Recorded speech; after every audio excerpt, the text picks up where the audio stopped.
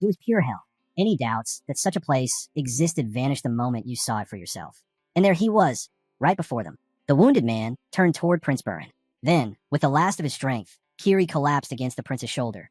That single act was the only way Kiri could repay Burin for everything the prince had ever done for him. But Burin refused to hear such words from his friend and loyal companion. No matter how hard Kiri pleaded, Burin couldn't accept it. Even as he shouted in defiance, Kiri only tightened his grip on his sword and told him one last thing he must never forget. Burin must never give up. The prince didn't want to believe his friend was gone. Yet when he drew his sword, the sound that escaped him was not a battle cry. It was the cry of a man torn apart by loss and despair.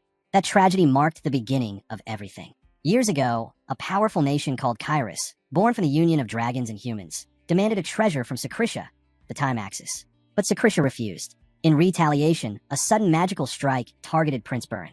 Though he reacted in time, exhaustion from the battlefield weighed heavily on him. In the chaos, he lost an arm. That refusal, the act of protecting the treasure, sparked a war that would destroy his homeland. The man now standing amidst the ruins was Burin of Sakrisha, the younger brother of King Sakrisha himself. On the battlefield, he was the one person the enemy should have feared most. And now, he knew it was over. Death was waiting for him with open arms. But then, Kiri's voice echoed in his mind, never give up. And so he didn't, not even when surrounded, not even as his strength faded, because he was the sword of Sakrisha, its last defender, its final flame. From the smoke and ashes emerged figures in white robes, their faces hidden beneath their hoods. They were members of the magical alliance of Kyrus, known as the Valkan, led by the one responsible for this war, the Mad King of Kyrus Planch. And at their front stood Arson, the High Mage of Valkan. He greeted Burin with a twisted smile and asked his name. But Burin had long since abandoned it. He was no longer a prince, no longer a man, only a sword, one that served as king. With those words, he charged. Even through the mage's concealed face, Burin could sense his cruel delight. Arson vowed he'd remember the Prince of Sakrisha. That was the end. In that final instant, every bright memory came rushing back. His days beside the king, his brother, the laughter of his knights, the pride of their banner fluttering in the wind. All of it gone forever. Everything was dark, an endless void. Yet through that darkness, a faint ray of light broke through. A voice called out, gently waking him. The tone was formal, respectful, like someone addressing royalty. Before him stood a young man with brown hair and striking blue eyes, ringing a small bell. Beside him, a servant waited quietly. The man urged him to rise quickly, saying that Prince Planch had already departed. Prince Planch? The name sent a chill down his spine. He hadn't expected to hear it ever again. That man, the one who had severed his hand. The young servant nervously asked His Highness not to speak such dreadful things. Whispers began spreading through the room. How could a prince ever lose his arm? Surely, this had to be a dream. A nightmare. But confusion deepened. He looked down, his arm was whole. The servant was unfamiliar. And the memories swirling in his mind, they didn't belong to him. Heart racing, he demanded to know who he was. The man with brown hair bowed slightly and spoke. You are Collian Rain Kyrus, the third prince of Kyrus. The words hit him like thunder. Prince of Kyrus? Impossible. He remembered dying on the battlefield as Burin Sakrisha. How could this be? Burin quickly asked what day it was. April 28th, came to reply. And a year. The 522nd year, Your Highness. It didn't make sense. That was 10 years before his death, 10 years before the Great War. The war that had begun because of a single object, the axis of time. A mysterious relic said to reverse time only once. When it appeared in Sakrisha's palace, the entire continent trembled. Every nation wanted it, especially Kyrus. But Sakrisha refused to give it up. And so, the war began. He remembered the king's grief, the soldiers who never returned, and the day Chase witnessed his death. Maybe Chase had used the axis. Maybe he turned back time to undo that tragedy. If so, this was his second chance. His final one. He clenched his fists. This time, he would save Sakrisha, even if it meant living and dying as Prince Kyrus. His attendant reminded him that the morning meeting couldn't be delayed any longer. The prince nodded. Understood, he said softly. I'm sorry to have kept you waiting. I'll be ready soon. He rose, determined. This was an opportunity he couldn't waste. Moments later, they entered the grand dining hall. The young attendant apologized again, murmuring that he should have prepared faster. The prince simply smiled. Inside, his thoughts burned with resolve. This time, fate would be rewritten. He didn't expect Prince Randall to already be seated. Randall, the crown prince of Kyrus, was a man who carried both authority and the divine blood of Tinsel within his veins. All three princes of Kyrus were half-brothers, bound more by politics than by kinship. By the king's command, they gathered every morning. Collian entered and immediately apologized for being late. Randall said nothing. His cold silence was sharper than any scolding. From what Collian remembered of the man whose body he now inhabited, the third prince was practically invisible, treated as though he didn't exist. Being so blatantly ignored by another human made his stomach twist with disgust. But Randall wasn't the only one here. Moments later, another presence filled the room. Prince Planche. The man sauntered in and took his seat, arrogance radiating from every movement. Colleen stared, momentarily thrown off. This was the man once called the Mad Prince. Judging from his fine clothes and confident posture, that nickname clearly came from something other than madness.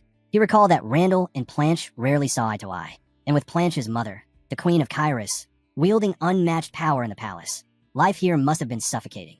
The man had no manners, no restraint, no sense of dignity. In that way, Colleen realized he was much like his mother. Still, the protagonist forced himself to stay calm. He couldn't afford to lose control, not after the chance Chase had given him. Yet anger pulsed beneath his composure.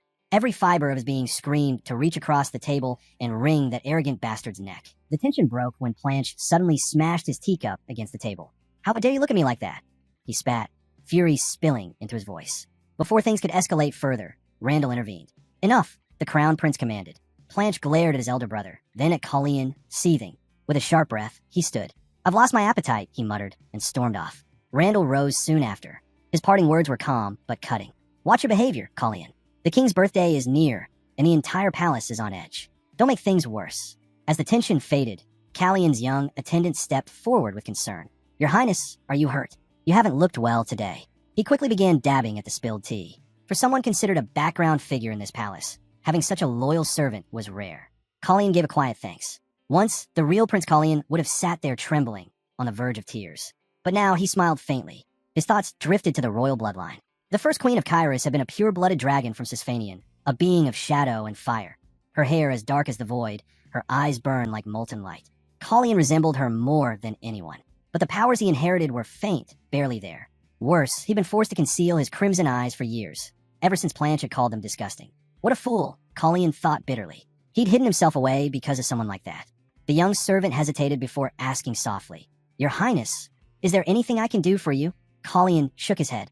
"No, I'm fine for now." Still, the boy could tell something was off. The prince seemed distant, distracted, almost like someone who'd spent the night lost in one of those Shiawalik novels again.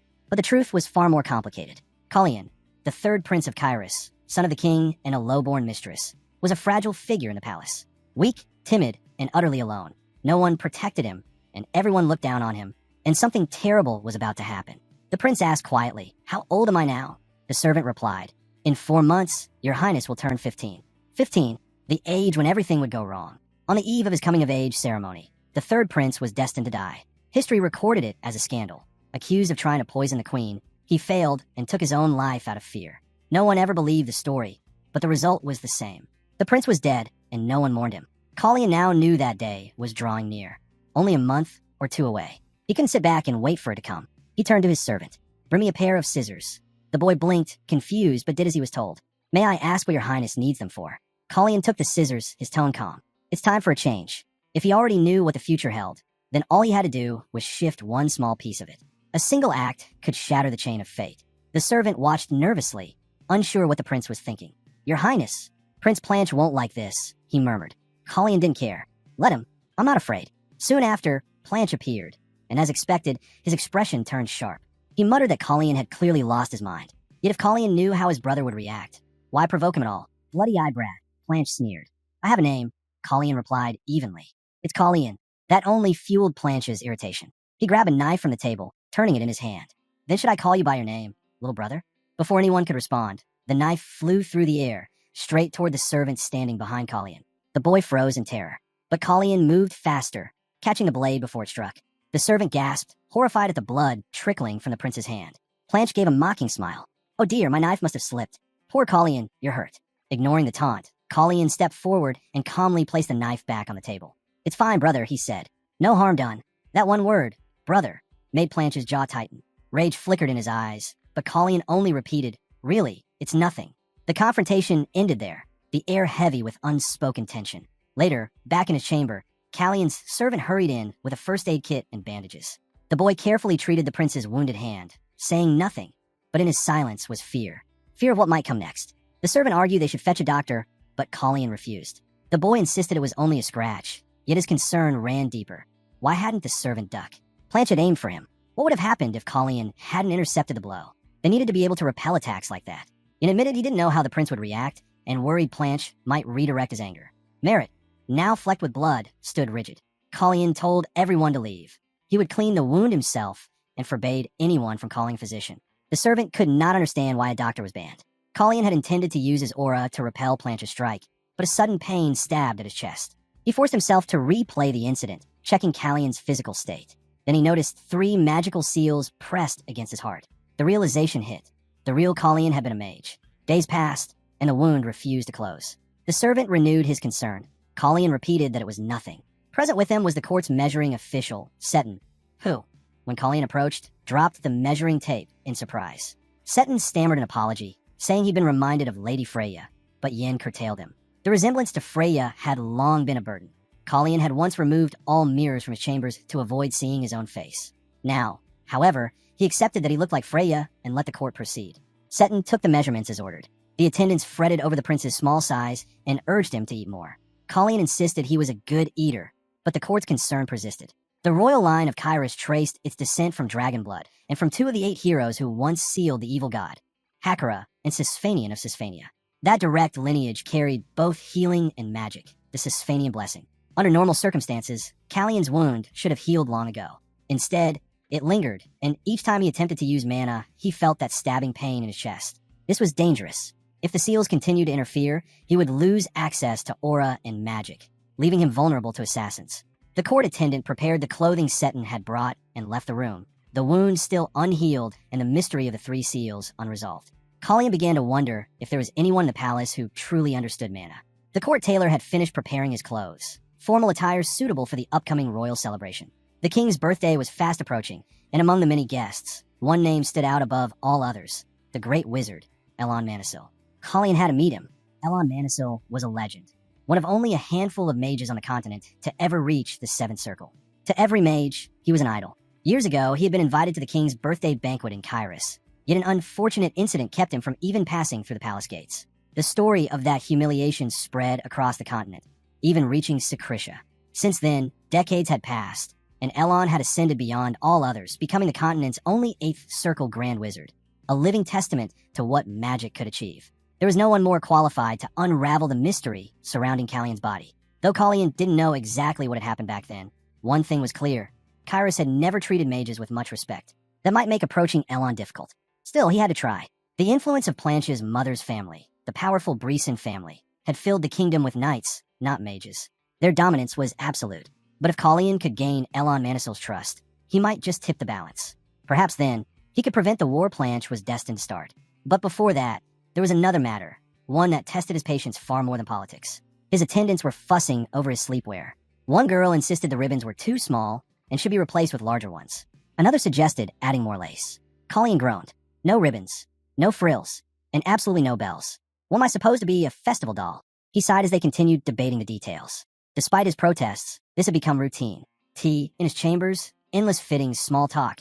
It was strange, but he was starting to get used to this life.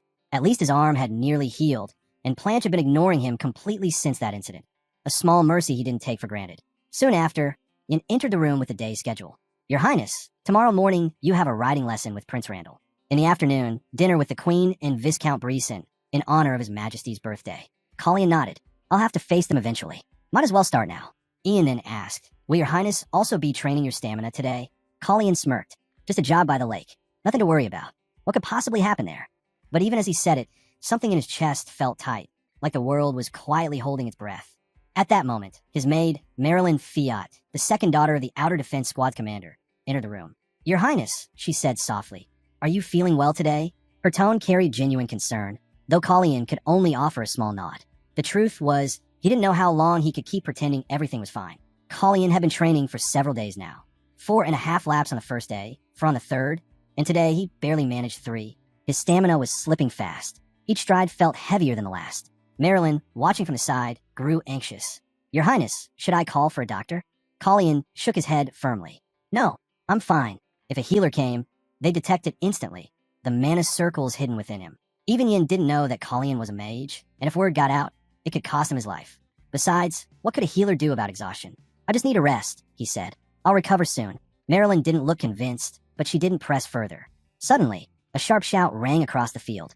Eyes on your target. Don't look away. The knights' voices filled the air, their blades glinting under the sun. Each strike was precise and merciless. The instructor's tone was cold. If this were the battlefield, you'd already be dead. No hesitation. Push through. The scene stirred old memories within Colleen. The rhythm of combat. The sound of steel meeting steel. This is the training ground of the Pable Knight Corps, Marilyn explained. I know, Colleen replied quietly, his gaze fixed on the knights. She blinked in surprise. You're interested in this? But your highness has never even held a sword.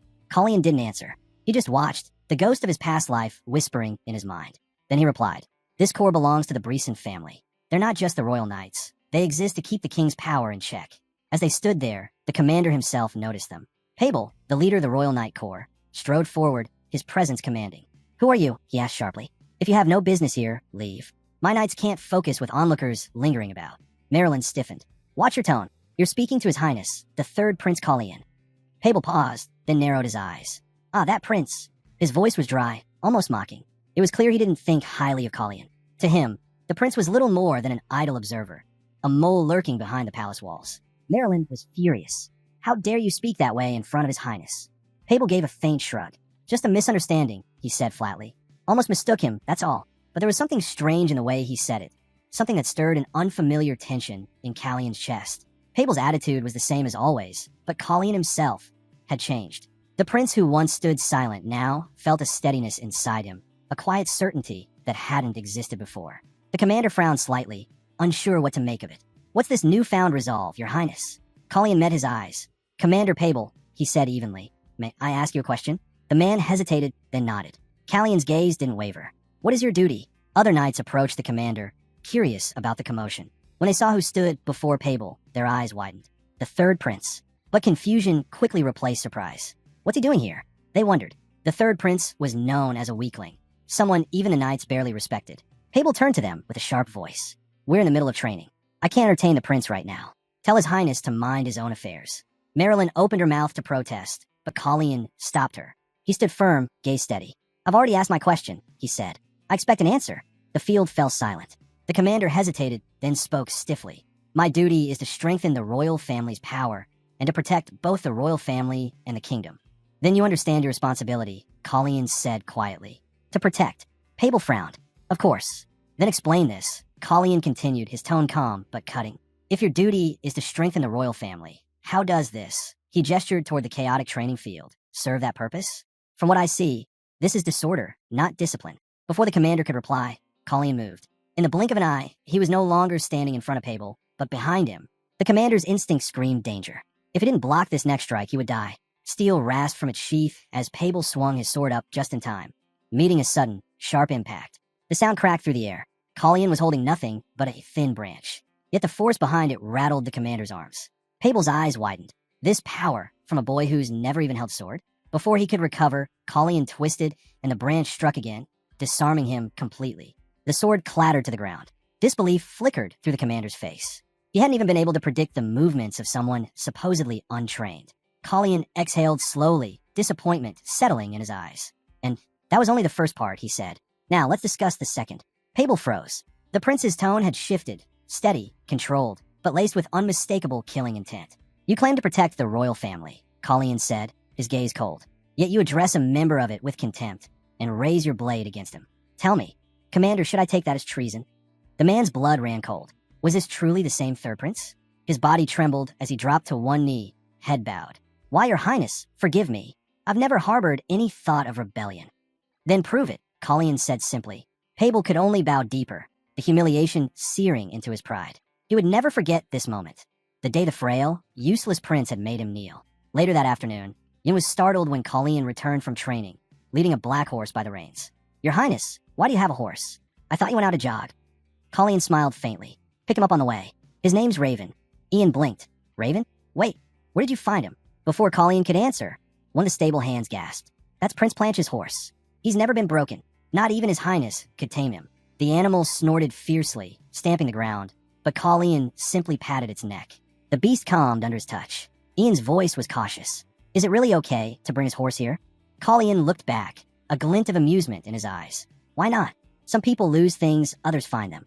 The wind shifted, carrying the faint sound of distant hooves. For the first time since he'd awakened in this new life, Colleen smiled for real. Colleen instructed Marilyn to keep what happened at the training ground a secret. She nodded obediently, though Yan's expression showed clear concern. He understood what it would mean if the incident reached the wrong ears, especially if that prince found out. But Colleen brushed it off. Everything will be fine, he said calmly. He was about to continue when his chest suddenly tightened. A sharp pain shot through his heart. The servants rushed toward him in panic. Just as he'd expected, the strain on his body was catching up. Ian asked anxiously, "Did your highness overdo the training again?" Colleen forced a small smile. "No, I just had some fun afterward." "Fun?" Yin blinked. "What kind of fun?" But Colleen only waved him off, refusing to explain. He'd already kept them waiting long enough. "Prepare everything for dinner," he ordered, standing despite the lingering ache. Ian hesitated, glancing at the black horse outside. "And what about the horse, your highness? What should we do with him?" Yin tilted his head. "Does he bite?" "That's what I was going to ask you," Colleen muttered. Raven snorted loudly, as if answering for himself. Somewhere not far away, unseen eyes were watching. A low, mocking voice murmured in the shadows. "Even when worms start to wriggle, if you step on them hard enough, they'll stop. No matter how much that boy struggles, he won't change anything. Still, let's watch a little longer. Killing him too soon would be boring." The palace atmosphere was as suffocating as ever, but something felt different tonight. Colleen noticed the eerie quiet. Why is Blanche so subdued? He thought, could the Queen and Viscount Breeson be late because of me? Blanche sat rigid, his face unreadable, though his childlike immaturity couldn't quite hide his irritation.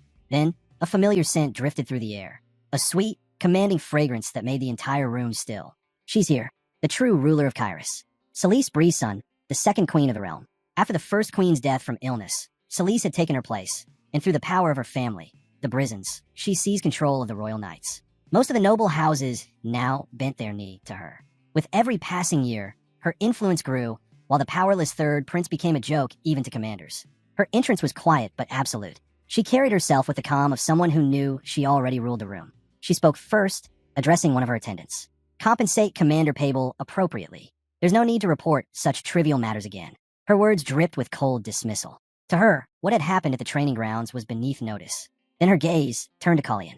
Her lips curved into a faint smile that didn't reach her eyes. "My, how you've grown," she said softly. Exactly the reaction Colleen had been expecting. He bowed slightly. "I haven't grown that much, your majesty, but I'm sure I still will." The answer made Blanche's head snap toward him in surprise. He actually talked back. Randall, however, remained silent, his expression unreadable. But the tension in his jaw made the message clear. His silence was a warning to the Queen. Whether Prince Colleen had truly changed or not, even Randall could sense it. There was something new in his presence, something sharper, steadier. Renan tilted his head, studying him. "You've changed," he murmured. "It's refreshing to see you show your face for once. You should have cut that hair much sooner." His tone was sweet, but his eyes were full of calculation. And Colleen, meeting that gaze, knew it. This was no ordinary dinner. It was a battle of masks, and they had just slipped for a moment. At the dinner table sat Viscount Renan Breeson, the second son of Marquis Breeson. The man smiled politely, making light conversation. He mentioned that the prince was still in his growth phase and would surely continue to grow taller, but a single glance from the Queen made him stop mid-sentence. Renan quickly changed the subject. But I'm absolutely starving. Hopefully the food will arrive soon." He might have been the owner of the vast Breeson trading company, yet his stinginess was legendary. Even his servants whispered about it. Still, his charm was undeniable, the kind that made people forget just how shrewd he really was. The Queen turned her attention to her son. "Blanche," she said, her voice calm but sharp. "Why are you so quiet tonight?" Blanche looked up briefly. "What do you want me to say?" "I was wondering," she continued, "about your horse. I heard it's been disobeying you again." Her words hung in the air. Blanche's jaw tightened, but he said nothing and turned away. Celise smiled thinly. "It would have been nice to hear it from you, but I already know the story. A shame that such a creature turned out to be useless in the end." The sound of metal echoed as Blanche dropped his fork onto the table. Without another word, he stood and left. The Queen's expression barely changed, but the flicker of anger in her eyes betrayed her. Her own son had just walked out on her. 3 weeks later, the palace was alive with activity. The king's birthday celebration was only hours away, and every hall was filled with servants and guests. This year's banquet promised to be magnificent. Delegations had even arrived from the Elves' Kingdom, bearing rare gifts of gold, crystal, and song. All eyes were on the royal family. The 3 princes of Kyrus were expected to make their appearance soon, and excitement rippled through the crowd. Inside the dressing chamber, Colleen stood still while the royal tailor, Seton, measured his frame. But something wasn't right. Seton frowned as he compared his notes. "That's strange," he muttered. "These numbers don't match the last fitting. You seem smaller." Before Colleen could respond, a drop of red splashed onto the marble floor. Everyone froze. "Your Highness." Yin rushed forward, alarmed. "You're bleeding." A thin trickle of blood ran from Callion's nose. He wiped it quickly, forcing a small laugh. It's nothing. I haven't been sleeping well, that's all. See? It's already stopped. But Yin wasn't convinced. That's not normal. You've been looking pale for days. Seton hesitated, then spoke up. Forgive me for intruding, Your Highness, but you've lost weight. A great deal, actually. 3 weeks ago, you weren't this thin. This isn't good news. Collier tried to play it off. Maybe it's from all the exercise. I've been training quite a bit lately. In truth, his stamina had only grown worse. The sharp pain that came whenever he tried to use mana hadn't faded. It had intensified. Seton shook his head. Your Highness, please don't take your health lightly. You should let a healer examine you. Collier smiled faintly, though his eyes held exhaustion. There's no need for that. It's just a nosebleed. Nothing more. But inside, he knew better. Every time someone mentioned a healer, it felt like a blade pressing closer to his secret. He couldn't afford to be discovered. Not yet. The blood had startled everyone. The sight of the third prince bleeding in front of the tailor in attendance drew instant panic. Your Highness, that's not just a little blood, Seton exclaimed, reaching for a cloth. But Collier waved him off. I'm fine, really. Don't make a fuss. He thought that would settle it, until Yin spoke up.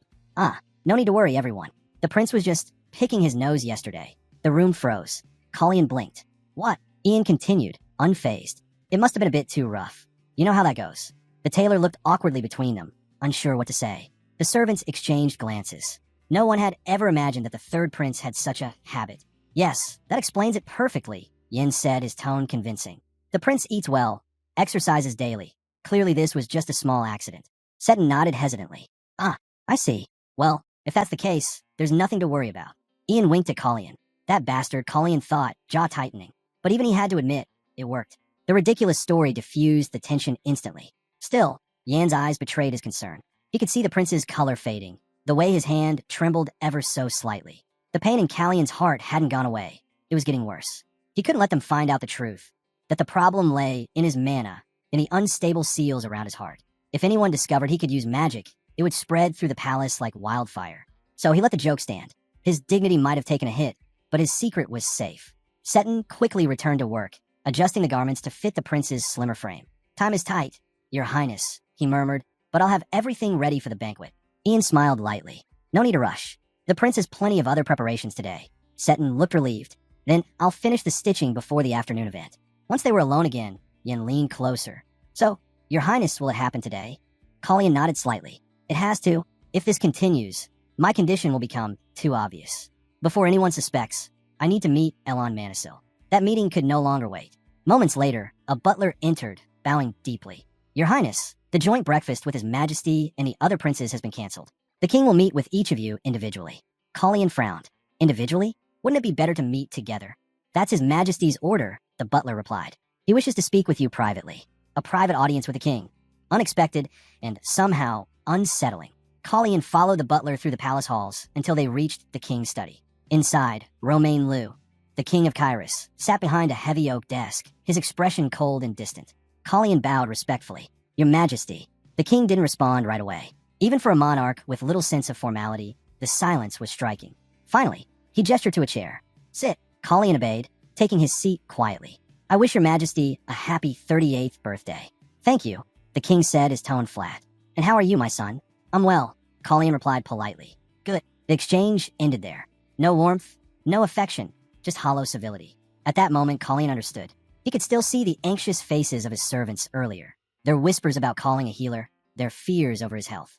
Even those who barely interacted with the third, Prince knew how frail his body had become. To everyone in this palace, Collier Reign Kyrus was fading. And now, even his father seemed to see him the same way. Now everything made sense. The king's decision to summon each of his sons separately wasn't out of affection, but convenience. Meeting them all at once would require actual attention, and the king wasn't one to waste effort, even on his own children. Spending time with his sons, who had only come to offer birthday wishes, was nothing more than an unwanted distraction to him. The more the protagonist learned about this royal family, the uglier it became. A father completely detached from his sons. The eldest prince, indifferent to everything. The second, a man who had no sense of propriety. Even his servant whispered about the stench of alcohol clinging to him, but Blanche simply waved him off. Not long after, the queen appeared, late as usual. Of course, the queen's influence was strong enough to make even the king bow his head. Behind the polite smiles, tension brewed. There were whispers. Someone among them was plotting to kill Collier. The celebration was about to begin, and now it was up to the protagonist to uncover who would send the blade meant for his life. Rumors of Prince Callion's return spread quickly. People in the square couldn't stop talking. His appearance had changed completely. Compared to him, the second prince, Planche, looked utterly intoxicated, drawing frowns from those nearby. Still, Colleen didn't seem to care. The noise and gossip around him were meaningless.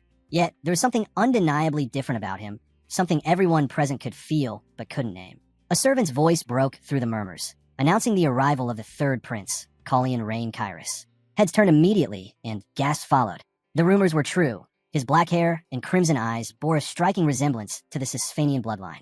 His bangs, once hiding his face, were gone, and a red brooch gleamed on his chest, a silent declaration that he no longer intended to conceal who he was. You noticed that people weren't just staring at his face, they were staring at his attire. His hunch was right. The prince looked unexpectedly charming in those clothes, to the point that Seton would have loved to witness it herself. The crowd was stunned, whispering about how someone of his rank could appear in public adorned with such jewelry. They had no idea how difficult it had been to stop him from wearing even more. Yin could only be grateful they'd managed to tone it down. If Colleen had worn everything the attendant suggested, the uproar would have been far worse. Still, Yin couldn't deny, the prince looked good. Neither of them had much awareness of how others would perceive it. That red brooch, chosen without thought, had turned into a statement louder than words. The protagonist recalled what Yin had mentioned earlier, that his family lived in Kairesis, the capital of Kyrus. His younger sister and father had already returned to their hometown, while the rest remained in the city. With that thought lingering, Colleen turned and asked quietly when they were expected to arrive at the royal palace. Yin replied calmly that his family would only come if they received an invitation. Then he asked when he should bring Raven to the garden.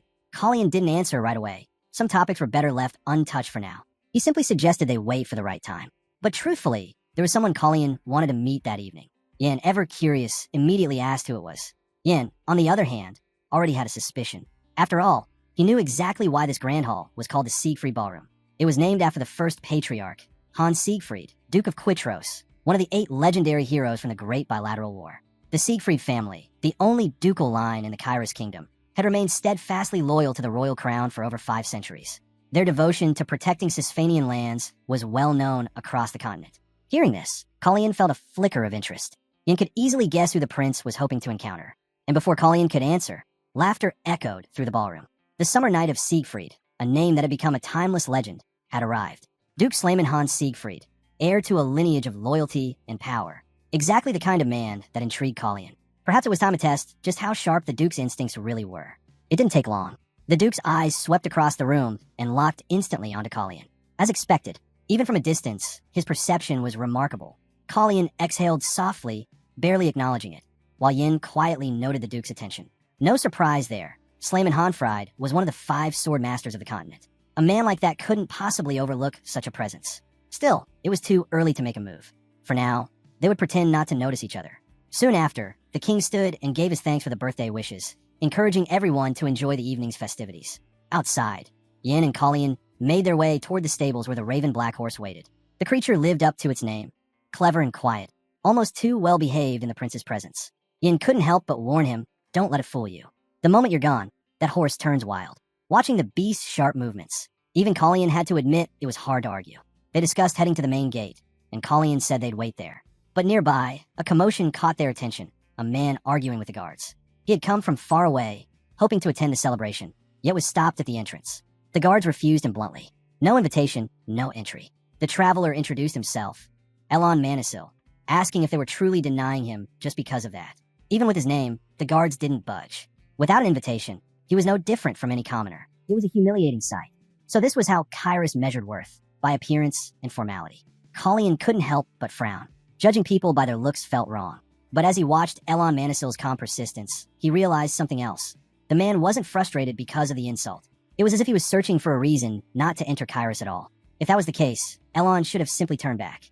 But just as Colleen was about to follow him, Yin stepped in, shaking his head. You can't, he warned. By the king's command, no one is to leave the palace during the celebration. Callion's expression hardened. At this rate, they were going to lose the magician. He ordered Yin to hold the soldiers back, no matter what it took, and then kicked his heels into Raven's sides. The horse shot forward, galloping toward the gate. Prince Colleen, stop, the guard shouted. Leaving the grounds is forbidden by royal decree. But Raven didn't even slow down. With one powerful leap, the black stallion soared over the palace gate. The guard's cries rose behind him, panic spreading through the courtyard. The prince has ridden outside the palace. Prepare the horses. Yin froze. His heart raced. If the soldiers went after the prince, everything would spiral out of control. Then Callion's voice echoed in his mind. Do everything you can stop them. He clenched his fists. Right now, he wasn't just Yin. He was Prince Callion's servant, sworn to protect him at all costs. Yin stepped forward and shouted, "Stop! The Duke of Siegfried has permitted the prince to leave." The guards turned toward him sharply. "And who are you to throw around the Duke's name so carelessly?" "I am Soroyan Siegfried," Yin declared, "eldest son of Duke Siegfried." A tense silence followed, then soft laughter broke it. Yin felt heat rise to his face. His father was standing right beside the man who had laughed, Duke Slayman Siegfried himself. Slayman quickly composed himself. "Forgive me," he said, chuckling. "It's just hard to believe my son would think to use my name like that." Slayman, Yan's father, smiled faintly. "He's still young. Let him learn." The Duke thought it was a clever move, though Yin disagreed. It could easily strain their families standing with the king. But Slayman simply said, "The king won't ask about it." Yin frowned. "What do you mean?" "The king won't ask," Slayman repeated. "Romain worries too much. If His Majesty learns the prince received the Siegfried family's help, he'll be forced to question our loyalty. And if he chooses not to punish us, it will imply we have a friendly relationship with the prince, something the Brizens would never tolerate. So, he concluded, the matter will be buried. As if it never happened, Yin could only stay silent. He understood now. Silence was the safest path. Meanwhile, far from the palace, Callian rode through the dark streets, following the faint trace of Elon Manisil. He wasn't chasing the man out of anger. He was chasing curiosity. Why had Elon refused the invitation? What was he truly after? Callian had once heard that upon reaching the seventh circle, a magician's age could turn back, their body renewed by sheer magical mastery. Looking at Elon now, he realized that rumor might be true. The old man moved with an energy that didn't belong to his years. "It's getting late," Elon said with a faint smile, trying to open a large wooden door that refused to budge. "Isn't the prince going back?" He pushed harder, but the threshold was too high. The door wouldn't open. Callian tilted his head. Was this man really speaking in riddles again? So be it. Two could play that game. He smirked and asked, "Why are you trying to force a closed door when there's an open one right beside it?" In truth, Elon hadn't been speaking in riddles at all. He was asking a simple question. Where had the prince placed the invitation he'd so kindly sent? The old mage laughed softly, brushing dust off the threshold. "I was too busy fighting the wind," he said, "and forgot to clean the doorstep." Callian hadn't expected the guards to make such a foolish mistake, turning away a man who had actually been invited. But this old man didn't apologize. He criticized him instead. Was that honesty or just audacity? Interesting. Very interesting. When they first met, Callian looked no different from a typical 14-year-old boy. But then, something changed in Elon's gaze. He suddenly reached out, taking hold of the prince's wrist, murmuring an apology for his forwardness. Callian didn't even understand what was happening, until a sharp pain shot through his chest. Mana. Elon's mana was flowing into Callian's body. Callian jerked his hand back, forcing the connection to break. Raven, sensing his distress, stepped protectively between them. "Even a closed door," Elon said calmly, "can't keep the wind from entering." So, he already knew. The mage had sensed the instability within Callian's body. He was right. From a certain point on, Callian had been unable to use his mana properly. But Elon realized the problem wasn't that simple. This boy didn't even understand what was wrong with him. It was ironic. A land like Kyrus, built on a legacy of dragons, treated mages with suspicion and disdain. And yet, a great mage like Elon Manisil had come here.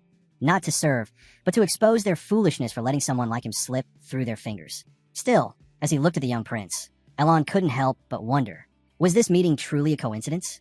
Or destiny? He asked quietly, "Why did you want to see me, Your Highness?" He'd know instantly if the boy lied. Callian met his gaze. "Because I wish to inherit your name, Elon Manisil." The mage raised an eyebrow. "My life," Callian continued, "will soon be in danger." Of course Elon already knew. The third prince of Kyrus. Hated, isolated, surrounded by enemies. Without a word, Elon raised his hand. The air shimmered around them, a silence barrier cast in seconds. No one would hear their voices now. A seventh circle spell, effortless. The rumors were true. Elon Manisil was a master of magic. Then came the question, do you seek merely to survive, or to destroy the root of your suffering? Callian's eyes hardened. For now, I want to prevent it.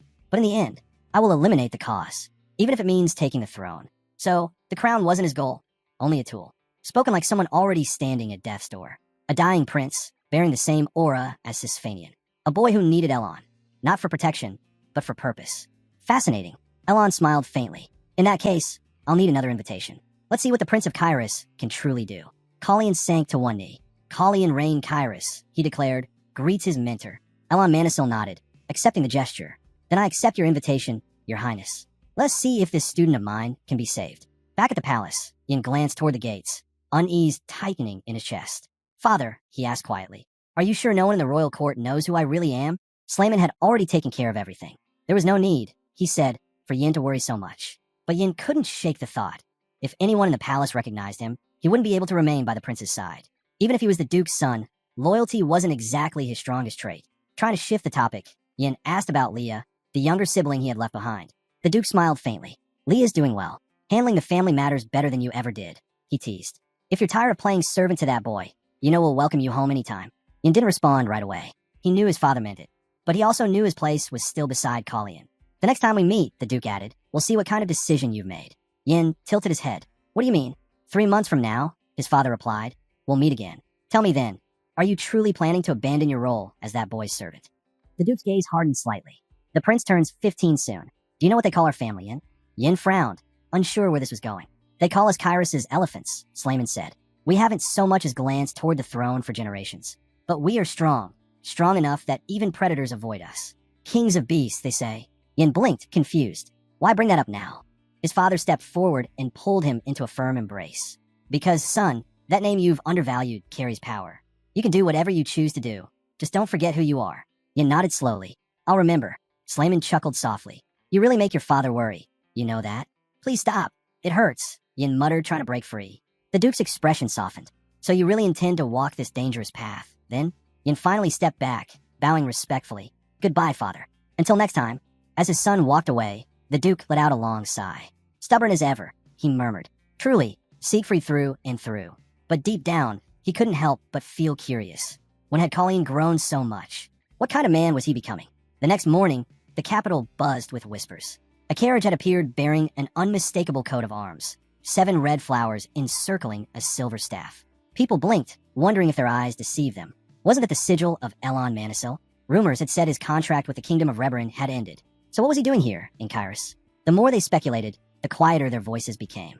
The moment anyone mentioned Elon Manisil's son, the conversation died instantly. No one dared speak too freely about that family. From the carriage, a man stepped out, calm, composed, and radiating quiet authority. His new student, Prince Kalian, had done something quite bold. He had personally requested Elon's arrival at exactly 9:30 sharp. At that precise time, the mage was to enter through the open door. Was His Highness planning to challenge the Breeson family directly? If so, it would not be easy. Still, Elon couldn't help but smirk. This boy hadn't wasted a single day. Already, he was setting the stage to shake the nobility to its core. As the palace gates opened, the butler appeared, clearly startled by the unexpected visit. Master Manisil, he said quickly, bowing low. His Majesty is expecting you. Elon smiled faintly. I thought as much, he murmured, stepping forward into the grand hall. The king was genuinely surprised when he heard the mage's request. Elon Manisil wanted to stay in Kyrus. He looked the archmage in the eye and asked for confirmation. Elon nodded calmly. A man needs a place to stay, he said simply. King Romain leaned back, his mind already racing. Power like Elon Manisil's could tip the scales against Solis, their long-standing rival. But for Elon to volunteer to remain here, that was unexpected. Intriguing, even. What was he planning? As the silence stretched, Elon suddenly spoke again. There's something I should mention about last night in the square. Romain's brows furrowed. I saw a black cat with red eyes, Elon said. He caught my attention. So bright, so full of potential. I thought about teaching him a few tricks, but it seems he doesn't have a proper place to stay. The king's eyes narrowed slightly. And what exactly would you teach this cat? Magic, of course, Elon replied without hesitation. But before that, I'll need to clean up his environment a little. I'll need the help of the house's master for that. The king gave a low chuckle. Are you saying I'm the one who needs to tidy up? Elon only smiled. Romain understood then. The mage wasn't talking about a cat at all. He was referring to Prince Kalian. If Elon Manisil had truly chosen to make the 3rd prince's apprentice, then even the powerful Breeson family wouldn't dare interfere. The king sighed. I suppose you can't spend your days buried in arcane studies forever. If this is how you wish to assist His Highness, then no one will stop you. In truth, this had been Kalian's real invitation all along. Not a formal summons, but a calculated move to draw Elon to his side. Romain finally nodded. Very well. I'll grant you a place here. Things are chaotic enough without Togo. One more disturbance won't make a difference. Still, he couldn't help his curiosity. I've heard that boy isn't particularly special, he added. Elon's expression didn't change, but his eyes gleamed faintly. I don't share that opinion. The king continued. From what I've been told, his health is fragile, barely within the range of normal. And he's fearful, afraid of horses, even. Hard to imagine that he would chase after a mage like you. Elon's voice turned cool. Why do you speak only of what you've heard from others, Your Majesty? Romain frowned at the tone. If there were truly something remarkable about that boy, the king replied, I would already know of it. Then tell me, Elon said smoothly. Do you even know his height? Romain hesitated. That pause told Elon everything. The king knew nothing about his own son, not even the simplest details. He sighed inwardly. Sometimes attention is poison, he thought, and indifference the only medicine. Still, Elon understood the truth. Romaine's sudden approval of this arrangement was nothing more than an excuse. He'd allow it, then later dismiss Elon's behavior as excessive concern for his apprentice. Ridiculous, but expected. Elon stepped forward. "Your Majesty," he said, "if you won't take my word for it, then see for yourself." A faint shimmer rippled through the air. Romaine's expression froze. A sound barrier had formed between them. "What are you doing?" he demanded. "How dare you use magic inside the royal palace?" He tried to rise, but stopped abruptly. His lips were pale, his breathing heavy. His skin had taken on a bluish hue, and his fingernails a deep shade of purple. His clothes were hastily sewn, uneven at the hems, signs of someone concealing a long, unspoken weakness. Elon watched quietly, saying nothing. The king, for all his authority, sat trembling behind the barrier, a man of power, yet clearly corroded from within. The ceremonial outfits had been prepared a month ago, yet now they no longer fit. Colleen had clearly lost a great deal of weight in that short time. He could barely open his eyes each morning, his body heavy, his strength fading more and more each day. The king, sitting in uneasy silence, began to piece together what Elon Manisil had been implying earlier. Slowly, painfully, he understood. If he continued to keep his distance, he would lose his son. A knock came at the door. "Your Majesty," a servant reported softly. "It's nearly noon, and His Highness still hasn't taken his morning tea." Inside, and motioned for her to hand over the tray. "Give it to me. I'll make sure he drinks it safely." He entered the prince's chamber quietly. Colleen lay motionless on the bed, still asleep, pale, weak, barely breathing steadily. Yesterday's strain had clearly taken its toll. Before the servant could approach, another presence appeared behind him, Elon Manisil. He almost dropped the tray in shock. Sir Manisil, how did you?" He tried to lower his voice, but panic edged his words. He hadn't even sensed the man arrived. When Elon stepped toward the bed, Yin instinctively blocked his path. "You can't just walk in here. This is the Sharemil Palace. Entry without permission is forbidden." Elon glanced at him calmly. "I didn't enter. I warped. A far more refined spell than teleportation, if you're curious." "That's not the point," Yin muttered. "You still have to leave. The prince's health is unstable." Elon's gaze sharpened. "You should know that better than anyone, baby elephant." Ian froze. That name. He remembered his father's words. How people underestimated him because of his small build. But it seemed Elon had seen through him immediately. So, he had recognized him. Suryan Siegfried, the duke's son. Colleen stirred then, eyes fluttering open. He blinked, disoriented, then saw Yin standing nearby. "How long was I asleep?" "Quite a while," Yin said, regaining composure. "And, Your Highness, you have a guest." Only then did Colleen notice the mage standing beside the bed. Elon held out a small, knotted pouch. "Take this," he said simply. Colleen hesitated. "What is it?" "A medicine," Elon replied. "You'll take 1 pill a day, without fail." The prince obeyed, but his curiosity showed. Elon spoke before he could ask. "You have 2 problems," the mage said. "First, your body cannot properly sustain mana. Second, your life force is depleting rapidly." Colleen said nothing, but Elon's eyes made it clear he already understood everything the boy wanted to hide. "You possess the powers of blessing, don't you?" Elon asked quietly. Colleen nodded. "Yes, they allow me to heal and give me affinity with magic. But lately, the healing part feels gone, and I think something's wrong with my heart." Elon's expression grew thoughtful. "A curious mix, isn't it?" he murmured. "Healing powers bound together with magic. Have you ever considered what such a combination might really mean?" Callion's mind began to race. Could it be that the blessing had been protecting him all along, keeping his heart strong? After all, the heart was the core of both life and mana. Elon nodded slightly, as if reading his thoughts. "That's correct. The power of blessing fortifies the heart." But then his tone sharpened. "However, your blessing hasn't disappeared, and you have no heart disease. Your mana isn't blocked either." Colleen froze. "Then, what's wrong with me?" Elon's eyes narrowed. "You've misunderstood your condition. The Sisphanian blessing hasn't failed. It's reached its limit. Something has corrupted it, forcing it to exhaust its power just to keep you alive." A chill crept down Callion's spine. "Poison," Elon said quietly. "You've been poisoned, and if not for your blessing, you'd be dead already." The realization hit Colleen like a blow. Every wave of weakness, every sleepless night, none of it was natural. "The poison is lethal," Elon continued, "and the strain of resisting it is overworking your heart. Your blessing keeps healing the damage, but it's pushed to its absolute limit. That's why your body rejects mana. Your system is constantly fighting for survival in the background." He paused, letting the truth sink in. "This means, Prince Colleen, you were murdered. Long before you came to occupy this body. Murdered." Colleen clenched his fists beneath the sheets. If this wasn't random, it meant someone had planned it. A slow, deliberate death meant to erase him quietly. But why kill a child who was already dying? Elon studied him carefully. The prince's eyes held no fear, only a cold, quiet rage. That bloodlust, he thought. Unnatural for a 14-year-old. Just who are you, really? Colleen broke the silence first. This pill you gave me, he said. It's an antidote, isn't it? Elon nodded. A temporary one. I prepared it quickly, but it should suppress the poison's effects. Colleen looked down at the pouch. And what if I take the antidote, but also continue taking the poison? Elon frowned. Then the antidote will only delay the inevitable. But why would you? That's enough, Colleen interrupted softly. A delay is all I need. Elon stared at him, realizing the prince's intent. You suspect something. I have one guess, Colleen admitted. The tea. Every morning, I drink it in front of everyone. No one else touches it. That's the perfect way to poison me, without question. His gaze darkened. I think I refused it once. That's when things got worse. They must have realized I noticed. Elon nodded slowly. So, you'll continue pretending to drink it until you uncover who's behind it. Exactly. Elon crossed his arms. And if you're wrong? If the tea is just a distraction and the real source lies elsewhere? Colleen looked up, eyes cold and unwavering. Then I'll find out, one way or another. The mage let out a quiet sigh. You really are reckless, Your Highness. Then, almost as an afterthought, he added, don't worry about your servant. The baby elephant will be fine. Colleen blinked. What's that supposed to mean? Elon didn't answer. He just turned toward the window, sunlight glinting against his robes. In any case, he said, you understand the situation now. Colleen nodded. I do. Elon's gaze returned to him. Then tell me, Prince Colleen, what do you plan to do next? For a brief moment, Colleen was silent. Then, faintly, a memory from another life surfaced, someone's mocking words echoing in his mind. You're a fool, Burin. A fool, perhaps. But this time, you'll be the fool who survived. To remove another's trump card, you must first discard your own. And for Colleen, that card was his father. It was in moments like these that he found himself remembering him, not out of longing, but as a painful reminder of what strength really cost. That night, he turned to Elon. Tomorrow, he said quietly, escort me outside the palace. I have something I must confirm.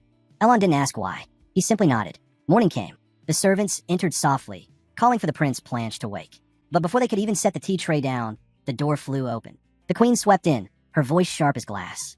Out of my way, she snapped at the servants. Has he not prepared for the afternoon ceremony yet? He's already late. Her eyes cut to the side. And you, Blanche, she said coldly. You reek of alcohol again. Did you learn nothing after being forbidden to drink at the last ceremony? Blanche, sitting lazily by the table, reached only for a glass of water. What are you doing here, mother? He muttered. Say what you came to say and go. Celeste's tone was frigid. Colin has taken a mentor. A seventh circle mage, Elon Manisil. The nobles are already talking, and not all of them favor it. Blanche frowned. So, she ignored him, turning instead to the mirror. You'll make sure my efforts on your behalf are not wasted. There will be eyes on you today, many of them. Do not embarrass me. When she left, the glass in Blanche's hand shattered. Water and blood dripped onto the floor. The attendants rushed forward in alarm. Your Highness, you're bleeding. Get out, he growled, voice trembling with anger. All of you, get out. As the last servant fled, his thoughts spiraled. Unbidden, his brother's face flashed in his mind. Colleen. Meanwhile, the palace echoed with cheers. All his majesty, King Romain. May the years ahead be glorious. Long live the kingdom of Kyrus. It was the grand birthday celebration, and all the princes had gathered in public for the first time in years. From the crowd, a child's voice called out, Daddy, look at that one, pointing excitedly to the darkest horse in the procession. That was Prince Colleen. Yin rode beside him, whispering, How's your body today, Your Highness? You seem better than yesterday. Colleen gave a faint smile. I feel lighter. Maybe it's the antidote. My breathing's steadier, and the pain's almost gone. That's good, Yin said, though worry lingered in his tone. But today's schedule is brutal. The parade, the horse show, then the ball. If you overdo it, you'll... I'll be fine, Colleen interrupted gently. You worry too much. I can handle it. Then something caught his eye. Two figures in the distance. One of them struck him instantly with familiarity. Kiri. It was unmistakably him. But what was Kiri doing here in Kyrus? Before he could dwell on it, Raven suddenly grew restless beneath him, stomping and tossing its head. Easy, Colleen murmured, tightening his grip on the reins. Yin frowned. What's wrong with him? He's never acted like this. Raven pawed the ground, snorting, refusing to move forward. It's because of them, Colleen said quietly. Raven feels it too. He exhaled slowly, regret flickering across his face. We can't go there now. Tell Kiri to wait. He turned his horse aside, his thoughts sharpening. I'll find him later. And then, beneath the bright banners and the cheering crowds, his gaze settled on a name whispered through the nobility. Melfer Polun, the powerful owner of the Polun Insurance Center. A man whose reach extended into every noble's pocket and every quiet conspiracy in Kyrus. It was an honor beyond measure to serve His Majesty. Today's performance had been prepared with care, something the king himself would surely enjoy. This year, the horse riding exhibition had been arranged not by the Brisson family, but by Baron Melfur Pulun. That small change alone spared Colleen a great deal of unnecessary tension. Still, that wasn't what truly concerned him. His memory whispered a warning. Randall would be injured during the show, and soon after, Baron Pulun would be executed. A grim sequence he couldn't forget. The Baron, smiling confidently, invited the nobles into the grand arena. "Please, everyone, come this way. I prepared special seats for you." Callion's eyes followed the direction of his hand. Above those seats hung a massive chandelier, the very one destined to fall. Strange, he thought. The knights should have inspected everything thoroughly, especially for an event where the king himself is present. The Papal Knight Corps were on guard duty today, after all. But then again, their commander was infamous for carelessness. Maybe Collion thought it was time to give fate a nudge, and perhaps let one man live who was meant to die. As Baron Pulun proudly gestured toward the stands, Collion leaned closer and whispered, "That chandelier above you, it looks unstable. You might want to have someone check it." The Baron blinked, then glanced upward. A faint unease crossed his face. Moments later, the trumpet sounded. The horseback performance had begun. The grand day was here, and the arena erupted with excitement. Baron Pulun beamed, whispering to those nearby, "To think I'd be seated beside His Majesty himself on this glorious occasion. Truly, fortune smiles upon me." He turned his gaze toward Collion, who appeared calm, almost bored. Yet the Baron's earlier conversation replayed in his mind. The chandelier above. The Baron looked up again and froze. One of the ropes suspending the enormous crystal structure had frayed, barely holding on. Cold sweat formed at the back of his neck. If the prince hadn't warned me, it was terrifying to imagine what might have happened. And as realization struck, the Baron's perception of Collion shifted. This young prince wasn't simply insightful. He was calculating, deliberate. A man who looked forward, not sideways. But then, why had the Brisson family turned against Pulun so viciously? What drove them to orchestrate such chaos? Before he could answer that question, the crowd gasped. Collion and Planche had locked eyes. Planche smirked faintly. "Don't forget where you belong, little brother," he muttered under his breath. The announcer's voice boomed, declaring the final act of the horse show, the highlight of the performance. But Planche wasn't watching the riders. His disgust was fixed on Collion. "So this is what they call royal blood," he said loudly, voice dripping with scorn. "Foul and pitiful. Just looking at it makes me sick." Gasps rippled through the audience. Every noble present had heard him. He said that? In front of the king? Callion's eyes narrowed, but he said nothing. He didn't need to. From the royal balcony, Queen Celise's face tightened. She had warned him countless times not to lose control. Not today, not during the celebration. And yet here he was, dragging the family's dignity through the mud. Then she caught sight of Callion's expression, calm, almost expectant. That's when she realized he had done this on purpose. But why now of all days? The entire court was frozen in disbelief. None of them could understand how the second prince could dare speak such venomous words, with His Majesty sitting right before him. The nobles had made up their minds. From this moment on, they would no longer support the prince. To them, the most suitable successor to the throne was Prince Collion, backed by none other than Elon Manisil himself. They had lingered in silence long enough. Now a choice had to be made. The show was over. Randall managed to dodge an unpleasant scandal, but Romaine's indifference to the matter involving Planche raised eyebrows. Everything had unfolded exactly as Collion had planned, yet she remained eerily calm.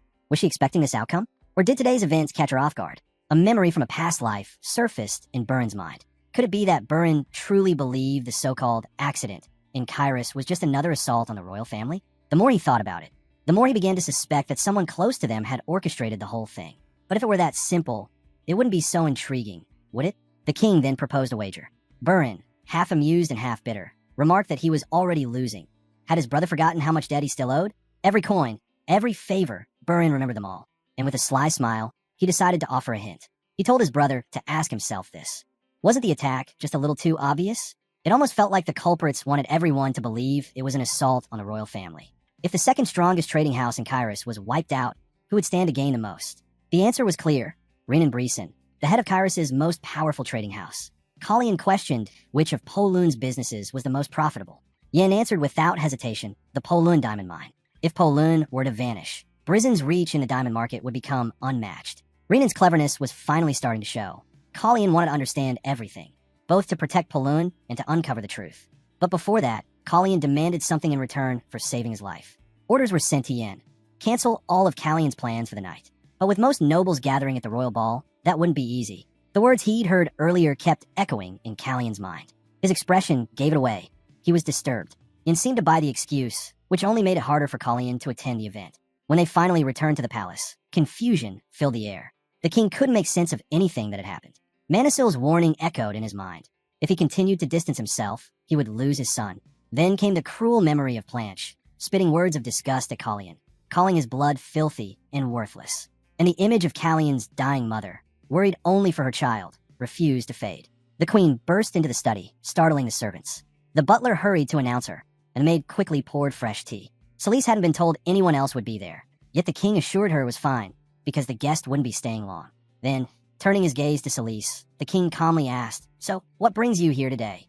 Celise stood firm, her voice calm, yet commanding. She declared that House Breeson would take full responsibility for the day's incident. Her words were steady, but the faint bite on her lip didn't go unnoticed. Who would have thought she'd bow her head to cover for Blanche's blunder? It seemed her son's reputation outweighed everything else. Still, not even this humiliation had dulled her boldness. Today's display was something to behold. Baron Paloon had outdone himself. The celebration was a masterpiece. And judging by the queen's expression, she already knew what reward she intended to bestow. The king's guess was right. She planned to grant Paloon the exclusive right for House Breeson to supply the royal stables. Was she really willing to give up such a profitable venture? Just as Elon predicted, the queen understood that something had to be sacrificed to mend the damage caused by Prince Blanche. Yet, she wasn't desperate enough to withdraw the knights she'd stationed in the palace. Instead, she'd come prepared, with an offer she believed would balance the scales. Once that was done, the king would have to pretend to look the other way. It was hard to tell whose strategy this was, her own, or one she'd learned from a careful mentor. The king announced that he and Blanche would attend the evening's ball together. Celise smiled faintly, saying that her son would be thrilled. Her plan had worked. Soon, the herald's voice echoed through the grand ballroom. His Majesty the King, and His Highness Prince Blanche. As agreed, the two entered side by side, a perfectly staged image of unity. And as promised, Baron Paloon received the royal decree granting him exclusive supply rights. Every noble in the room understood what this really meant. It was the queen's calculated move to salvage both her standing and her son's name. Now everyone knew the price she had paid for the prince's freedom. Prince Colleen, however, was no longer someone to be overlooked. The balance of power had shifted. He now had enough influence to push even the queen into action. The nobles saw it too, and without hesitation, began showering him with gifts. They were ready to switch allegiance, unbothered by loyalty or shame. Yin watched the growing mountain of gifts and couldn't help but wonder what they'd do with all of them. Colleen, though quietly satisfied to see Brison's influence fading, had no interest in surrounding himself with opportunists. He ordered that everything be returned, except the gifts from the Magicians Association and Baron Paloon. And he added they should conveniently forget to make a list of who sent what. Among the presents, Yin found one he was certain came from Baron Paloon. Curious, Colleen asked what it contained. Inside was a finely crafted necklace, stunning, but clearly meant for a horse. Or rather, a peculiar choice. Colleen raised an eyebrow. It had to be Yan's idea. He asked Yin what exactly the Baron had been told. Yin explained that the man had asked for a hint about what His Highness liked, so he'd simply said, His Highness loves his horse. Apparently, Baron Paloon had taken those words very literally. He'd sent jewelry, not for the prince, but for his beloved horse. It seemed Baron Paloon was testing him. If Colleen accepted the gift, it would be the same as agreeing to take gold in return for saving him. Then next time, the Baron would use that jewelry to repay the favor and close the debt. But things were never that simple. Paloon was mistaken if he thought Colleen could be bought with a shiny trinket. The prince calmly ordered Yin to find out the necklace's value and send the exact amount back to the Baron. When Yin asked if he truly intended to buy the piece, Colleen smirked and said, I'm not buying it for its uniqueness. He glanced toward the table, where another gift caught his eye. That honor, he said, belongs to this flower. It was a gift from the Magicians Association, a rare, magical bloom glowing faintly under the light. Typical magicians, always chasing beauty and symbolism. The flower came with a note, detailed care instructions written in elegant script. It was a bioluminescent flower that released shining pollution before it withered, a favorite among herbologists. As he examined it, a new plan began to form in Callion's mind. He asked if they should send the plant back as well, but Colleen shook his head. No, we'll keep it. I have an idea. Just then, a sharp cry echoed across the room. The maid gasped. Yin turned quickly. Your Highness, are you hurt? Colleen looked down at the tea spilled across the table and the floor. My hand slipped, he said casually. What a shame, the tea's gone. Yin ordered the maids to clean up the mess, and as they moved, the tea spread in a wide arc, splashing beautifully across the floor and onto the flower. Ian hesitated. Should we move it, Your Highness? Colleen smiled faintly. No, leave it there. I like that flower. But his eyes flicked briefly toward the maid. Of course he had noticed her reaction. Of course he knew the tea had been poisoned. Colleen thanked his mentor for sparing the time to meet him. But Elon only waved it off. No need to thank me. How could I refuse when you're putting your life at risk? Outside the palace walls, Colleen seemed lighter, almost cheerful. It had been a long time since he'd stepped beyond those gates. For a moment, he almost said it was his first time out. But he reminded himself he was calling now, not Burin. He turned to Elon. Did His Majesty really approve your departure? Elon chuckled softly. If he didn't, I suppose we're about to find out. Colleen didn't even look surprised. It didn't matter. They were both equally guilty in this little rebellion. He told Yin earlier they'd return by dawn. Elon raised an eyebrow. Funny, I could have sworn you said midnight. That made the old mage smile. Yes, this was definitely his apprentice. He'd even take that as a compliment. Elon asked if Colleen was still taking his antidote regularly. The prince nodded. Took a dose this morning. I feel much better already. So much better, Elon mused, that the one who's been poisoning you must be panicking right now. Callion's lips curved into a knowing smile. Exactly. Once they take the bait, everything will fall into place. Elon clapped once, impressed. Brilliantly done, Your Highness. Truly brilliant. Perhaps Elon wasn't needed after all, but Colleen disagreed. That's not true, he said quietly. None of this would have worked without the gift you sent. Elon only smiled at that. Their paths split soon after. This was where the mage would part ways with the prince. He suggested that Colleen should have let him stay close, but he didn't argue further. As you wish, Your Highness, he said finally. Colleen knew his mentor would understand. Tynancia Street housed the Magicians' Association branch. Once his work was done, he'd meet Elon there again. They exchanged brief farewells and rode off in opposite directions. Before heading to his destination, Colleen made one stop at the blacksmith's. He tested the balance of a blade, nodding slightly. It'll do, he muttered, at least until my order's ready. Now, only one thing remained, information. The Secretia organization operated the most extensive spy network on the continent, collecting intelligence from every nation. But their agents were more than spies. They were assassins, trained for years to perfection. And the ones who created that deadly network? None other than his father, King de Blanc, and Burin, the man Colleen used to be. But that life was behind him now. He was Prince Colleen of Kyrus. When he reached Tynancia Street, he stood before an old building known as the Pigeon House. He knew better than anyone how dangerous this place could be. He was the one who had trained these agents himself.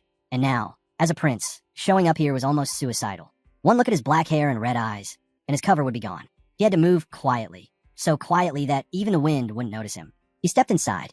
The place was far larger than it appeared from the outside, dimly lit, lined with cages and scrolls. A man looked up from behind counter. Looking for a pigeon? He asked casually. Colleen shook his head. Not today. The man chuckled. Ah, they're still sleeping. Or maybe just tired. Long flights, you know. They deserve to rest their wings. In their code, pigeons meant active agents. The ones asleep were the ones laying low, or worse. Then why are you here, friend? The man asked. Bird feed, Colleen replied smoothly. I heard this was the place to get it. Before the words could settle, a blade flashed through the air. Colleen twisted aside. His cloak tore, but his skin remained untouched. The attacker sneered. Can't recall any pigeons being sold recently. Colleen steadied his breath. So that's how it's going to be. He knocked the dagger away. Seems one of your birds flew the nest, he said evenly. Went off to find food on its own. Can't blame you if you couldn't sell it. In the Secretia, birds refer to field agents. Their true identities were kept hidden, even from each other. That way, if one was caught, the others would remain safe.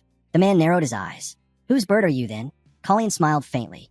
That depends, he said. Whose name would you believe? If he invoked his father's, no one here would dare question him. And if he pretended to be one of Secretia's own, no one would ever know. Colleen introduced himself as the Nebulide's bird. From this moment forward, Colleen decided he would become the first prince of Kyrus to use one of Secretia's own spies to uncover secrets about his own kingdom. A risky move, but necessary. I need some food, Colleen said quietly, for a little bird that's just left its nest. The man's eyes flickered with understanding. Follow me, he said, leading Colleen through a narrow corridor into a hidden room. The walls were lined with strange symbols, and the air carried the faint scent of oil and metal. New face, huh? The man said, glancing back. Remember my name? You'll be hearing it again. He gave a small, sharp grin. They call me White Eagle. Then call me Red Swan, Colleen replied smoothly. White Eagle nodded. All right, Red Swan. What kind of food are you after? One item, Colleen said. And one piece of information. That'll be 8 purins. White Eagle interrupted before he could continue. Callion's gaze narrowed. The man had named the price before knowing what he wanted. A trick to make him drop his guard. Fixed price, White Eagle said with a shrug. Pay first. After the exchange, the agent handed over a small item wrapped in dark cloth and a slip of paper. Colleen unfolded the map, scanning it carefully. This looks correct, he murmured. Given the territory, this is the only spot that fits. White Eagle leaned back. Be careful, Red Swan. That's a brutal place. You'll need more than luck to walk out of there. Colleen smiled faintly. I'll take your advice. Because as dangerous as that place might be, he knew the White Eagle was far deadlier. Later that night, Colleen rode down the empty streets of Kyrus. But ahead, a crowd had gathered near the bridge. He frowned. At this hour, drawing closer, he realized the road was blocked. What's going on? A man bowed slightly. My apologies. The deceased are on their final journey. Please wait a moment if you're not in a hurry. Colleen halted his horse and nodded. It was a funeral. No need to rush, he said quietly. The dead should have their peace. The man gave a grateful smile. Every nation had its own way of saying goodbye to the dead. In Kairos, there was a belief that if a living person crossed a bridge while red flowers floated on the river, the souls of the departed would lose their way. In Sakrisha, however, they planted a flower called Sinistar on the graves of the dead. It bloomed white under the sun and turned deep blue under the moon, a symbol of two people who could never meet again. The tradition carried a simple message. The paths of the living and the dead must never cross. As Colleen stood watching the petals drift across the water, a strange thought crossed his mind. Did my brother plant a Sinistar on my grave? Or did time itself rewind before that happened? Maybe I'm a lost soul now, the one who couldn't find his way back. The sound of soft footsteps broke his thoughts. The man from before approached and bowed deeply. Thank you for waiting. You may cross now. Colleen gave a small nod. May the departed rest in peace, he said solemnly. As the last lanterns flickered in the river's reflection, Callion's eyes caught sight of a familiar figure among the mourners, someone whose presence he recognized instantly. The moment the prince left, one of the men in the shadows turned to another. It's time. We can begin, he said quietly, but the man beside him didn't respond. His attention was elsewhere, his gaze distant, thoughtful. His name was Arson. Memories flickered through his mind, moments from when he'd once met the prince of Sakrisha. He remembered him as someone unusually kind for royalty. A good man, he thought. Someone different.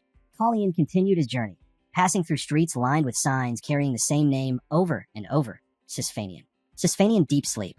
Sisfanian rest. Sisfanian lunch. Colleen frowned slightly. Isn't that a bit excessive? Even the air carried the sharp scent of Sisfanian liquor. Back when he was still Burin, he'd heard rumors from the Sakrisha agents about this place.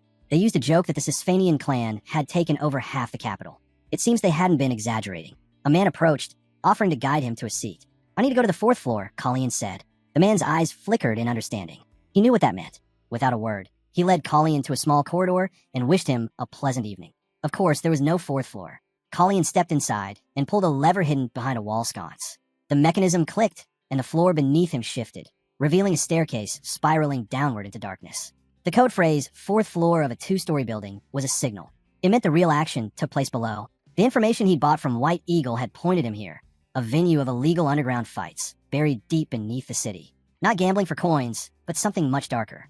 When Colleen stepped into the hidden arena, the stench of blood and sweat hid him immediately. The roar of the crowd shook the air. In the ring, two men fought savagely, fists colliding with bone. Finish him, someone screamed. Don't let him fall unconscious yet. We bet too much on this one. The crowd was rabid. In the center of it all stood the reigning champion, Bloody Gerard. When his opponent finally collapsed, the audience erupted. Bets were exchanged, fortunes lost and won in an instant. The smell of iron and violence lingered thick in the air, refusing to fade. Another fight, someone shouted. Bring in the next one. The announcer's voice boomed, excitement masking the cruelty. Next up, room assignments. Entrance fees must be paid before the next round.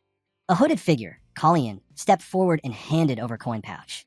The man behind the counter nodded. Room 27. The lady will escort you. A girl approached him then. White hair, dark eyes, delicate hands trembling slightly. She couldn't speak, only tugged gently at his sleeve and gestured for him to follow.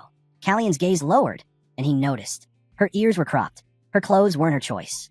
Around her neck was a small metallic collar, a tracking device, just like the others. His eyes darkened. Cruel, he murmured under his breath. The girl stopped at a table and pointed at a silver tray. A number was engraved on it, 27. So, she wanted him to place a bet. He nodded faintly. You have to play along to survive in a place like this. There were no real rules here, only chaos and the courage to fake belonging long enough to get what you came for. The crowd roared as the next round began. Here, the rules were simple. Spectators bet their money, fighters bled for it, and when a fighter won, their better's coin doubled. 3 plens became 6, 6 became 12, and 12 became 24. Round after round, the cycle of greed and violence continued, an endless rhythm of blood and coin. By the 10th match, the announcer's voice echoed through the underground arena. The winner, Pantelon Iron Knee. Those who had bet on black cheered wildly as their earnings multiplied. What started as 3 plens had turned into 1,536. But Colleen hadn't come here to make money. The real reason for his presence was about to enter the ring. The lights dimmed. A hush fell over the audience as the announcer declared. And now, the final match. A special quadruple elimination round. The crowd leaned forward in excitement. On the white side, the bloody hammer of Sean, and his opponent, the undefeated challenger.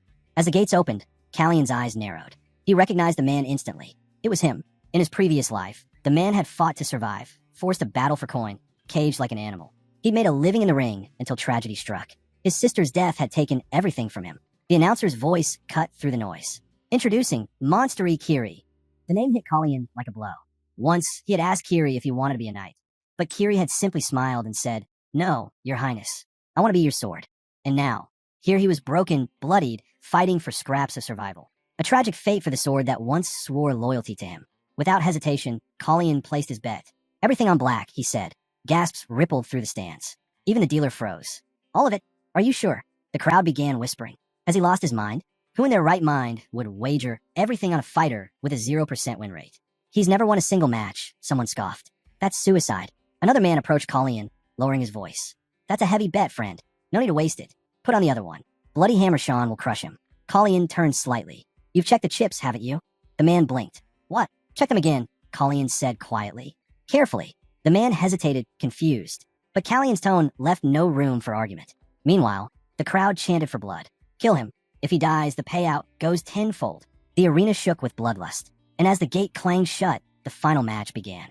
The bloody hammer of Sean charged forward with terrifying force, his weapon gleaming red under the light. Kiri barely managed to duck, but the hammer came down again with brutal speed.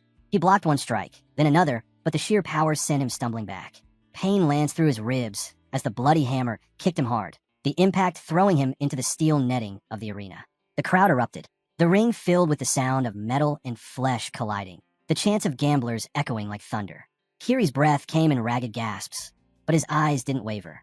He was still standing, and somewhere in that chaos, Kalyan's calm gaze didn't move from him for even a second. The arena trembled with shouts and stomping feet. "End it already," the crowd howled. "Let the bloody hammer finish him." With his fists this time, Kalyan's sharp eyes followed every movement inside the ring. Kiri was taking a beating, blow after blow. Without a weapon, he was getting pummeled like a defenseless target. But something felt off. Kiri could end this if he wanted to, Kalyan thought. So why isn't he fighting back? Bloody Hammer sneered, wiping blood from his mouth. "You're too slow, rat. Too stubborn to die." Kiri staggered, coughing up blood. His arms trembled as he barely blocked another punch. "It ends tonight." Bloody Hammer roared, stepping in for the kill. The crowd erupted, sensing the finale. But before the hammer could strike, "Kiri," Kalyan's voice cut through the chaos. The sound froze the fighter mid-swing. "Don't open your shoulders before you attack," Kalyan shouted. For a heartbeat, Kiri's eyes widened in recognition. Then he moved. He ducked under the next punch, just in time. The air whistled as the hammer's fist missed his face by inches. Kiri's knees bent, muscles tightening. He drove his own fist upward, slamming it straight into the bloody hammer's ribs. A crack echoed through the arena. The champion staggered back, coughing blood. Kiri pressed in. 1-2. Then the final strike. His fist crashed into the man's jaw, sending him sprawling across the floor. Silence. The entire arena froze. No one breathed. Then the announcer's trembling voice rose, almost disbelieving. "The victor, monster-eyed Kiri, the undefeated bloody hammer, has fallen." The crowd erupted into chaos. Cheers, curses, and cries blended together. Some celebrated, others shouted in rage. "Because of that damn trash fighter, I lost everything. Kill him next time." Kalyan couldn't help the faint smile tugging at his lips. For the first time in a long while, he felt proud. Kiri had done it. Soon after, a man approached him respectfully. "Excuse me, sir. Someone's looking for you. Please come this way." The official glanced nervously at the pouch of coins in his hand. "You're talented, kid. Turning 3 Purins into 6,000. That's no small feat." But there was hesitation in his tone. Still, giving such a large amount to someone so young feels risky. Kalyan tilted his head slightly. So that's how it's going to be. He expected the man to negotiate, maybe test him subtly. Instead, the fool tried to pressure him. The man frowned. "Take off your hood, boy. Let me see your face." Kalyan's smile faded. "Are you sure you want that?" The man scoffed, leaning closer. "You think you're too good to show yourself? What are you hiding under there?" Before he could blink, a sharp thwack.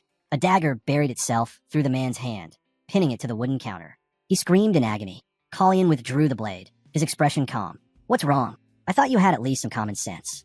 The man trembled, clutching his bleeding hand. He finally realized the truth. This wasn't just some reckless gambler. He just angered someone far more dangerous. Desperate, he tried to backtrack. "I meant no harm. The amount is just too large to hand over at once. Please, wait a few days." Kalyan interrupted coldly. "I don't need your money." The man blinked, confused. "Then what do you want?" Kalyan sheathed his dagger. "Give me Kiri Monstery." The man froze. "W what?" Kalyan's voice dropped to a whisper. "You heard me. I want him." The man hesitated, sweating. "But that fighter, he's worth a fortune. He just started making us money." Kalyan's gaze darkened. "Then you'd better decide what's worth more." The silence that followed was heavy and deadly. Master will never allow it, the man stammered. You're insane. Anyone who tries that would lose his head. The others around him murmured in agreement. The stranger before them, this hooded noble, had to be out of his mind. He was alone, outnumbered, and yet not a trace of fear. Then, without a word, Callion's aura flared. The air trembled. Before the man could even blink, the dagger in Callion's hand shimmered with power. He opened his mouth to speak, but in the next instant, he was standing there in nothing but his underwear, his clothes shredded by the blast of energy. The entire room went silent. Callion stepped closer, voice calm and sharp as a blade. Tell me, he said softly, if I offer you 6,000 plans and your life, will that be enough to negotiate? The man swallowed hard, his face pale. Why you used aura? Callion tilted his head. So you noticed? Bring Kiri here, the man shouted to his subordinates, panic cutting through his voice. He was right about one thing. Callion's body couldn't handle another aura surge like that. But for now, it didn't matter. All he needed was time. Moments later, the man returned, sweat dripping down his temples. There's a problem. Callion's eyes narrowed. What problem? It's Kiri. He refuses to leave without the girl. The half-elf Hina. At that name, a memory hit Callion like a dagger to the chest. His sister. The one who had chosen death over chains. The one he couldn't protect. He looked away, jaw tightening. Bring them both, he ordered coldly. The man hesitated, but one look from Callion silenced any argument. I'll make arrangements, he muttered. Callion nodded. Do that. And while you're at it, prepare my winnings. He'd come here for information, not for coin, but leaving without claiming his reward would only draw suspicion. A short while later, 3 figures emerged from the arena's lower tunnels. Callion, Kiri, and a girl. Hina stayed close to her brother, eyes darting nervously. She could sense the danger that clung to the man beside them. Kiri turned, bowing his head slightly. Thank you for helping us, but I don't understand why. Callion's expression softened just a little. No need to question it. I mean you no harm. Kiri's gaze lingered, and then his breath caught. Recognition dawned. He dropped to one knee. Why, Your Highness, the third prince? Callion sighed quietly. Enough. Don't bow. But I said don't. His voice was firm. A sword should never lower its head. Kiri froze at those words. The prince's tone, his presence, there was no mistaking it. These two, half-elves, penniless, scarred by years of hardship. He could see it written in every line of their faces. In his past life, Kiri had failed to protect his sister. Now, fate has given him another chance. Callion remembered his habit, the way Kiri always opened his shoulders before striking. A beginner's flaw, one he'd tried to correct before. He stepped closer. Tell me, Kiri, do you still want to be a knight? Kiri shook his head. No, Your Highness. I want to be your sword. To protect everything you stand for. Callion smiled faintly. That's the same answer you gave me before. You haven't changed. He reached into his cloak and withdrew something wrapped in silk. A finely crafted blade. A man doesn't become a knight overnight, Callion said. So for now, act as my shield. Protect me, as I once protected you. Kiri looked down at the weapon, his eyes wide. Your Highness, why give us something so precious? Callion's gaze softened. Because I know what kind of life you've lived, and because I trust the man who swore to become my sword. Kiri had promised his loyalty, but Callion had one last thing to say. You'll need a good sword, he said quietly. It's the least I can do to repay you. Financial Street, Magicians Association, Elon's office. Elon reads how Callion told Paloon Melfer to examine the chandelier because he was feeling uneasy about it. Across the room, Elon froze mid-step, eyes darting upward in alarm. Ow, how did His Highness know that, he stammered. His fingers twitched toward the rope hanging near the rafters. Callion's faint smile didn't help his nerves. Moments later, the prince stepped into Elon's private study. I'm here, he announced cheerfully, as if he hadn't just survived a night of blood, deceit, and underground fights. Elon looked up from his desk, unimpressed. You look like you've been through a fight, he muttered. Where are your clothes? Callion said, shrugging. Something like that did happen, but I wouldn't call it a fight. The mage sighed deeply. Judging by the prince's tone, it was obvious that today's negotiations had been complicated. It truly had been a long day. Callion had rescued Kiri, secured Hina, and even laid a trap to expose whoever had poisoned his tea. Everything was falling into place, just as he planned. And yet, an odd discomfort lingered in his chest. Perhaps it was simply exhaustion, or something deeper. Elon studied him silently, then with a small flick of his fingers, poured 2 cups of tea using magic. Steam curled into the quiet air. Finally, this office looked like what one would expect from a royal magician. But Callion's curious eyes wandered, half expecting something strange. Floating eyes, enchanted flasks, or bubbling cauldrons. Instead, it was disappointingly ordinary. Though one item did catch his attention, a dagger, lying bare on the desk. No sheath, no markings. Just familiar. Too familiar. Callion's expression darkened. It was identical to his own blade. Elon noticed the prince's focus and raised an eyebrow. You recognize it? The dagger suddenly lifted into the air, suspended by invisible magic. It turned, gleaming faintly, then shot forward like lightning. Colleen moved, but too late. The blade grazed his arm, drawing blood. Elon's voice was calm. Don't misunderstand. It's a Sisphanian creation, a magic weapon that copies the form of another person's hidden blade. I wanted to see your reaction. Colleen pressed a hand to the wound, his aura instinctively flaring to life. The sudden surge of energy filled the room. Elon's eyes widened. Aura? The man who once claimed not to know how to hold a sword was now channeling aura powerful enough to rattle the air. Elon exhaled slowly. When I first met you, I had a feeling, he said softly. Your Majesty once told me you were afraid of horses, and the nobles say you've become someone else entirely. He paused, studying the faint glow around the prince's hand. When you learned about the poison, you didn't fear death. You fought to live. That energy, he met Callion's eyes. It belongs to someone who's been killed before. The prince said nothing. The silence between them was heavy, but not hostile. Elon continued quietly, and somehow, you knew there'd be an accident at the riding show before it happened. Didn't you? Callion's gaze flickered. Perhaps. Then, Elon said at last, You owe me an explanation, my prince. Who are you, really? For a long moment, Callion didn't answer. Then Elon lifted his hand, a soft light glowing from his palm as healing magic spread over the wound. At first, Callion thought it was suspicion, distrust. But then he saw it. Elon wasn't doubting him. He was choosing to believe. From the moment Callion began speaking, Elon understood. The man sitting before him, this so-called prince, wasn't the real Colleen Kyrus. My real name, he said quietly, is Burin Sakrisha. The words hung in the air like a spell. Colleen, or Burin, explained everything. How he'd awoken in another body. How his own life had ended, and his consciousness had crossed time and space into this form.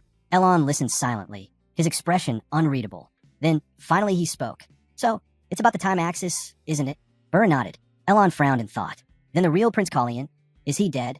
Probably not, Burin replied. I can still feel him, faintly, somewhere inside, like a quiet heartbeat. Elon folded his arms. I see. He remembered their first meeting, the day the prince said he didn't desire the throne. Then tell me, Elon said slowly, what is it you do want? Burin lowered his gaze. I want to prevent a war. That's all. He hesitated. I still don't know why Planche tried to seize the time axis. But if I don't find the root cause, it'll happen again. And next time, it might destroy everything. Elon's eyes sharpened. So is that what you want? Or what Burin's older brother, Chase, would have wanted? Burin blinked. Chase. The mage sighed. There's something you should know. He leaned forward, his voice measured and deliberate. In this world, Prince Chase is the only prince of Sakrisha. He's the sole son of a royal concubine. The queen has no heirs. Burin froze. What? Elon nodded gravely. Here, the name Burin Sakrisha doesn't exist. Not in Sakrisha, not in any kingdom, on this earth or any other. The prince's breath caught. So I don't exist? Why then, had time turned back? Was something broken? Elon continued. When you used the time axis, the coordinates, both time and place, were wrong. That's why you ended up inside Callion's body. He paused. Prince Callion's soul is still alive. You felt it, didn't you? Burin nodded faintly. I did. Then it's simple, Elon said. Just as you entered his body, someone could enter yours. The realization hit hard. If that were true, then Burin's original life had been erased. He had taken over another's existence. It's no different than stealing someone's life, Burin murmured. Elon didn't deny it. Meanwhile, Chase has already secured his position as the crown prince of Sakrisha. The timeline you remember, the past you lived, it's all changed. The present is different, and so is the future. Burin's eyes darkened. So even the three princes of Kyrus. Yes, Elon said. Their fates hang by a thread. That's why you must focus on this world, on this life. Let go of the other one. Prince Chase doesn't need your worry anymore. He's grown strong on his own. It was clear what Elon was truly saying. Don't live shackled to the past. Burin looked down at his hands, silent. Then he spoke softly. I know what troubles you, master. But what you fear won't happen. He looked up, determination shining in his eyes. The day I woke up as Colleen of Kyrus, I made a vow to leave Burin's life behind. Elon's gaze softened, the faintest smile forming at the edge of his lips.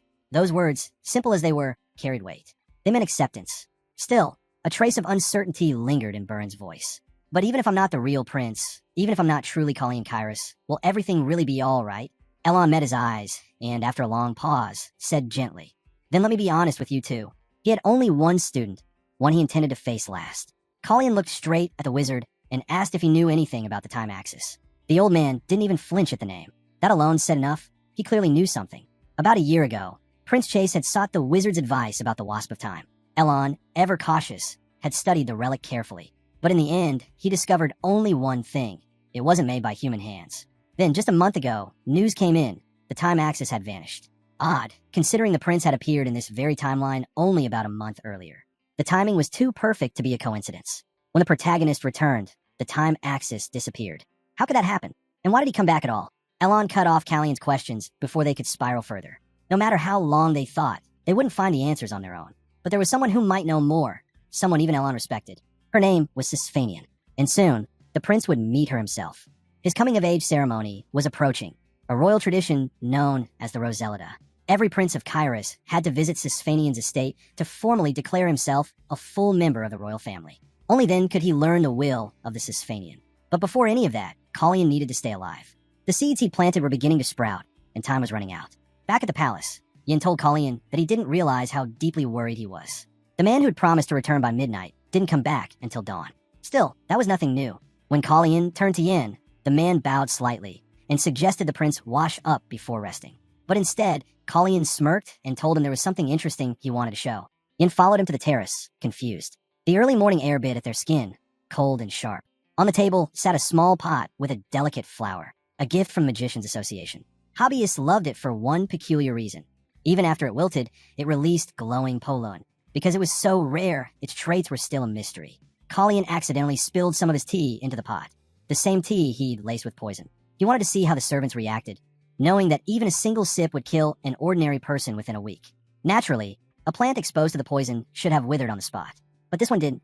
It stood tall, untouched, vibrant, alive. Almost as if someone had replaced it on purpose.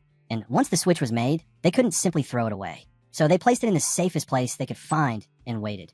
The garden outside was breathtaking, serene, flawless, almost too perfect. And that beauty, Callian thought, would lead him straight to the culprit, the mistress of Hija Palace, Queen Celise.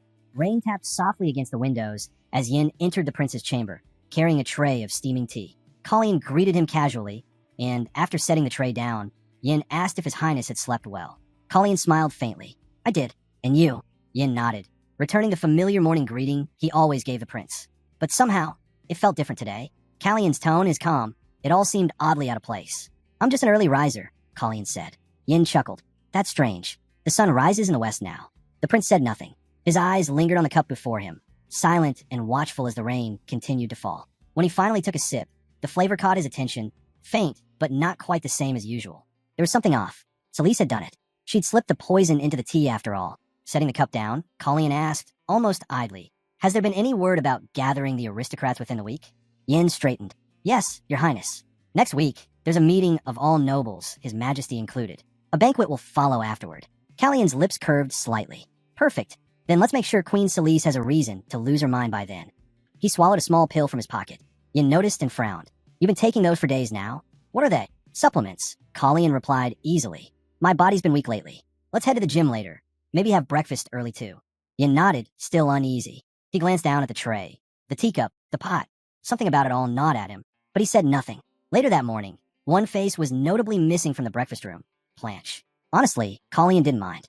The fewer distractions, the better. His plan needed precision, and Planche's presence always risked throwing things off. When the crown prince entered, Callian greeted him with an odd remark. The roses are blooming early this year. Randall blinked, unsure what to say, then quietly excused himself and left. Yin, baffled, whispered, Why did you mention a rose? Callian replied simply, I saw one while walking. It reminded me of my brother. He used to tend the roses. There was no deeper meaning to it, just a memory. Even with the rain pouring down, Callian didn't skip training. He pushed his limits, ignoring the ache that spread through his body until Elon appeared. You're getting worse every day, the man said bluntly. Callian shot him a look. If I skip training, I'll really be in trouble. Elon smirked. You always were hard on yourself. Callian was still catching his breath when he asked, Where did you come from? Manisil. Elon answered. I had a talk with Romaine. The prince froze. Elon had just called him by his first name. But Elon only shrugged. It's just a title, Callian. Besides, I'm about the same age as the magician's grandson. After their training, Elon couldn't help but wonder why the prince had called for this old man in the first place. Callian, calm as ever, had two requests for his former master. First, he needed two identities. Elon didn't see that as much of a challenge. But before he could ask why, Callian continued. The second request was more complicated. He wanted to investigate a death, one that involved several aristocrats, especially those connected to the Breeson family. Elon sighed. Two major requests at once, Your Highness. You're asking a lot of me. Both need to be done, Callian replied firmly. And soon. Is there something urgent? Elon asked. That's when the prince revealed it. The dosage of the poison had increased. Elon's expression darkened. So you found the culprit?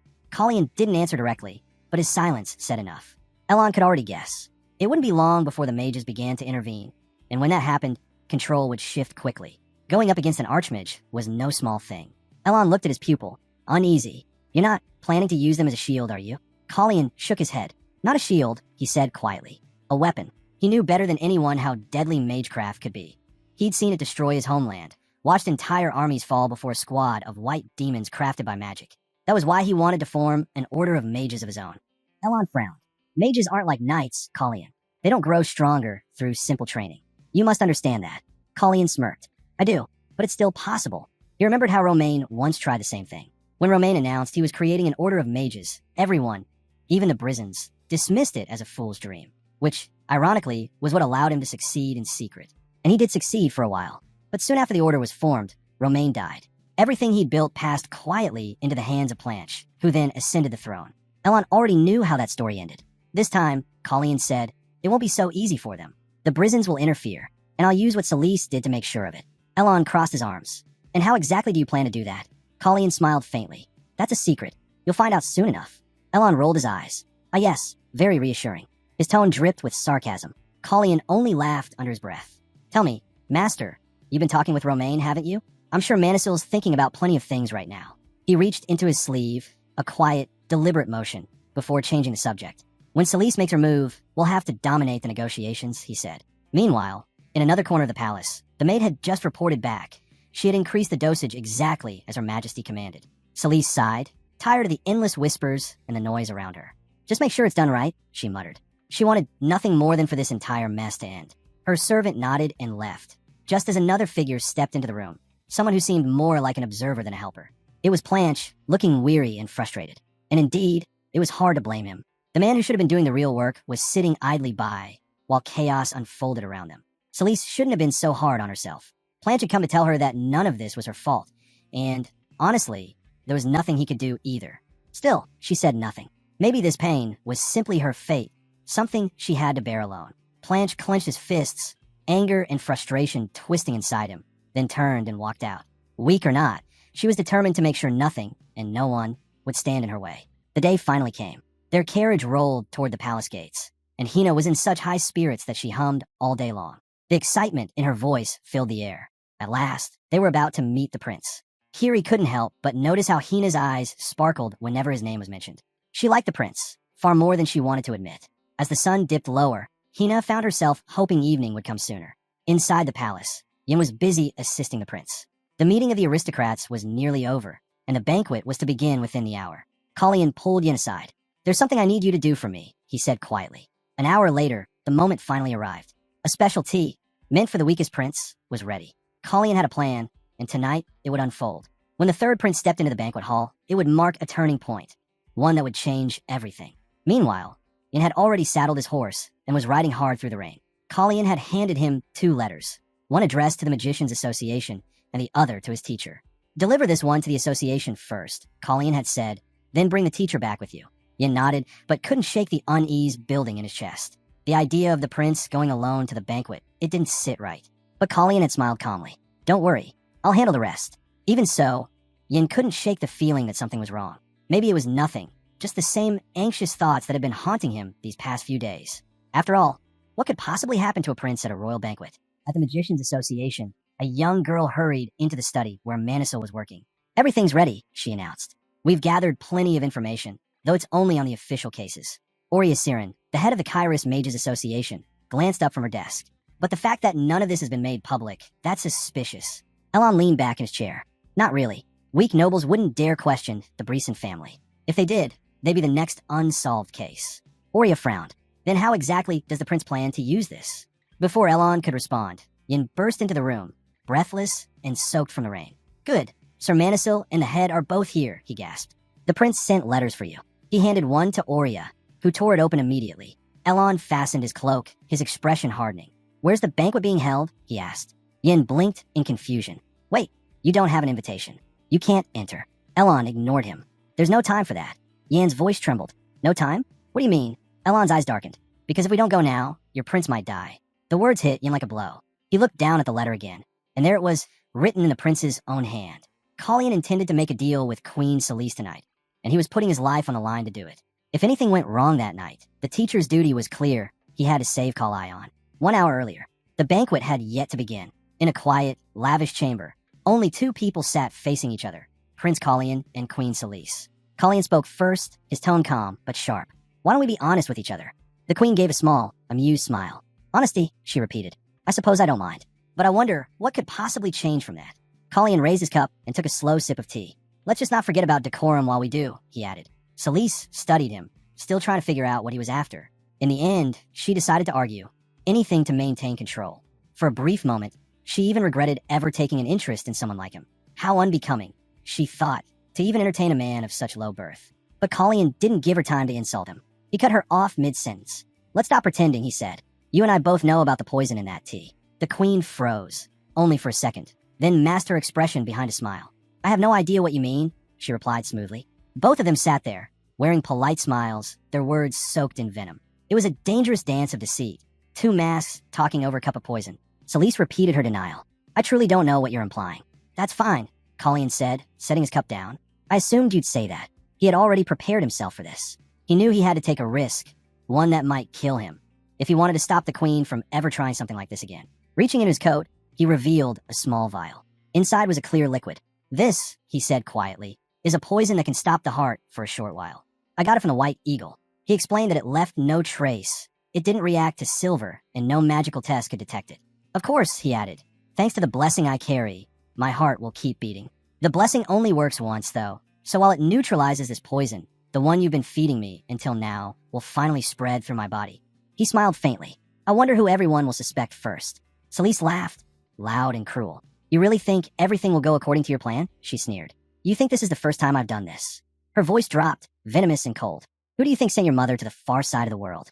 For the first time, Callian's calm cracked, a flicker of anger in his eyes. Still, he managed to speak evenly. So what should I do with this tea, your majesty? Celise's smile returned, sharp and cruel. Drink it, as much as you can. Collian lifted the cup again and took a few slow sips. To her, he must have looked like a fool, a naive prince who dared to challenge a queen no one else would cross. After all, even Romain himself had once feared Celise. There was nothing she couldn't take for herself. Power, loyalty, even thrones. That was how Celise had risen, step by step, erasing everything that stood in her way. And now, there was only one thing left she desired, and she would stop at nothing to claim it. And with that, the banquet began. The sight before her was almost beautiful, like a perfect scene unfolding just for her. Then, suddenly, Collian collapsed. Gasps rippled through the banquet hall. Every noble, every servant, every guard saw it happen. The prince. Call the priest now, someone shouted. But to Celise, it was simple. He was doing exactly what he'd always done, becoming a ladder she would climb higher upon. No one noticed who had pulled the fallen prince away from danger. The guards rushed in, forming a circle around the scene. The drink was poisoned, someone cried. The chaos erupted even before the king had lifted his fork. When did he drink it? Another voice asked. Could he have taken the poison earlier? Silence, a royal guard barked. Keep your mouths shut, unless you want to lose your heads. No one argued. No one dared. A single glance around the hall told the story. No one was brave enough to accuse the queen. And that silence meant only one thing. This was Celise's victory. Romain rushed forward, his face pale, his eyes fixed on his son's still body. Collian, wake up. Please, someone, where's the priest? But the priest was nowhere to be seen. Collian should be with him, he yelled, desperation cracking his voice. Then, for the briefest moment, Collian stirred. His trembling hands reached toward his father. And in that instant, Romain's heart stopped. That sight, that movement, it was too familiar. It was exactly what had happened years ago when Callian's mother lay dying, poisoned in her chambers. Back then, she had grabbed Romain's hand and whispered one final plea. Protect our son. And now, the same scene was repeating itself. History replaying like a cruel curse. Fury overtook him. As Celise rose from her seat, feigning horror, Romain's voice cut through the hall. Were you trying to kill my son, Celise? The words slammed through the silence, freezing everyone in place. Gasps, murmurs, disbelief. Even the nobles who usually bowed to her looked stunned. The other princes stared wide-eyed. No one had ever dared speak to the queen like that. Even Celise herself looked caught off guard for a moment, then recovered with a gasp of false shock. Your Majesty, what are you saying? She replied, her voice trembling just enough to sound convincing. The poor boy has always been weak. I've heard he suffers from a chronic illness. Whispers rippled again, the same excuse she had given when Freya died. And just like before, she wasn't alone. The Knights of the Brisson family stepped forward to stand at her side. Celise's tone turned sharp. This is a tragedy, but it is not a crime. Even if you accuse me, Your Majesty, you have no proof. Who can say the boy was ever healthy? Her gaze swept the room, daring anyone to contradict her. And of course, no one did. After all, the princes shared breakfast every morning. They could easily be made to say that Colleen had looked unwell. It was a perfect shield, cold, ruthless, and clever. Romaine's jaw tightened. "That's enough," he said finally. His voice was steady now, but his fury burned beneath every word. "She says she's worried," he muttered, almost to himself. "But all she's ever cared about is her own power." He was making a huge scene over Colleen, and Celise couldn't help but worry. Their child condition was getting worse by the minute. The tension was thick enough to snap. Romaine's hand was already on his sword, ready to draw it, when suddenly someone else stepped in. She paused, realizing something didn't add up. It was Planch who spoke next, insisting Colleen was perfectly fine. He'd never seen any sign of illness in the boy. That only made the queen's anger flare. Moments later, the priest arrived. Celise was returning to Hija Castle, and the king ordered divine power to be used immediately to heal Colleen before it was too late. But just as they prepared, a sudden barrier appeared around the young hero. It blocked every attempt to channel divine energy. Elon stepped forward, confused and frustrated. Why were they so desperate to kill this boy? The king glared, completely lost. He needs treatment right now. That's when Elon spoke, his voice steady but grim. He revealed that a magic circle was etched into the prince's heart. If mana and divine power collided inside him, even if he somehow survived, his heart would be destroyed instantly. The king froze, speechless. Then what are we supposed to do? Before anyone could answer, Colleen began to cough violently. They couldn't use divine power, and magic couldn't save him either, not unless a natural-born healer stepped in. Romaine slammed his fist down. "Then find another way. Can't you see he's in pain?" At that moment, Elon remembered this had happened before, to his own son, and now to a student. Colleen looked up weakly, noticing the strange expression on his mentor's face. Elon had never imagined he'd have to use that spell again, the forbidden one that erases pain. Outside, the world continued as if nothing was happening. People walked through the streets peacefully until the sky filled with falling flyers. Each one carried the same words, cries for truth about the Brisson family, accusations that they had murdered 37 people. The storm of rumors hit like a typhoon. Whispers spread. The queen poisoned Prince Colleen. The Brisson family's crimes were exposed, and the kingdom's anger boiled over. No one dared cross the Brissons now. Even the king pointed to the queen as the one behind the poisoning. "The queen is a murderer," they shouted. What kind of queen is Celise anyway? The people demanded her removal. But amid the chaos, Elon's voice rang out, steady and determined. Kallion called for the creation of a new order of mages, one that would rise while Celise's power crumbled. Everything finally started to make sense, though not completely. There were still things that didn't add up. How could this boy share the same vision as the king? The same dream of creating an order like that? At that very moment, negotiations were underway between Kallion and the queen. Celise says Kallion must have been incredibly busy. She couldn't even tell when he'd had the time to prepare all of this. Kallion smirks, saying that he has no idea what she is talking about. He thanks Celise Care for allowing him to rest. This was the same man who'd been at death's door for an entire week. Yet now his voice sounded calm, steady, alive. He nearly crossed to the other side, and somehow returned. Kallion quietly admitted it might be a long while before they met again. If she had nothing else to say, he wanted to rest, alone. But the queen pressed further. What if everything changes, she asked. That was something she should have said a week ago. Now everything around them has shifted. Then let's start, he said. I'd like to hear what you've prepared.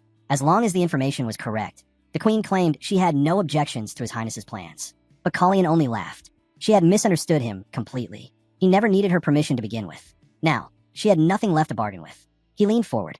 Then tell me what you really want, she said at last. The sound of clashing swords echoed in the distance, a reminder of the unrest beyond these castle walls. Callion's voice hardened. As long as this land is ruled by the descendants of Sisphania, I'll take back everything the Brisons have stolen. That's why he wanted the queen to remove Commander Pabel. Her expression faltered. Pabel wasn't just any soldier. He'd been personally appointed by the Marquis of Brisson to lead the royal guard. Losing him would cripple Celise's military strength. Half her power would vanish overnight. But Kallion didn't care. Remove him, he said, and form an order of mages. Spare nothing. Yen, who'd been quietly standing by, noticed the prince's signal and stepped forward. He handed the queen a parchment, sealed with the mark of oath. The queen's eyes narrowed. She knew exactly what that meant. The seal bound both of their hearts. If either broke the vow, their heart would shatter, and death would follow instantly. Elsewhere, a servant rushed to Randall with news. The third prince had awakened, and Queen Celise had already gone to see him. Randall remembered the last time their eyes met, just before Kallion fell. He realized it then. This boy had been drawing him into his game from the very start. He wondered how this rose would bloom, how far the prince would go.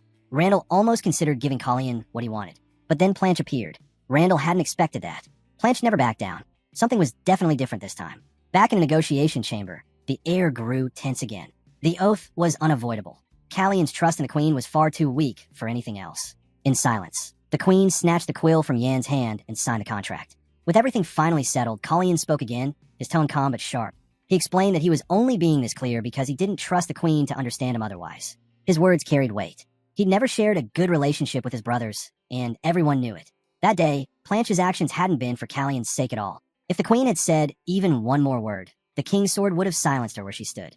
She hesitated, but in the end, she still left. Later, Elon was surprised when he heard that Celise had come to visit. Scattered around the room were banana peels. Apparently, the prince had been snacking nonstop.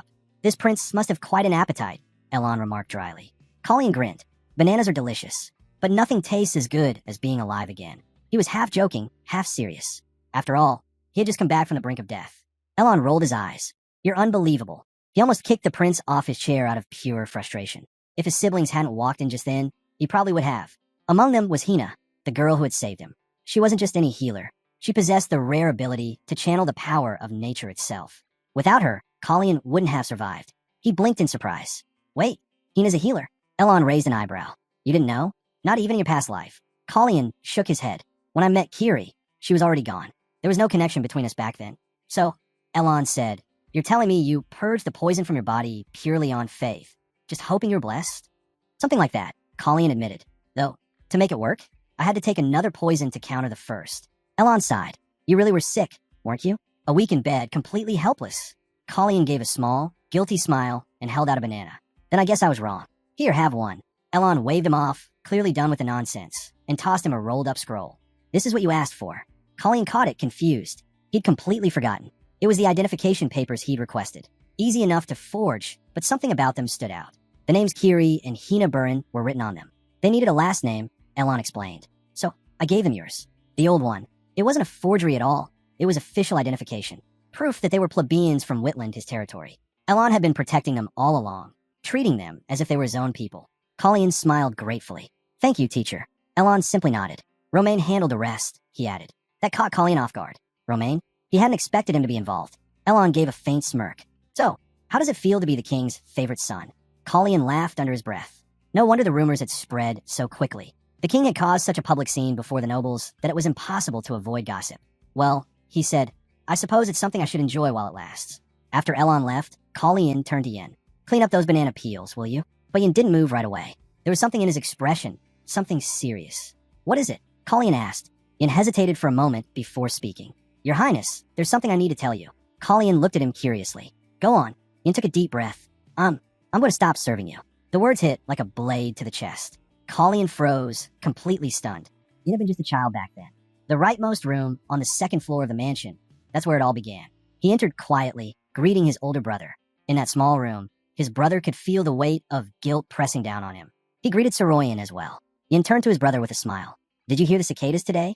Those creatures, black, noisy, and strange, filled the summer air with their constant chirping. Their wings fluttered awkwardly, and their songs seemed to come from deep within their bellies. His brother laughed softly. Yeah, they're weird. If you want, Yin said eagerly, I can catch a few for you. But his brother shook his head. No, I don't want to see them. They scare me. I'd rather hear you play the violin. His voice was weak. His condition was getting worse by the day. The man nearby sighed. Mr. Manisil's son knows medicine. Maybe we could ask him again. Isn't the problem something else? How could Slayman ask him to do that? It's not easy for him either. There has to be another way. At that time, Yin didn't understand. There are some things you should never offer someone who can't have them. The fear in the room was unbearable. Then came the chaos, the fire. Servants and knights were shouting, telling everyone to run. Flames devoured the building as the knight carried Soroyan away, yelling for the others to flee as far as they could. But the fire only grew stronger. And the day before his 15th birthday, his brother chose to end it all himself. After that, summer faded into autumn and then into winter. When the cicadas returned, filling the air with their cries once again, Yin had long withdrawn into silence. Their father, unable to bear seeing his son like that any longer, dragged him out from the prison of his grief. And for the first time in so long, Yin finally looked at his father. Who's that kid? He asked. The man turned to see who he met. Sitting quietly nearby was a boy, alone, weary, with tired eyes. It was the third prince of the kingdom. Something inside Yin shifted that day. Everything changed. Now, standing before Colleen, Yan's voice trembled as he said, I'm resigning from my position as your assistant. Colleen froze. What are you talking about? Yin looked down. Of all people, he had been the closest to the prince. Yet there was so much he hadn't known, especially the truth about what had really happened. Because it was him. Yin had been the one who gave the prince the poison. He had done it with his own hands. It was his fault, And when the prince was lying on the brink of death, Yin hadn't been there. He hadn't seen the danger, hadn't understood what was happening. The truth hit him hard. He'd been blind to everything. The prince could have died that day, and it would have been because of him. The image of Yan's older brother flashed through his mind, clear, painful, and unshakable. Then Callion's voice cut through his thoughts, pulling him back to reality. "Look at me, Yin," he commanded. Yin slowly turned toward him, meeting the prince's piercing gaze. Callion stood tall before him, his tone sharp and unwavering. "Answer me," Callion demanded. And in that moment, Yin realized it was him. The one standing before him wasn't a memory, not a ghost. It was Prince Callion, alive and breathing. That's right, Callion hadn't died. He was here. Every time the prince had opened his eyes in an unfamiliar place, Yin had always been there beside him. Every battle, every scar, every trial. He'd endured it all because Yin never turned his back. If Callion had survived everything fate threw his way, it was thanks to Yin. Callion might not have known everything about him, but one thing was certain: Yin would never stop protecting him. That truth broke Yin. Tears streamed down his face before he could stop them. Callion sighed softly. "Enough, Yin. Don't cry. Stand up." But Yan's mind wandered to his father. "I'm not coming home after all," he thought. "I found someone who needs me more." Callion noticed the shift in Yan's expression, the sharpness in his eyes, the quiet rage simmering beneath the surface. He could tell Yin was ready to kill whoever had done this to him. At the same time, Yin bent down to clean the discarded banana peels. "Are you planning revenge?" Callion asked. "You think it's that simple?" "Why not?" Yin muttered. "They made you suffer." "Stop it," Callion said firmly. "If the elephants act out, a war will start." But Yin didn't care. He didn't care about kingdoms, bloodlines, or war. None of it mattered, because he wasn't truly a son of House Siegfried.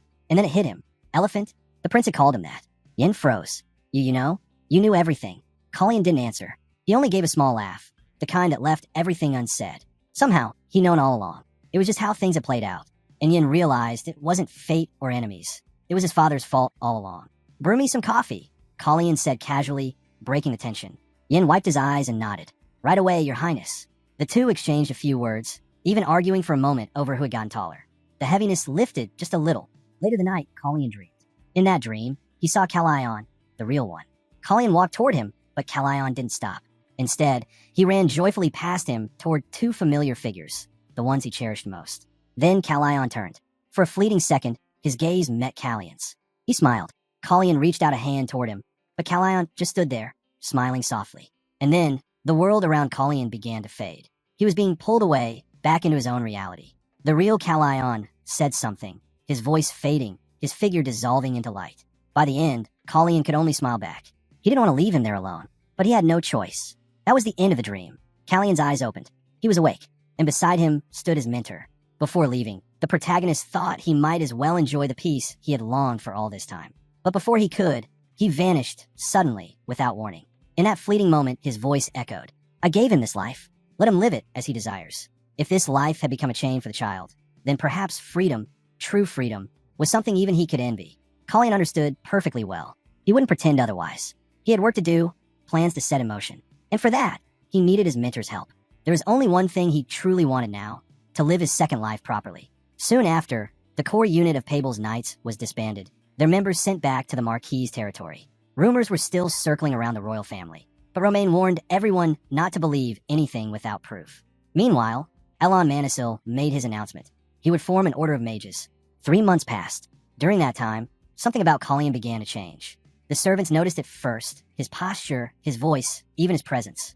They hurried to inform Sir Seton, saying the prince's clothes no longer fit him. When Callion appeared, Romain welcomed him warmly. Even the king couldn't hide his surprise. His son had grown taller and broader. "He's taller than Planche now," the king said with a laugh. Callion had recovered completely. His color had returned, his body had strengthened, and he carried himself like a true prince. Roselita's birthday was approaching, and preparations filled the castle. Elon told Callion there was someone he wanted him to meet, a magician who would be escorting him to the celebration. The man bowed politely. "It's an honor to meet you, Your Highness." It was Arsenhertz. Callion froze for a moment. He hadn't expected to see this man again, at least not so soon. The king seemed pleased. "This one's talented," he said. "Perhaps he'll even join the Order of Mages." As they prepared for the journey, Callion and Arsen had time to get to know each other. The king called it an early birthday gift for his son. The king turned to Elon. "When do you expect the Order of Mages to be established?" Elon sighed. "Not for a while. We don't even have a name or members. Nothing's been approved yet. It'll take time." The king smiled faintly. "It's just the beginning then." Elon nodded. "Exactly. Still," the king continued, "since it's a group of magicians, shouldn't his majesty name it?" He had clearly given it some thought. Finally, he said, Valkan. That's the name. Everything seemed to be moving according to plan. It turned out, though, that Elon had only asked because Romaine had brought it up first, something that might have caused quite a stir otherwise. Colleen glanced at Arson, curious. What do you think of the name? Arson hesitated, unsure of what the prince truly wanted from him. Valkan, he repeated softly. It sounded familiar somehow. Then he smiled. It's a fine name, Your Highness. I'll remember it. Elon never imagined the prince would have such a connection with that man. Perhaps Colleen wanted something from his mentor, but when Elon asked, Colleen only shook his head. No need, he said quietly. His Highness has already decided. The truth was heavy. Arson Hertz, the man now standing at the prince's side, was the very same one who had killed him in his previous life. Of course, Hertz wasn't the same person anymore. Things had changed. People had changed. Still, the thought unsettled Colleen. Even though he knew the future might shift, leaving it as it was felt wrong. He couldn't shake the unease. Goosebumps crawled up his arms. Soon after, Baron Melfer Palun welcomed the third prince to his estate. It had been a long time since they'd last met. The prince smiled politely. Make yourself comfortable, Baron. I apologize for arriving unannounced and for hiding my identity. The Baron bowed deeply. It's difficult to discuss openly, Colleen continued, but I wanted to see you personally. This was the first time the prince had ever visited a noble in secret, and there was a reason for it. He wanted attention, strategic attention. He had come to see the Baron for a purpose, and it was clear what that purpose was. I'll be direct, Colleen said, his tone sharp.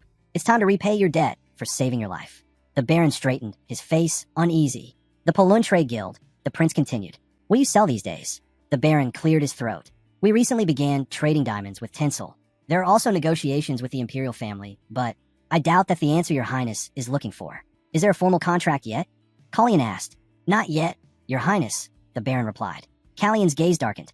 Then tell me, Baron, could your guild handle something greater? Something beyond trade? If there are people and resources, the Baron said cautiously, there would be no issue. There are people, Colleen said, and money, but there's also a prison house. The Baron hesitated. Would His Highness be involved as well? Colleen smirked. That's a foolish question. Of course I'll be involved. He stepped closer. With manpower, gold, and a prince to whom House Breeson will bend the knee, nothing is impossible. Only then did the prince reveal his real plan. We're forming an order of mages. The Baron blinked. That's ambitious. You have a money and people, but do you have leadership? Structure? That's the challenge, Colleen admitted. The Baron's tone shifted. So that's the price for saving my life? Colleen shook his head. You already paid that debt long ago. Understanding dawned on the Baron's face. He knelt. Then I, Baron Melfer Polun, swear to serve Your Highness faithfully. Not long after, the kingdom celebrated the prince's coming-of-age ceremony, a milestone that, in another life, had ended in tragedy. But this time, destiny had changed. Colleen stood surrounded by people he could finally trust. Now all that remained was to swear the ancient Sisphanian oath in Roselida. Sometimes, he couldn't help but wonder, why had fate shifted so dramatically? The Great Hall was filled with nobles from across the land. They gathered, raising their voices in celebration for the young prince's 15th birthday. Everything was ready. Every detail had been prepared. Among the guests stood Planche. When Colleen caught sight of him, he gave a faint smile. It's been a long time, brother. Planche nodded, returning the gesture. But as Colleen tried to walk past, someone's voice cut through the noise, sharp, cold, and mocking. Bloodshot eyes. The prince stopped immediately and turned, his attention locking on Planche. Colleen warned him calmly, don't ever say that to me again, especially not today. He had spoken his name clearly, but Planche only laughed, brushing off the warning as if it were nothing. What's the point? Planche sneered. You're not even the real Colleen. You can ride a horse, you can swing a sword, sure, but that doesn't make you him. He took a step closer, his smile twisting into mockery. So tell me, who are you really? Callion's eyes hardened, staring at Planche. Colleen reminds himself that he is not the lost prince of Secretia who lost his homeland to Planche. Colleen frowned and replied to Planche. I have no idea what you're talking about. But even as he said it, it was clear Planche didn't believe him. Planche had always been sharp, more cunning than people gave him credit for. He might have noticed something, even beneath the prince's perfectly crafted disguise. The way he treated Colleen now, it was all an act. A mask. Elon knew it too. He wasn't surprised in the slightest. He'd seen this kind of thing before. While Colleen laughed and played the part of the carefree prince, the truth lingered just under the surface. Even he didn't expect others to understand what he carried. Elon finally asked, so, what do you want me to believe then? They only have one name, Colleen replied quietly. And I chose to be Colleen. He had given up the name Burn easily enough. But letting go of who he once was, that was something else entirely. Elon nodded and tossed something to him. A small ring glimmered in Callion's palm. Use it when you need my help, Elon said. Think of it, and I'll hear you. Colleen studied it. Is it enchanted? The mentor smirked. Of course, but not within the castle. Sisphanian magic is too strong here. Outside, though, you can call me anytime, and I'll come. Colleen smiled faintly. Thank you. It's reassuring to know you're close by. There's nothing to fear, Elon said. Everyone here is loyal to you, your highness. He wasn't wrong. Those around Colleen had already proven their devotion, especially one man. Commander Knight Siegfried had pledged his loyalty to the prince. He and his men would escort Colleen personally to the Sisfanian chambers. That was the strength of House Siegfried. Impressive, even intimidating. Perhaps a little too impressive at times. The knights who awaited him were the same ones who had once trained the young lord and Aaron himself. Soon, one of the young knights approached and bowed. Your highness, it's time. The carriages are ready. Yin stepped forward as well. Do you need anything before we leave, my prince? Colleen thought for a moment. Something to drink, maybe. Water, Yin offered. Or perhaps a warm cup of tea. Tea, Colleen said with a nod. I like that idea. Yin smiled. I'll bring it right away. You're a good boy, Colleen said with a grin. As Yin left, Colleen turned toward the knights. Their faces were tense, eyes sharp, posture rigid. They were furious, and he could feel the heat of their anger, even from where he stood. Elon, watching from the side, realized just how deep this had gone. The prince had made enemies, powerful ones. But this was his only chance to face the will of the great Sigmund Khan Sisfanian. Outside, crowds had already gathered near the gates to watch the departure. Then, with a powerful sound of hooves against stone, the royal knights mounted their horses and rode out, escorting the third prince of the realm toward destiny. Of course, Arsene was there, standing quietly among the guests. Yin, Kiri, and even Plant were watching the ceremony unfold. The queen, however, was nowhere to be seen. She was calmly sipping her tea in her chambers, already weaving another one of her clever schemes. Colleen glanced at his mentor. Elon met his eyes and gave a small nod. And with that, the ceremony began. Roselita, the prince's coming-of-age celebration. Colleen had barely survived his recent ordeal, so Romain couldn't help but worry. Shouldn't Elon have gone with him? Romain muttered under his breath. But Elon only chuckled. His Majesty is worrying about the wrong man. The king himself is in far more danger than the prince ever will be. Romain frowned. That's not exactly reassuring. Elon smirked. I'm not trying to reassure you. And honestly, aren't you the one worried about that boy? What a troublesome father you are. The king sighed. Elon's bluntness was annoying, but every word rang true. Even so, the tension in the palace was growing. Elon could feel it. At the same time, outside the capital, Yin wondered why his mentor wasn't responding. Colleen, meanwhile, had heard that ambassadors from the Tinsel Empire had arrived, which explained why the court had been so lively lately.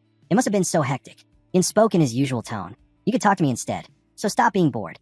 Kalion responded that Yin is included in the same scenery. Yin frowned. I've been doing my best, your highness. Really? Because all you've done these past few days is stare at me. Kalian replied with a smirk. Yin ignored the jab and turned to the others. Listen carefully, everyone. This concerns Prince Kalian. The knights straightened immediately. Mr. Manisil has stated that his highness has little aptitude for magic and only basic swordsmanship, Yin continued. In short, he's as delicate as a flower. So be cautious when accompanying him. The knights exchanged uneasy looks. One of them muttered, Did our young lord, the firstborn of House Siegfried, really give up his title for this? It took the knights a moment to process everything, but eventually they nodded in understanding. Ian looked ahead. We'll reach Latlan in a couple of hours. Let's rest here for a bit. But before they could settle, Colleen suddenly stopped. His gaze shifted toward the trees. Wait, he said quietly. Something's there. The knights immediately drew their weapons, scanning the area. Whatever it was, Colleen could sense no hostility. Then, from behind the trees, a small figure appeared, a child with pointed ears. An elf. The girl stumbled forward. Please help me. Callion's eyes softened. What's your name? Sia, the girl whispered. I'm hungry. Without hesitation, Colleen turned to his men. Find her something to eat. As they handed over some food, Sia hesitated, guilt flashing across her face. I should have told you earlier. Her tone sent a chill through the group. Something wasn't right. Uran stepped closer. Your Highness, what are your orders? Feed her first, Colleen said firmly. Then stay alert. But before he could finish, the air grew tense. The prince sensed danger. In one swift motion, he pulled off his cloak and threw it over the child. Everyone, stay sharp, he commanded. A shadow moved from the forest. A man emerged, his voice sharp. Have you seen a strange child around here? I'm tracking down a thief. Uran stepped forward. No children here, he said coldly. You'd better turn back. The man studied them for a moment, then gave a slow nod. But his eyes lingered, dark and knowing, before he vanished into the trees again. The man's gaze suddenly shifted to Kiri. I'm not here to fight, he said evenly. I came for something, or rather, someone. He raised his hand slightly. Just give me a minute. Uran stepped forward, his hand on his sword. There are no children here, he repeated firmly. Colleen narrowed his eyes. And who exactly are you looking for? The man's expression darkened. A little elf, he said. Colleen glanced toward the child hidden behind him. Perhaps you mean this one? The man's eyes widened. So you do have him. He moved to push past Colleen, his focus locked on the frightened boy. But then, Callion's voice stopped him cold. Listen carefully, he said in a low tone. Don't turn around. The man froze. There are people watching from the trees, Colleen continued. Your allies, I presume? You should really choose them more wisely, because right now, they're aiming at you. The man barely had time to react before the whistling sound of arrows filled the air. Colleen moved instantly, knocking the projectiles aside with a flicker of mana. The man turned, stunned. I told you not to turn around, Colleen muttered. Protect the prince. Uran shouted. Arson Hertz stepped forward, tracing glowing runes in the air. A shimmering barrier enveloped Colleen, just as another volley of arrows rained down. Sparks scattered across the clearing. Follow me, Uran commanded, but don't go too deep into the forest. Moments later, the attack stopped. The forest fell silent. It seemed the ambushers had retreated. Arson turned toward the small elf. Leave the child to me, he said firmly. Kiri, stay with the prince. Kiri nodded, but her attention stayed on Colleen. Your Highness, are you hurt? Before he could answer, his eyes went wide. Behind you. Colleen spun around just in time to catch the blade, aimed for his back. Steel clashed, the sound sharp and heavy. With a burst of mana, he forced the attacker away and countered with a quick spell. Light flared, striking the man's shoulder and knocking him down. The knight stared, stunned. Their prince had just used magic. Yin rushed to his side. Your Highness, he shouted. Please, stop this reckless behavior. You could have been killed. There are dozens of knights here for a reason. Colleen only smiled faintly, brushing dust from his cloak. He barely knows how to swing a sword, Yin muttered. And he calls that basic magic? It's a miracle he's still standing. The knights whispered among themselves. Was this really the same prince who'd once been described as fragile, a delicate flower of the royal house? Because that flower had just taken down an armed attacker on his own. Colleen turned back to the trembling child. Now, he said gently, why don't we talk? He removed the hood from the girl's head. Sia flinched, eyes wet with fear. It wasn't me, she cried. It was Luca's fault. I swear, I didn't steal anything. The girl's story directly contradicted the pursuer's claim. They were at an impasse. Colleen glanced at Arson. Mr. Hertz, question her. I want a full report. As you command, Arson replied, kneeling beside the girl. What happened next startled even Colleen. The child seemed to know what Arson was going to ask, answering each question before he could even speak it. After a few minutes, Arson stood and bowed. I have the information, Your Highness. He began his report. The girl is an elf in the forest of Ariska. His true name is Cialis Tion Ureha, a name given her by his mother tree. It means the spirit of a sneaking horse. She also has a close friend, another elf. The girl confessed that her friend had stolen something from the bandits they had just encountered. While escaping, Luca, the other child, got separated, and Sia accidentally ran straight toward Callion's group. He looked down, flustered. I don't even know why she keeps answering your questions before you ask them, Arson said nervously. Colleen studied her. Could it be a prophetic ability? Sia quickly shook his head. No, it's not that. Colleen thought for a moment, then turned to Arson. That's enough. You can go. But before Arson could leave, Sia stepped forward. Please, let me come with you. Yin frowned. Your Highness, what do you plan to do with her? We'll drop him off near the forest, Colleen decided. If we leave him here, he'll be caught the moment we're gone. This way, he'll have a chance. Yin nodded, though he didn't look convinced. Should we investigate further? Colleen shook his head. No, we have a long journey ahead. We can't get tangled up in this story. He turned to Uran. Send a message to the nearest lord. Tell him there's a child in need of protection. We'll reach Latlaw Manor by nightfall. Make sure he's informed. Yes, Your Highness, Uran replied. But before leaving, the knight hesitated. If I may, Your Highness, we found something unusual during our search. Colleen raised an eyebrow. Show me. Uran handed him a small object, wrapped in cloth. The moment Colleen saw it, his expression changed. This wasn't part of our supplies, he said quietly. That's correct, Uran confirmed. Do you know what it is? Colleen examined it closely. I've seen something like this before, but I can't say I understand it. He looked up. Where did you find it? Among the man's belongings, Uran replied. Colleen frowned. He had assumed the man was just another low-ranking noble. But now, there was clearly more to him than met the eye. This man, Colleen said slowly, is far more honorable than he appears. He turned his gaze to the captive. You should know what this is, shouldn't you? Seems like something valuable enough for you to keep hidden. The man hesitated, then muttered, I only picked it up because it looked important. One each, Colleen echoed. And what are they trying to achieve with it? The man shook his head. I don't know. Truly. Do you know who they are? Colleen pressed. They hide their faces, the man said. And even if I didn't know, I wouldn't care to. They're not my concern. Colleen narrowed his eyes. Then what is it that you want? If you help me, the man said quietly, I'll help you. I'm not like the other lords. That depends, Colleen replied. I don't know if my influence is enough to give you what you're asking for. My wife, the man said, voice trembling. She's in Hanson Village. They know about her. Please protect her. Callion's tone softened. I'll see to her safety. Now tell me, what were they after? The man hesitated, then spoke. A small sphere, about the size of a fingernail. I don't know much about it, but I heard only the priestesses of Tinsel can recognize it. A divine artifact, Colleen murmured. The man nodded. That's right. The tinsel shrine has been scouring the continent for them. They say these artifacts can channel divine magic, without the need for divine power itself. Callion's eyes darkened. So that's what this is about. He stared at the object in his hand, realizing that this simple encounter had just become something far greater and far more dangerous than any of them had imagined. If the artifact was stolen, then it made perfect sense that hunters would be sent after it. But one question still lingered. What did they need the poison for? This specific poison, known as penny poison, was used by Secretia spies as a last resort, something they carried to take their own lives if their mission failed.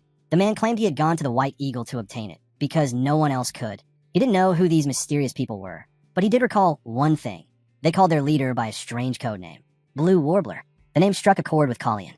Blue Warbler. He remembered it well. It was the name of one of his father's personal messenger birds, always kept locked away, never released. Later that evening, rain began to pour, forcing the group to stop at Latlon territory.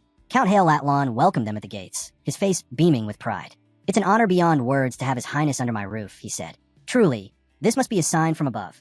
Callion smiled politely. The man was too eager, too talkative. He remembered the name, Count Latlon, from the list of nobles who had sent gifts to the palace. Didn't he return those gifts already? Yes, he did. Latlon had once supported Prince Randall's faction. But 6 years ago, after the war between the Great Dunes and the Sanctuary of Tinsel, he switched sides, pledging loyalty to Prince Planche. And now, suddenly, he was eager to win over him. Callion could already see through it. The man was nothing more than a smiling hypocrite. Hale fawned over him endlessly, waiting breathlessly for his every word, clearly hoping to make an impression. Callion noticed the servants' tired faces, their fear of speaking. Poor souls, he thought. Just then, the butler, Malcolm Chadish, entered and bowed. "My lord, forgive the interruption. We've intercepted a messenger bird." Callion's eyes narrowed. Of course, Count Hale must have tried to send a message to the Blue Warbler. Sending birds in this weather was unusual, almost desperate. Whoever this man was dealing with, he was no amateur. The sorcerer behind it was clearly skilled. Count Hale, pretending to act natural, poured the prince a drink. "A little warmth for this dreadful weather," he said with a forced laugh. But Callion's tone cut through the act. "Tell me, Count, do you know what the priests of Tinsel are doing in this region?" The bottle slipped from the Count's hands and shattered. He stammered, his face pale. I beg your pardon, your highness. Just a small accident. Too much wine, perhaps." Callion's eyes stayed on him, unblinking. "Where are they staying?" he asked again. In the Tinsel district," Count Hale finally said, his words shaky. "Arrogant charlatans, a lot of them. I don't know what business those self-righteous priests have in a village like this." He spat the words with venom, but his trembling hands betrayed his fear. Callion leaned back, his expression unreadable. "You think they're villains?" Count Hale nodded eagerly. "Heartless and spoiled, every last one of them. Someone ought to round them up in." But before he could finish, Callion raised a hand. His eyes gleamed faintly, and a pulse of magic filled the air. Count Hale froze mid-sentence, slumping forward onto the table, fast asleep. Callion sighed. This Count Hale has no manners, and even less subtlety. Elon's voice echoed in his mind. "And yet, somehow, you've gotten yourself dragged into another mess. Stolen artifacts, Secretia spies, and now reckless nobles. Are you trying to invite danger?"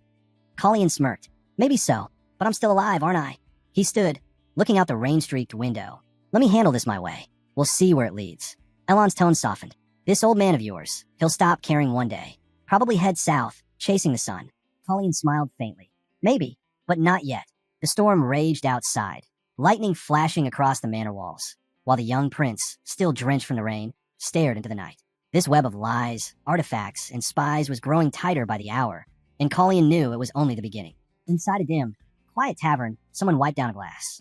The air was stale, the light dull. That's where Callion appeared, stepping in without hesitation. He greeted her calmly, asking her to disregard the men waiting outside. They were his. No reason to fret.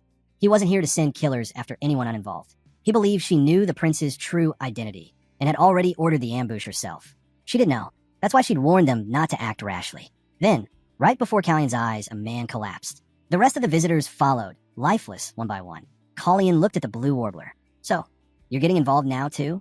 She gave a faint nod. A weapon lay near her hand, but she didn't seem eager to use it. She knew this man wouldn't make things easy. Callion asked if the elf she'd been chasing was dead. "He vanished into the forest," she answered. "Had I known it'd end like this, I never would have followed." It hadn't been a pleasant encounter, but since neither side had reason to fight, she suggested they part ways, peacefully. "The boy's safe," she added. "You have my word. Did you really think I'd come all this way just to leave empty-handed?" Callion's voice was firm. He wanted answers. "Why are you after divine artifacts? You're no priestess. You can't even use them." She took the glass from his hand, a smirk touching her voice. "They fetch a fine price. Everyone needs a side job." So that was it. She was a supplier, smuggling relics for coins. A risky business, but one that paid better than most. Colleen guessed her buyer must be in Latwan. What other reason could she have for operating out of this quiet village, when priests in Kairesis would pay far more? Her reply came smoothly. My client pays well. Fair price, every time. It's hard to find generous souls these days. They hadn't known each other long, but Colleen could already see where this path led. There's only one thing that draws the eyes of Sacritia's spies: information. The Blue Warbler wasn't just selling relics. She was trading divine artifacts for Kairos' state secrets. The man paused, then said there was something else he needed to know. The king tilted his head. Did you really come at this hour just to ask questions? From spreading gossip to testing my patience. Do you take pleasure in humiliating your king? His tone was calm, but sharp. Your Majesty is awake anyway, the man replied. And I believe you already have the answer I'm looking for. So let's not waste time. Without delay, he asked, how many tinsel priests are in Kairos right now? And where are they? The king studied him for a moment. Do you already know something, Elon? Or are you just curious? He asked. Then he waved the thought aside. No matter. You've heard of Tinsel's messengers, I assume. He leaned back. There are 14 priests in Kairos at the moment. The shrine has recalled them all, except one who remains in court service. And they've stated that any further requests for priests will be refused. The king chuckled quietly. How ironic. They were the ones who sent their priests here under the guise of performing sacred rituals. Yet now, they act as though Kairos forced them into service. If they're recalling their clergy, something must be wrong within their walls.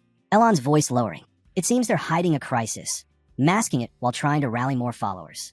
Elon asked, and Your Majesty's response? I told them they could take their priests home, the king said. Kairos doesn't interfere with church matters. But I do wonder, why is Sir Manisil asking this? Elon replied evenly. Prince Colleen wants to know where the priests are. The king's expression changed. Something in that answer caught him off guard. Elon didn't understand why. Why would the prince ask such a thing, he thought aloud. Unless... Romain's eyes narrowed. He already knows. That must be why he left for Latwan. Count Hale, Blue Walber's client. A detail Colleen didn't yet know. That snake must have fooled him. Count Hale had likely been sheltering a priest all along, trading Kairos' state's secrets to Sacritia's spies in exchange for divine artifacts. Colleen realized he had to return to the castle immediately. Elon asked if there was trouble brewing there. Could be, he said. Count Hale drank too much at dinner and made a fool of himself. I had to use a spell to silence him. But Callion's thoughts were elsewhere now. What if Count Hale hadn't been drunk at all? Meanwhile, he was growing irritated. How many times must I repeat myself, he snapped. The prince went out for his evening walk, the butler said nervously. He shouldn't be long. The truth, however, was different. Count Hale had wanted to apologize for his behavior at dinner, and sent the butler to find out which way the prince had gone. Yin frowned. Since when is it normal for a butler to track a royal? The butler stammered out an excuse, but Yin barely listened. He hadn't even realized where His Highness had slipped off to. In that case, the butler pressed, when will His Highness return? Yin sighed. He is far too stubborn for his own good. But how would Yin even know that? Let the man go already. Yin sighed, wondering where the butler's manners had gone. Still, the old man pressed on, asking for at least an estimate. When might His Highness return? Before Yin could respond, Colleen appeared in the doorway, clearly annoyed. Can't I get moment's peace around here? Both Yin and the butler froze. They hadn't expected to see the prince walk in so soon. All Yin had to do was send the butler away. Simple enough, right? He apologized quickly, saying, the gentleman here was just about to leave. But the butler didn't budge, still clinging to his question. Colleen gave them both a flat look, then shut the door in their faces with a loud thud. The butler stammered from outside, pleading for forgiveness. He hadn't realized His Highness was resting. Then, in a flurry of panic, he hurried off. Colleen couldn't help but shake his head. The whole scene left a bitter taste. Still, the prince's return had been much sooner than Yen expected, especially since he'd come through the window. It's a long story, Colleen muttered as he climbed in. Did anyone suspicious show up while I was gone? He asked. Only that butler, Yin replied. And for the record, suspicious people usually come through windows, not doors, like you just did. Colleen ignored the jab, but Yin was visibly shaken. His Highness had just jumped from the third floor and landed smiling. I'll keep that in mind, Colleen said lightly. But what's got you so worked up, Yin? I don't recall you snapping like this back at the palace. It's because you never listen, Yin shot back. I told the butler you were out for a walk, but he wouldn't stop asking when exactly you'd return. Not where you went, when... That detail made Colleen pause. It wasn't a curiosity. Count Hale was worried. Worried the prince had started poking around in his business. Colleen passed that thought to his mentor later, and sure enough, the suspicion was right. Count Hale hadn't been drunk at dinner after all. Still, his mentor couldn't figure out the purpose of the charade. Colleen did. It was a distraction, he said, to keep our eyes off the deal with the Blue Warbler, the one set for tonight. That explained why she'd appeared when she did. The wine and theatrics were meant to cover the Count's disappearance, letting him slip away unnoticed. But that plan fell apart the moment Colleen used a sleep spell on him. When Count Hale woke and realized the prince had left the castle, he panicked and sent the butler to find out where he'd gone. The reasoning fits perfectly. But one question still lingered. Why was Count Hale so desperate to acquire divine artifacts? Simple. They were the perfect offering to gain favor with the holy kingdom of Tinsel, Randall's mother's homeland. In the end, it all made sense. Count Hale was quietly strengthening his bond with the Randall faction, while still keeping one foot in the Planch camp. Behind everyone's backs, Count Hale wasn't just showering Colleen with gifts. He was leaking Kyrus' state's secret straight to Sacritia's spies. It was as if fate itself had brought that boy across Callion's path, guiding him to the clues he needed. Through her, he learned the truth. Hale Atlan had been sending divine artifacts to the Holy Realm, hoping to win Randall's favor. Too convenient to be coincidence. The storm will rage again tomorrow, and since the prince was still stuck here, he decided he'd make the mole talk. A glass shattered. That arrogant brat, Hale Atlan, spat. He should have known trouble was coming the moment Colleen returned those gifts. Count Hale clenched his fists. The prince must have used some kind of spell on him. Nothing else could have caused such a deep, unnatural sleep. Because of that bastard, every one of his plans had crumbled. He sneered, cursing the prince's royal arrogance, protected only by that damned archmage. A filthy wretch who doesn't deserve the title of prince, he hissed. Why hadn't that useless fool been killed before all this began? He'd spent a fortune buying the Marquis of Brisen's favor, but now his ties with the upper nobility were in shambles. The scandal with Celise had ruined everything. That's when the butler returned. Did you reach our friend? Count Hale asked sharply. They should respond soon, the butler replied. Count Hale hurled another glass at him. Idiot, can't you do anything right? Outside, the rain hammered down. So the lowborn mutt's spending another night here, is he? Count Hale muttered. The butler hesitated. Should we postpone the transaction, my lord? We have no choice, Count Hale growled. Not with the prince and his dogs sniffing around. Send word. The deal is rescheduled. He barked another order to the maid. Bring me something to wear. That insolent whelp. I'll make sure he learns his place. Later that evening, despite the storm, they all gathered for dinner. Count Hale laughed. That forced calm on the prince's face, it didn't suit him. Not one bit. Here in Kyrus, the title of Hale still carried weight. And if the nobles ever learned that magic had been used against him, the court would turn against the prince in an instant. Not even royal blood could save him then. Soon, Count Hale whispered, that foolish prince will be on his knees, begging my forgiveness. He leaned forward. But first, perhaps he should apologize for last night. Callion's answer was calm. I see nothing wrong with what happened. The count's eyes narrowed. Tell me, your highness, did you use a spell on me? He barely got the words out before Colleen spoke over him, voice cutting like ice. Yes, the prince said flatly. I put you to sleep with a spell. Count Hale froze, fury burning behind his mask of civility. His behavior, already disgraceful, had now gone beyond all limits. But those were matters best left in the past. The prince suggested they not dwell on them any longer. Hale Atlan was, after all, the lord of provincial lands. This was likely the first time a member of the royal family had ever stepped foot in his estate. Colleen assumed the man's behavior came from sheer excitement. Count Hale had no choice but to agree. Yes, perhaps he'd gotten a little too excited. But inside, he seethed. The only one left looking foolish now was him. Colleen, on the other hand, was worn out. He'd had enough of dealing with the man who'd attacked him earlier. Ah, Count Hale said smoothly. You must mean the one you brought here, the one who died. Colleen nodded. That's right, and I managed to uncover something rather interesting. Count Hale raised a brow. Oh, do tell. But the moment the prince spoke a certain bird's name, Count Hale spat out his wine, choking in surprise. The butler rushed forward to help blot the spill, but Hale Atlan snapped. Don't interfere. I'm talking to his highness. They hadn't even touched on the details yet, but Colleen could already tell. Count Hale knew what this was about. And soon, he learned far more. The news comes from your lands, Colleen said evenly. I thought you'd like to hear it. Count Hale smiled tightly. Of course, I'll do everything I can to assist his highness. And rest assured, no harm will ever come to you under my roof. But behind that polite tone, the truth was obvious. He wouldn't let the prince snoop around freely. He intended to find out what Colleen was hiding, his weakness, his reason for being here. Later, Uran entered the room, and the sight of that man alone was enough to sour the count's mood further. Just seeing that insolent face ruin his act made him want to throw him out of his castle altogether. Then the prince smiled faintly. You're quite lucky, my lord. Count Hale blinked, unsure what he meant. It seems the man has finally decided to talk, Colleen said cheerfully. The next moment, they were descending into the underground dungeon. The count's expression twisted in disgust as his boots splashed into a pool of blood. This place, he muttered. It's beneath a man's dignity. Must your highness really bring me here? Colleen said nothing, but his silence was sharp enough. He already knew exactly what Count Hale was thinking. No matter how the man tried to scheme, the game was already over. The prince had him in checkmate. The night before, Colleen had personally visited the man who once asked what the prince had done to his wife. Now that same man was slumped before him, weak and bloodied. Your family will not be harmed, Colleen told him quietly. You have my word. The man stared at him in confusion. Then why am I here?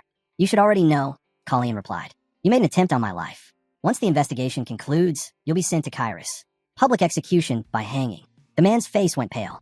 But even if I spare you, Colleen continued, your wounds won't heal. Without treatment, you won't live long. They're already festering. The man swallowed hard. Then what are you trying to say? Callion's eyes narrowed slightly. I can help you escape. Callion's voice softened, almost persuasive. I can give you a new life, he said. Far from this estate. A small plot of land.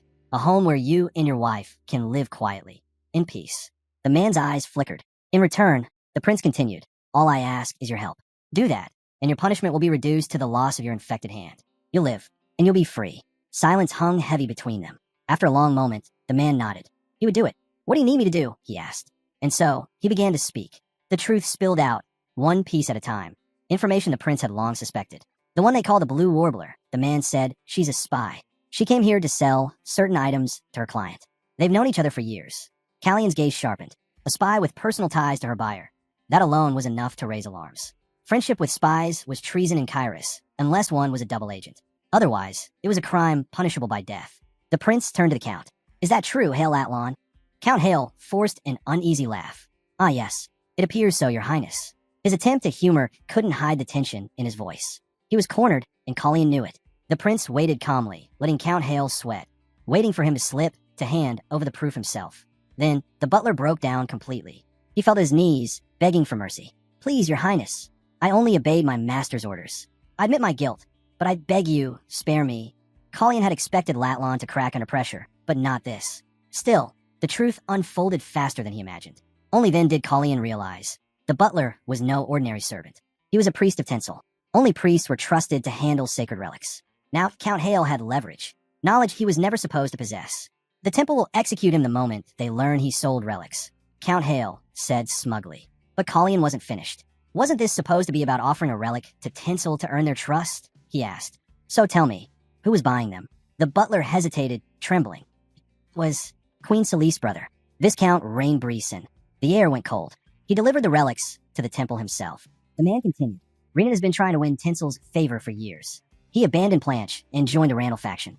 In short, Viscount Breeson had betrayed everything. Not just Celise, who was determined to see her son on the throne, but his entire bloodline. Colleen exhaled slowly. So, the trapment for a rat caught something far greater. One of the guards turned to him. Your Highness, what shall we do now? This will cause unrest. We inform the king, Colleen replied. That's the wisest course. Before leaving, the prince talked to his teacher. Write a letter for me to Count Hale Latlan. Then he gave his next orders. See the prisoner's wounds. They're severe. He'll lose the arm without proper care. Have Uren handle it. He paused, then added, and send Kiri to the village. Find the man's wife. Bring her to a safe place nearby.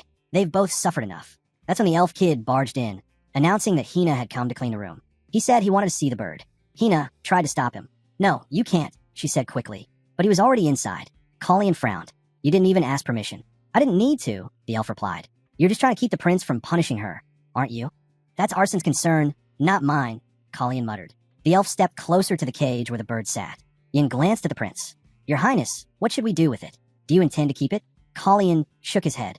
No, I'll return it to its owner when the time is right. Hina's eyes brightened a little. She had grown fond of the bird. The prince noticed. When we get home, he said, I'll buy you another one. She smiled faintly, but by evening, that bird would be gone. Hina hesitated. Marilyn might not like a bird flying around your room, Your Highness. Then let's set it free after dinner, Colleen offered. You'll help me, won't you? She nodded. I will. Good, he said. Keep the windows open tonight. Hina frowned. What? We're expecting a guest. The balcony doors stood ajar, letting the night air drift in. The guest arrived earlier than expected. Her letter had been written like a poem. Beautiful, but edged with threat. It said, Come to me, or the dovecote on Tash Street will know what you've done. The Blue Warbler understood what that meant. The prince was blackmailing her.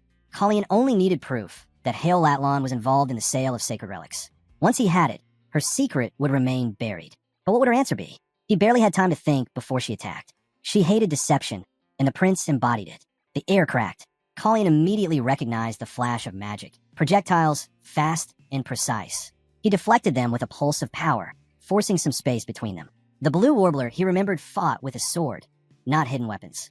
Then came the explosion. The shockwave rattled the room, sending shards across the floor. Outside, shouts echoed. The guards panicking, calling for the prince.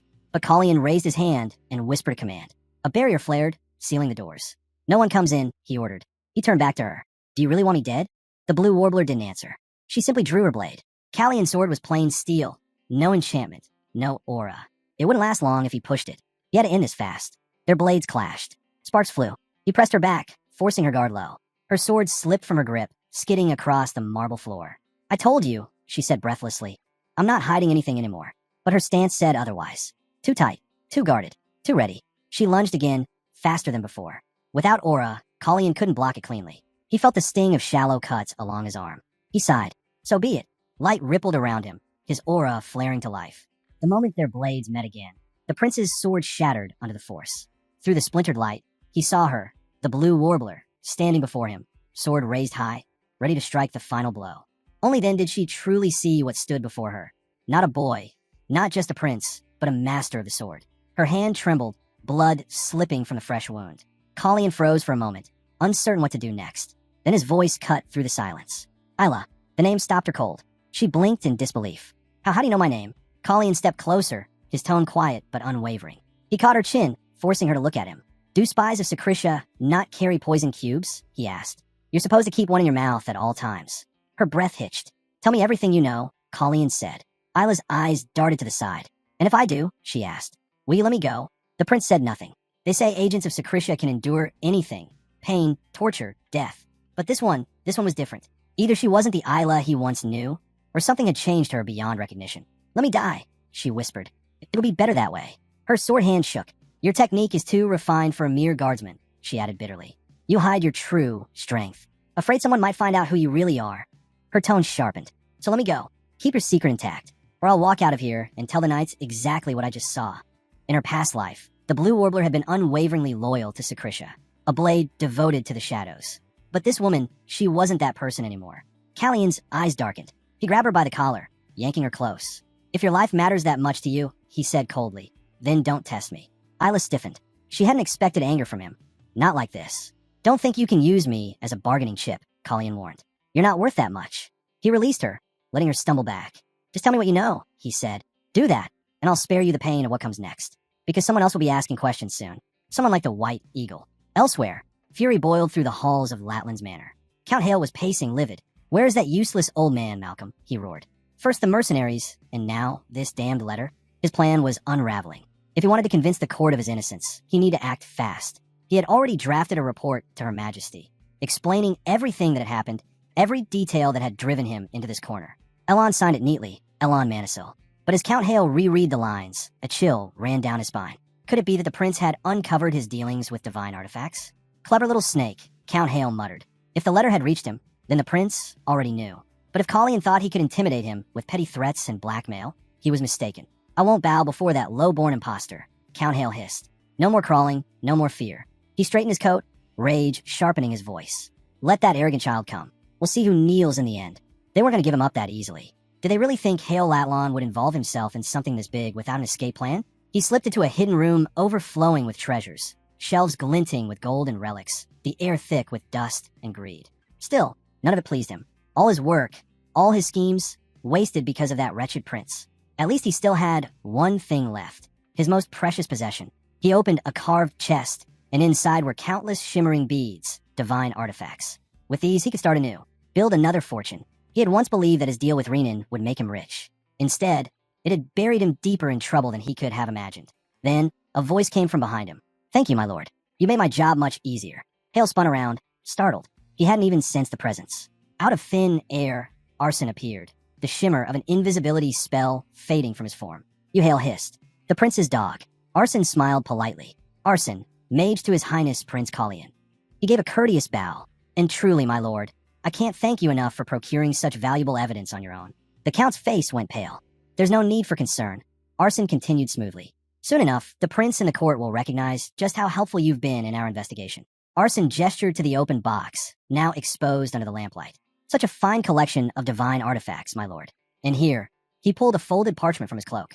The records of your transactions with the Blue Warbler, as well as the list of state secrets you've conveniently sold. By the time Callion arrived, the scene was already laid bare. Impressive work, the prince said quietly. You saved us a great deal of trouble, Arson. Arson bowed again. Always an honor, your highness. Before Callion could speak further, Yin burst into the room, his face tight with alarm. Your highness, there are soldiers outside. How many? Colleen asked sharply. Dozens. They're wearing golden armor. Callion's eyes narrowed. The Kaela? The king's personal guard. An elite force meant to protect his majesty himself, stationed only in Kairos. What were they doing here? Even Elon was stunned when he received the news. The king sent them to Latlan? I expected a standard hooray, not the Kaela. When he had written to Romaine, this was not the response he had imagined. He's only a boy, Elon muttered bitterly, and his majesty is already stirring up chaos. Romaine remained calm. It was too dangerous to send ordinary knights. We couldn't take that risk, not when Brizen's agents might be among them. Men who wield another's sword can't be trusted. The king must already know the full scope of this, Elon said. Elon continued. Your concern won't help Colleen now. What will you do if this spirals into collapse? Romaine hesitated, silent. Elon sighed. Every gesture of affection the king shows his sons only tightens the noose around Callion's neck. His rivals will twist it into politics. Understand, Romaine said quietly. Romaine added, good. My other two sons are joining me for breakfast tomorrow. I want to see how well they get along. He turned toward the window, where dawn light began to seep through the curtains. A happy day for His Majesty's house, Elon murmured. The butler could hardly believe it. His Highness was already preparing to leave. Colleen fastened his cloak, replying evenly. The service has already been called. Kaela will handle the rest. The criminals would be escorted to the capital, where justice awaited them. Their fates would be decided there. Sadly, one of them would never stand trial. Death had claimed him first. Norton, the man who had trapped the blue warbler, had been granted freedom. Officially, his name would appear in the records as deceased. In truth, he was on his way to Whitland Manor, traveling home with his wife, far from the shadows of the capital. As for the butler, his heart sank. He had been forced into the Earl's service, a long and miserable servitude that had driven him to trade in divine artifacts. Still, guilt weighed on him. He confessed fully to his crimes, even admitting to a felony. But Colleen was fair. The man's cooperation had been crucial in exposing a traitor to the kingdom. Because of that, the throne would show mercy, a reward for his loyalty to Prince Colleen. From this day forward, Colleen said, you will serve as my butler here at Latlan Manor. The man bowed, deeply, trembling. Why, Your Highness, me? Colleen smiled faintly. Yes, I trust you'll keep this place in order. He couldn't believe it. He, a disgraced servant, had been given a second chance. The boyish gleam of joy returned to his eyes, something he hadn't felt in years. Together, they made their way towards Sisfanian's quarters. On the road, word reached the prince of what had followed in his wake. Hail Atlan had been stripped of his titles and privileges, sentenced to life imprisonment.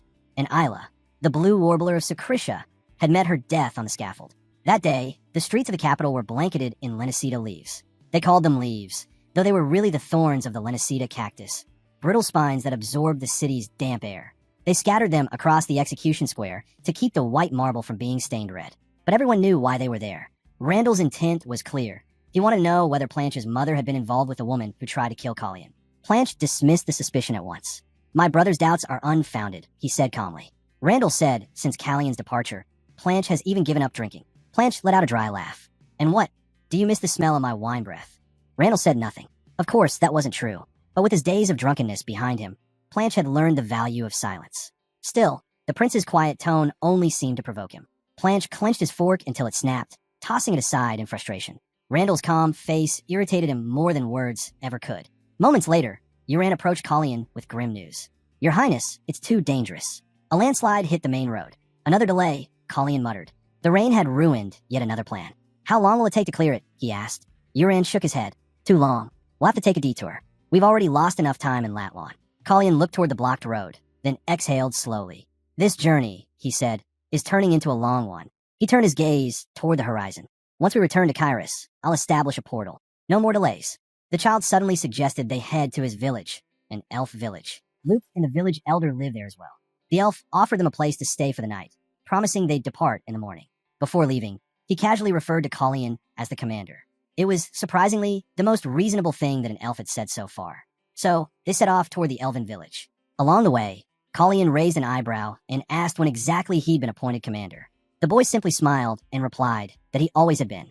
When they finally arrived, Colleen couldn't help but be amazed. The place was unlike anything he'd ever seen. A village that seemed almost alive, blending seamlessly with the forest. He'd never imagined he'd set foot in such a place. As they entered, 3 elves appeared to greet them. One of them stepped forward and asked who among them was the king of men. Colleen chuckled and explained that the title was a bit exaggerated. No one here held such rank. But if they were looking for a representative of their group, that would be him. The elf introduced himself as Zera, the village elder. After a brief pause, he addressed Colleen once again as king of men and asked for a favor. Collian, whose full name was Collian Rain Kyrus, corrected him politely, insisting he wasn't a king. Before agreeing to anything, he needed to know exactly what this favor involved. Zera explained the situation. 3 elves from their village had traveled to a nearby human settlement and never returned. 10 days later, 2 scouts were sent to find them, only for those scouts to vanish as well. 5 elves gone without a trace. He asked for Callian's help in finding them. To Collian, the elder's tone felt overly demanding, almost entitled. Still, he knew not all elves were like this. After all, there were 3 others he trusted. But why should he be the one to find them? Because, according to Zera, he was the king of men. Collian sighed, correcting him once more. He wasn't a king, only a prince of Kyrus. Zera brushed it off as unimportant, but Collian firmly stopped him. It matters, he said. A king and a prince live in entirely different worlds. Reluctantly, Zera agreed, but he quickly added that he wouldn't ask for help without offering something in return. He mentioned their next destination, Sigurd Manor. Collian confirmed it.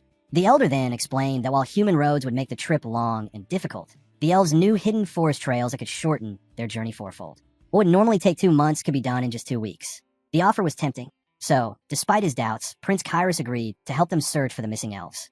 That was exactly the answer Zera had hoped for. But before they could discuss it further, Uran stepped in, reporting that they'd found no trace of the slave trade the prince had mentioned earlier. The forest ahead bordered 2 cities, Narika and Sting. They found plenty of mercenaries along the way, but none showed any sign of criminal behavior.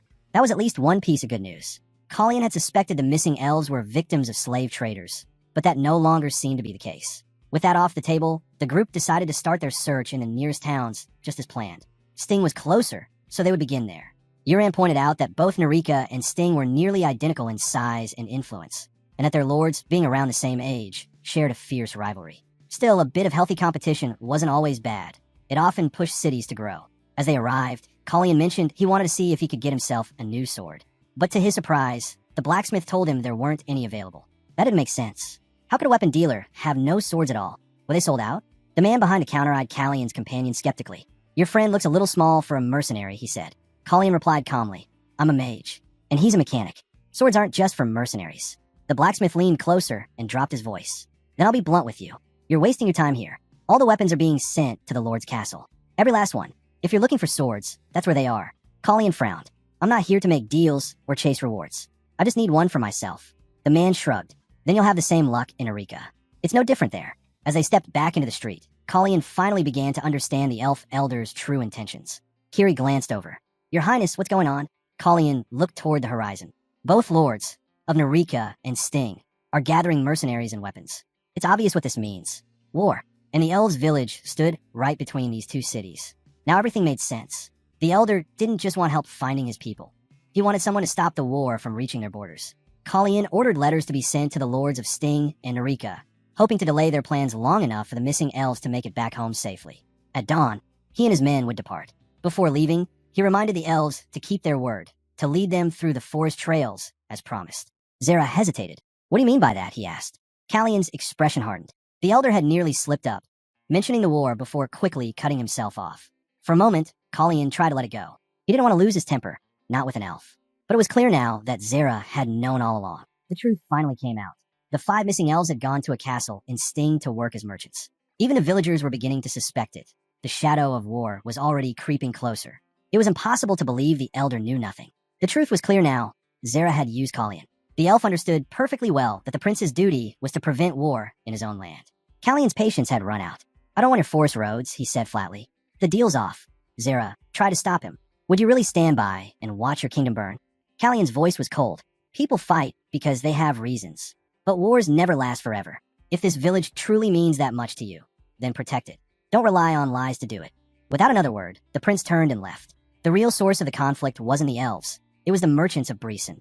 Their caravans were the only ones that traveled this far, but they'd stopped coming after the incident at Latlon Manor. Once again, the names Renan and Breeson echoed through Sting and Narika. These towns couldn't grow wheat.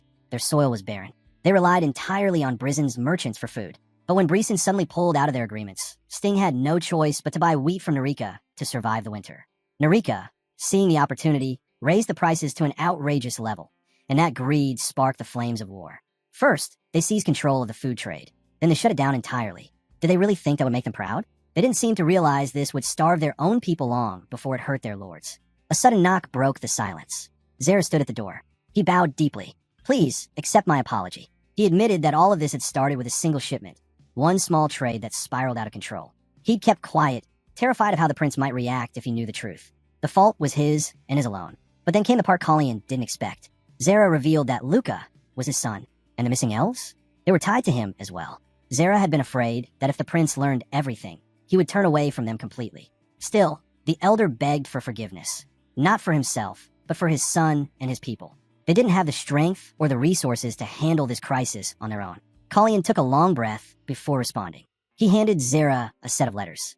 "Deliver these to the lords," he said. "Find out what they truly need besides wheat. Once you bring back that information, I'll meet with them myself." Zara's eyes lit up. "So you'll help us?" Colleen shook his head. "I'm not doing this for you."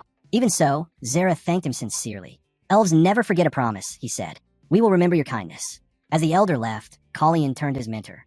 The same names, Renan and Breeson, kept coming up again and again, stirring unrest wherever they went. "It seems," Colleen said quietly, "it's time to clean house." At the Breeson estate, the butler bowed deeply as Marquis Evan Breeson, head of the Breeson household, returned home. "Shall I keep the carriage waiting, my lord?" the butler asked. "In case you wish to depart, right after your meeting?" Evan shook his head. "No need. I'll be staying." He ordered that the guests be escorted to the study. A strange request, since no guests were expected today. Even the butler found it odd. The Marquis never missed a council meeting and usually received visitors in the main hall, not in his private study. Something about his demeanor was different. When the door opened, a man entered. A familiar name, though not a familiar face. Elon Manisil, Evan said flatly. They had never met in person before, and Elon confirmed as much. "If I had sent word ahead, I imagine you'd have prepared a more formal welcome," he said lightly. "But I prefer to come unannounced. I won't take much of your time. I believe I have something that might interest you." Evan leaned back in his chair, unimpressed. "And what would that be?" "It's about your second son," Elon replied. "The boy seems quite taken with the king's firstborn, isn't it?" The Marquis frowned. "That puppy? I doubt he'd have the nerve to get involved in anything so bold." His tone made it clear. He didn't think much of his son. Elon smiled faintly. "Perhaps, but I have something here that might change your mind." He placed several documents on the table. Evan flipped through them impatiently, trying to decipher what Elon was implying. "Let's be honest," the Marquis finally said. "I decided long ago that Renault would be removed. This isn't a matter for a court magician to meddle in." Elon chuckled quietly. Funny, coming from a man who built his fortune like a common thug. The words hit like a spark in dry grass. Evan's aura flared, and the air in the study thickened. His anger sharpened like a drawn blade. Yet Elon didn't flinch. He met the Marquis's gaze calmly, even as the pressure of an 8th Circle mage, and a master swordsman at that, filled the room. This was no ordinary noble. Evan had clawed his way to power, and his presence alone carried the weight of death. Still, Elon stood his ground. He'd faced worse. The Marquis exhaled sharply and let the aura fade. "That's better," Elon said quietly. "No need to lose composure, my lord." Inside, though, he couldn't help but be impressed. For all his arrogance, Evan Brison's strength was real. To withstand the force of his magic and still stand composed, few could do that. Elon continued smoothly. "Of course, I'm certain you're capable of handling your son on your own. But what if I could offer an alternative? A cleaner way to remove him, without drawing unwanted attention?" Evan's eyes narrowed. "I'm listening. Have your mentor approach me," Elon said. "Say he wishes to buy my trade guild. That's all." The Marquis tilted his head slightly. "And what would that accomplish?" When it was revealed that Celise was behind Prince Callion's poisoning, Elon explained, it was Brison's trade guild that suffered the most. "You, more than anyone, understand what happens when a name loses its value." A brief silence followed. Evan Breeson folded his hands. His expression darkened, but there was a spark of intrigue in his eyes. Elon Manisil might have just offered him a way to reshape the game entirely. You can't keep a guild alive on reputation alone, no matter how great the name behind it. The Breeson family might have been known for their honor and chivalry, but their trade guild was another story entirely. It had been founded by the Marquis's second son, a man with no gift for swordsmanship or magic. He'd turned to commerce instead, but the guild had long since stopped turning a profit. Worse, it had become a stain on the family's name. Evan Breeson was surely already planning how to rid himself of the burden. That part made sense to Evan. What didn't make sense was why he was being offered a plan that seemed to benefit Prince Callion. Surely this was a trap, something that would play into the prince's hands. Why would Evan give him that advantage? As expected, Elon saw the doubt in Evan's eyes and spoke first. "You misunderstand, Evan. The buyer won't be His Highness. He's not acquiring it himself." Evan raised an eyebrow. "Then who is?" "The head of Kyros's second largest trade guild," Elon said. "He's the perfect candidate, a rival strong enough to take over, and a reason to do so." The Marquis's tone turned sharp. "All I need is the right reason to sell. Once I present that, I'll receive an equally generous offer in return." It was a clever move, discreet, efficient, and entirely self-serving. Meanwhile, elsewhere, a different conversation was unfolding. Renan Brisson sat in his private study, tending absent-mindedly to a potted plant. Father's busy again, he murmured. But don't be sad, my beautiful one. I'm here now. He tried to sound calm, but anger simmered beneath his words. Hale's arrest had unsettled him deeply, though he refused to show it. If he lost control, even for a moment, he'd draw attention, and that was something he couldn't afford. For a fleeting second, he considered selling off everything he owned and fleeing to Tinsel before anyone discovered their connection. But the thought made him shudder. Tinsel was a dangerous, godforsaken place. Fortunately, he'd cut ties with Hale before things fell apart. He plucked a leaf from the plant and sighed. Such a shame, he whispered. Moments later, his butler entered, speaking quietly. I'm truly sorry, my lord. The young lady has been in great pain. Other lords who trade with Tinsel haven't been disturbed. But the man suddenly stopped. His expression froze. A dark shadow fell across the room. Renan turned. Why are you here? He never finished the sentence. The attack was swift. Multiple figures closed in, and in seconds the Breeson air was gone. By morning, rumors swept through the capital like wildfire. When news of his son's disappearance reached him, Marquis Evan Breeson launched an exhaustive search across the entire kingdom. Zara appeared once more, this time with two elves at his side. They spoke softly of the mother tree, how it had answered their plea. Soon, the forest trails would open again, allowing them safe passage. That meant it was time to move out. Zara announced that his son, Luca, would serve as guide to the prince. Colleen thanked him, but couldn't hide a flicker of hesitation. He would have preferred Sia to accompany them. Turning to Sia, he asked, Can you lead us through the forest trails instead? The elf nodded without hesitation. Of course I can. Colleen hesitated. But are you sure? No one will be there to guide you back. There's no need to worry, Sia added with a confident smile. I can find my way even with my eyes closed. Just as he was about to signal their departure, Colleen noticed something strange. Sia was speaking differently, more naturally than before. Is something wrong, Commander? She asked. Colleen frowned. This stone, where did you get it? He took the dark gem the elf was holding and examined it closely. You must have found it among the relics. Luca blinked, confused. I don't remember taking anything. Arson, standing nearby, muttered. We assumed it was another holy relic. It was found beside the others when Luca returned to the village. But Yurin's tone turned grim. No, this one's dangerous. It reeks of blood. Colleen felt it too. A sharp, oppressive energy that made the air feel heavy.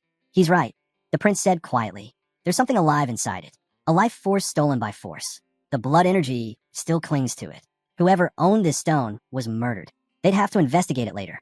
For now, it could serve a purpose. Sia, Colleen said, handing the stone back. Use it to stay in touch while we're on the road. The elf's eyes widened slightly. This is the stone of the bow, he murmured. Colleen nodded. It's mine. That was all she needed to hear. She accepted the relic carefully. Then I'll hold on to it until we reach the other end of the trail. Before setting off, she glanced at Arson and grinned. Let's play a word game along the way. As they prepared to leave, Yuran leaned toward the prince. That child, Sia. Have you noticed? She sometimes answers before you even ask. Could it be foresight? Colleen shook his head. It's not foresight, but Colleen wasn't convinced. Maybe not exactly, he said, but it's close. I think the future just reaches him a little faster than the rest of us. A distortion of time, and a relic that could suppress abilities related to it. It all tied back to one thing, the axis of time.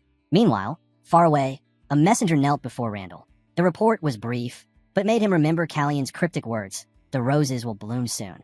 This time, Callion had dealt with Renan personally. From his sleeve, the prince drew a relic. He focused, channeling power into it until the artifact began to glow. The air shimmered, and from that radiance, a bloom appeared, unfolding in full, vivid color. A small smile crossed his face. Still beautiful as ever, he murmured. Let it stay that way a little longer. Then, calmly, he began to draw mana from the world around him. The teacher smiled faintly, congratulating His Highness, not for gaining another magic circle, but for something rarer, a stronger aura. Colleen sighed. Please, teacher, don't tease me. Just scold me and get it over with. Elon chuckled. Why would I scold you? You're the one most frustrated here, aren't you? He wasn't wrong. It wasn't easy to abandon the habits of a lifetime, the instinct to gather and shape mana, as if wielding a sword. Even a single moment of hesitation could alter everything. That was why Callion's mana hadn't formed into a new circle, but had instead transformed into an aura. And of course, the prince already knew that. Mana and aura might differ in form, but their essence followed the same principle. Still, he couldn't help wondering, why had his power shifted on its own? Elon didn't have an answer, but he smiled knowingly. Then figure out before you return to Kairos. Don't come back until you do. Colleen turned his gaze upward. The night sky stretched endlessly above them, stars glittering like 1,000 unspoken riddles. Could he really find the answer out there? His mentor's voice was calm. You're already on the right path. Keep walking it. Every path leads somewhere. Before he could respond, Sia called out from ahead. Commander, this is it. The end of the forest trail. Finally, they had arrived. Before them lay the vast territory of the Siegfried Duchy, the land of elephants. Sia, smiling brightly, stepped forward. This is where we part ways, Your Highness. Sia approached and handed back the Blackstone. You should take this now, she said softly. Colleen accepted it, then hesitated. Sia, must you return to the village? He had noticed it before, the cold stares, the distance. Even as an outsider, it was obvious that the villagers kept away from her. The elders' disapproval of her guiding them had made that even clearer. If your presence there causes trouble, Colleen said carefully, I can take your case to the Sisfanian Council. Until then, you're welcome to come with us. The words caught her off guard. For a moment, Sia looked away. You're right, she said finally. The others don't like me. But the World Tree said, this is who I am. I don't need to be fixed. Colleen nodded slowly. Different doesn't mean broken. Sia smiled faintly. Exactly. The prince could tell she had made her peace with it. Then I won't worry, he said. You'll find your own way. She nodded. And we'll look forward to the next time we meet. Sia bowed deeply. Thank you, Your Highness, for saving me. Towering castle walls loomed ahead, surrounding the Sisfanian domains. Every prince of Kairos who had stood before those walls must have felt the same, grateful that the Siegfried family had never sought the throne. Colleen turned to his companion. Yin, he said, while we're here, you can stop calling yourself my errand boy. You've done enough. 20 men already hate me. I don't need to make it 30. Yin grinned. But I've been doing just fine so far. Colleen couldn't help but smirk. The memory came rushing back. The time a blade had come flying toward Yin, and he'd caught it barehanded before it could strike. Back then, Yin had said he could handle it, and when he later collapsed from poisoning, he'd only smiled silently at his prince, never blaming him, never speaking a word of resentment. That silence had made Callion's apology all the heavier. They were staying in that night. After his shower, Callion leaned against the window, thinking their long journey had finally come to an end. He was wrong. Yin, ever calm, explained, we've only reached the outer gates. The inner gate of the castle is still 2 days away. Callion stared at him. 2 days? Just to reach the main gate. Yin nodded, smiling faintly. The prince sighed. This place really is the land of elephants. He glanced out at the sprawling landscape beyond Yin's balcony. Your duchy is enormous, Yin. And here I was, thinking I'd meet your father today. Complaining wouldn't change anything, and he knew it. With a weary shrug, he let it go. As he sat down, his eyes fell on the black stone in his hand. Sia's words echoed in his mind. Even if you say otherwise, it doesn't change what you are. He finally understood. His mana hadn't vanished when it turned into aura. The essence was still the same. It had simply evolved. All this time, he believed mana and aura were completely different forces, but that wasn't true. It was only habit that made him separate them. If he couldn't stop turning mana into aura, then he'd make it work for him. He would use aura as the fuel for his magic. The change was immediate. Arson, standing nearby, felt it before Colleen even spoke. The prince's mana, once faint and gentle, now surged like a river bursting through a dam. It was colder now, stripped of warmth, sharp enough to make the air itself shiver. The sheer power of it was staggering. Colleen smiled faintly to himself. The magic of the 4th district was now within his reach. That problem, at least, was solved, but others were waiting. By the time they reached the inner gate, Yin walked ahead, leading the way. There were 6 sword masters on the continent, 6 who had transcended the limits of ordinary warriors. Among them, those with stronger auras could easily sense the presence of weaker ones. That was why, even before the prince crossed the final archway, the man they had come to meet was already there, Duke Slayman Siegfried, master of these lands. The Duke stepped forward, his expression calm but sharp. Welcome, Your Highness, he said. You've traveled far. You must be exhausted. Colleen bowed lightly. It's been a long road, Duke Siegfried. But the Duke's eyes narrowed slightly, studying him. The air shifted, the unmistakable recognition of one sword master to another. In an instant, he knew. You've grown, Slayman said, his voice low. Since our last meeting, you've changed a great deal. Colleen smiled politely. Just a minor transformation. Nothing drastic. The Duke's laughter echoed across the courtyard. Minor? I'd hardly call it that. You stand differently now. There's a man before me, where once stood a boy.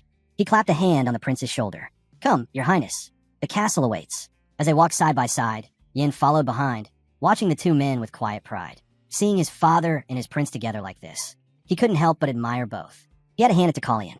The wizard had come a long way indeed. The Duke had chosen his apprentice well, an extraordinary talent, not only gifted in magic, but now also recognized as the 6th strongest sword master on the continent. Colleen knew it was pointless to try and hide anything from Duke Siegfried. A man like him, sharp and experienced, could see right through it. Every scar, every trace of aura, nothing escaped his eyes. The Duke smiled faintly. It may still be difficult for you to see the aura of others, Your Highness, but I can clearly see yours. You've made remarkable progress. He paused, his tone softening. Your mentor must take great pride in watching your growth. Colleen gave a small, almost wry smile. I wouldn't be so sure. My teacher is quite absorbed in his own work right now. Elon had earned that right. Years of relentless effort had finally paid off. The Duke nodded thoughtfully. I'd love to stay and talk more with you, Prince Colleen, but duty calls. I have inspection rounds I can't delay. I hope you'll understand. Of course, Colleen replied. I'm the one who arrived ahead of schedule, after all. Then, the Duke said with a smile, since you'll be departing in the morning, I wish you a safe journey. I'll look forward to hearing your tales when we next meet. Colleen bowed politely as the Duke took his leave. Far away, in the royal palace, the king sat in his chambers, a cup of wine resting loosely in his hand. Seeing His Majesty drink was a rare sight. Elon, standing nearby, could only assume that his mind was on the prince, or perhaps something else entirely. Elon hesitated before speaking. Your Majesty, have you given any thought to rekindling Camelon's flame? The king didn't answer right away. His gaze remained fixed on the flickering light of the candles. It's not just the flame, Romain continued carefully. I'll soon need to declare the heir. The king sighed. Colleen will be the last of my sons to complete his rite of passage. When he returns, all three will be old enough to stake their claim. He set the cup down. Randall is cautious, deliberate, but he keeps too much hidden. I can never read him. Planche, he's the strongest by far, but his defiance knows no bounds. And Colleen, he paused, a trace of worry in his voice. Colleen is still learning what it means to be a man. Elon's lips twitched into something between a smirk and a grimace. Then perhaps the best choice is to name the least desirable heir. The others will eliminate him for you. Problem solved. The king gave a tired laugh. If only it were that simple. I'm too old for games like that. He looked toward the window, where moonlight spilled across the floor. Randall will keep his distance until Colleen returns. He's patient like that. When the time comes, I'll see what truly lies in his heart. Until then, silence is best. I won't let tomorrow's uncertainty rob me of today's peace. Elon bowed. Wise words, Your Majesty. The king leaned back, eyes half closed. When Camelon's flame burns again, it will not be for bloodline or title. It will be worth. Only the one who proves himself will be worthy of it. Elon said softly. Meanwhile, somewhere far away, Colleen walked through a winding cavern. The air grew colder with every step, the darkness stretching endlessly ahead. He'd been walking for what felt like hours, yet the tunnel showed no end. How deep does this cave go? He murmured under his breath. And then, without warning, the path opened. Before him lay a clearing filled with glowing flowers, an otherworldly garden hidden beneath the earth. Colleen stopped, staring in awe. What is this place? Only then did Colleen truly turn his attention forward. He felt it, a surge of power unlike anything he had ever known. Pure, unrestrained magic that transcended every known limit. The air itself trembled, saturated with an aura so immense it could crush a man's spirit by presence alone. This was more than divine will. He knelt instinctively, bowing his head. Before him stood the almighty Sisphanian, not a vision, not an echo, but the goddess herself made manifest. All around, the townsfolk went about their lives, unaware of the miracle unfolding in their midst. Then suddenly, a blinding flash of light split the sky, washing over everything in silence. Within that light, Colleen stood frozen, his mind racing. Would a mere projection of her will not have sufficed? Why reveal her true form now? The crushing magic and suffocating pressure that had filled the air moments before suddenly dissipated. The goddess's eyes turned toward him, calm, knowing. She saw the foreign child before her, one who did not belong to this world. A soul burdened with memories from another life, another reality. He had taken her blessing, she realized, and turned it into a weapon of death. Yet what truly stirred her curiosity was not his defiance, but his purpose. What had driven him to do it? In the next instant, she appeared directly before him. That was why he had been called, to stand in her presence. Outside, his companions had seen the light too. They had no idea what it meant. What's happening? One of them muttered. This has never happened during a rite of passage before. Yan's face was pale. Something's wrong, the prince. A large hand rested gently on his head. It was his father, the Duke, who had arrived without warning. You seem rather worried for that boy, he said quietly. Yin blinked. You're supposed to be on inspection duty. I just returned, the Duke replied evenly. That fast? Yin frowned. He'd only left the night before. There was no way. The others glanced at them in surprise. It was the first time they'd heard Yin call someone father. Before anyone could question it further, two figures appeared. A girl with striking white and crimson hair, and a woman beside her whose presence carried quiet strength. Veronica Manisil, Elon's granddaughter. And beside her, Rachel Grace, Elon's daughter-in-law. But the true presence that filled the chamber was Sisphanian's. She turned to Colleen, her gaze endless as the night sky. Without a word, she reached out and touched his face. The world fell away. In an instant, they were standing inside Callion's memories, his past laid bare before the goddess's eyes. She saw his brother, the grief that consumed him, the moment of death, and the awakening in another's body. Everything became clear to her. Sisphanian whispered something, a string of divine words that rippled through the air like music beyond comprehension. Colleen tried to listen, but her voice was lost to him, as though it existed in a realm his ears could never reach. He frowned. What are you saying? But she didn't answer. She didn't want him to understand. He looked up confused. Who are you talking about?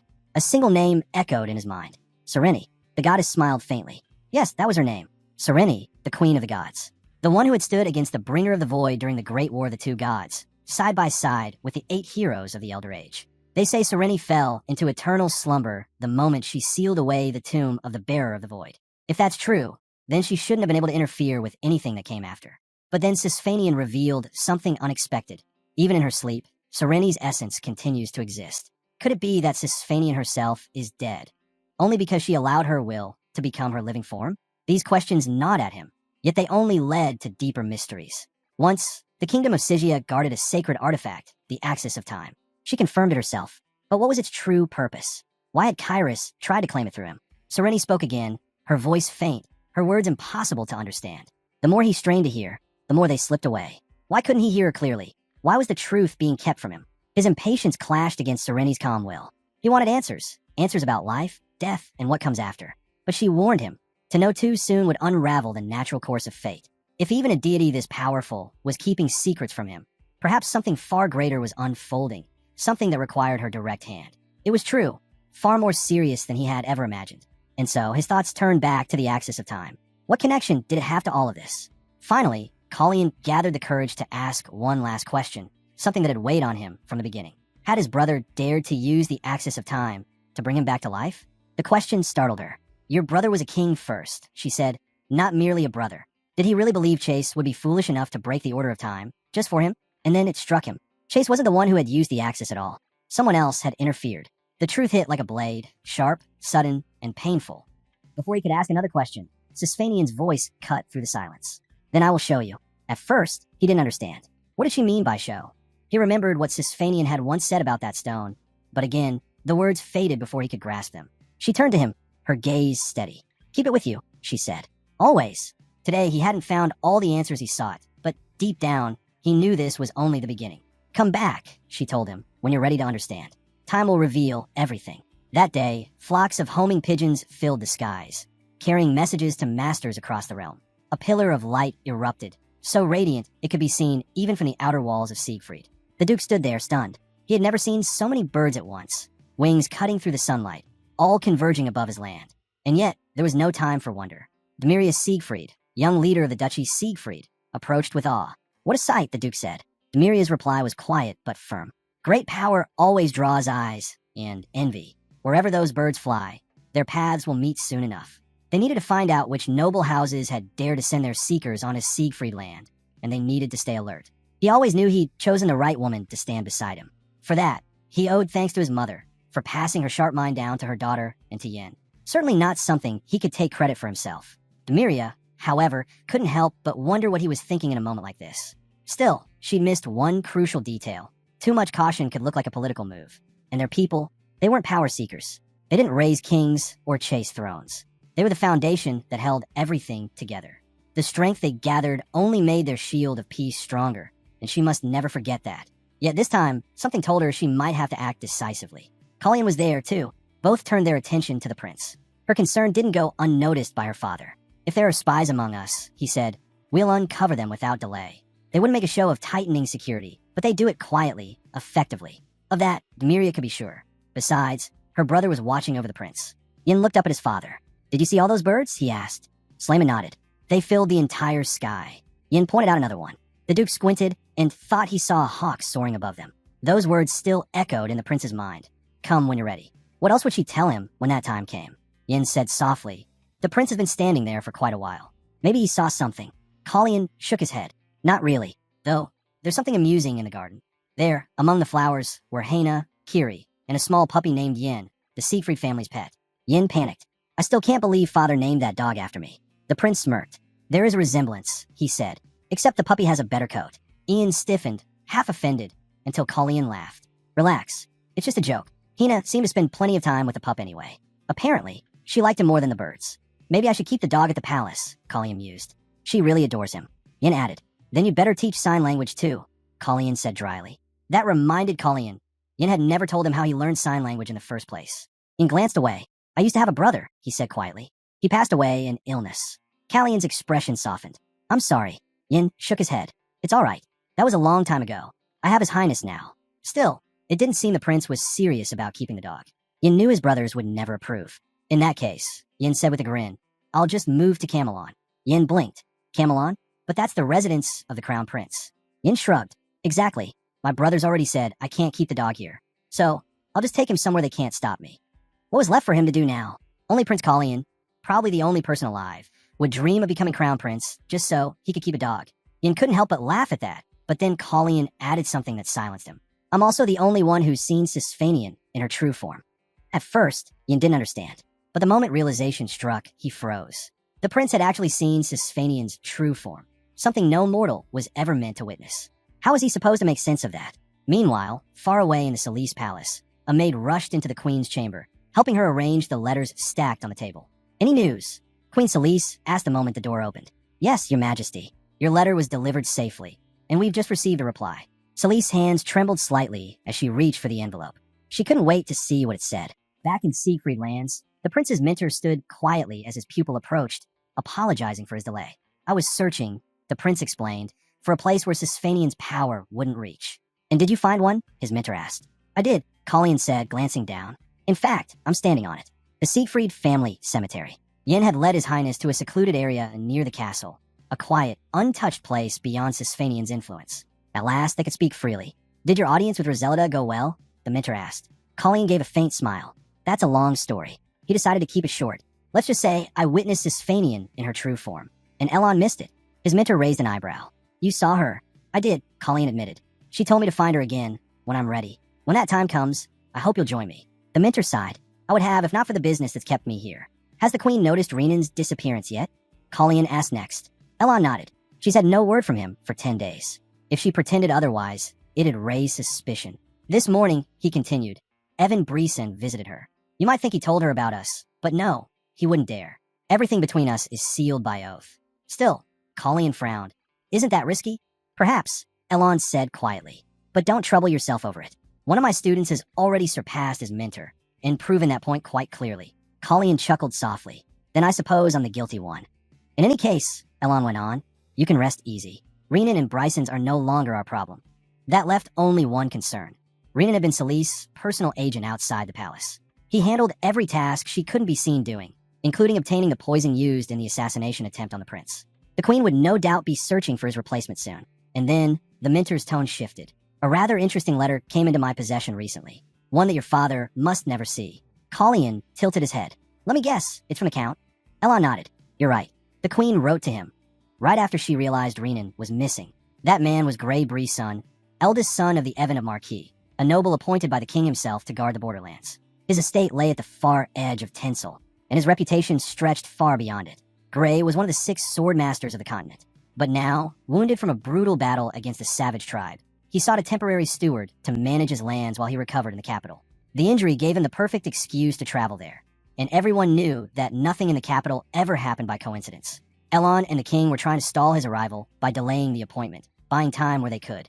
Calian couldn't help but thank them for that, because it meant another sword master had entered the game. And this one promised to make things very interesting. The prince was eager. He could hardly wait for their meeting. The duke, noticing his anticipation, suggested they take a short rest. A bench would have been better, but a fallen log would do just fine.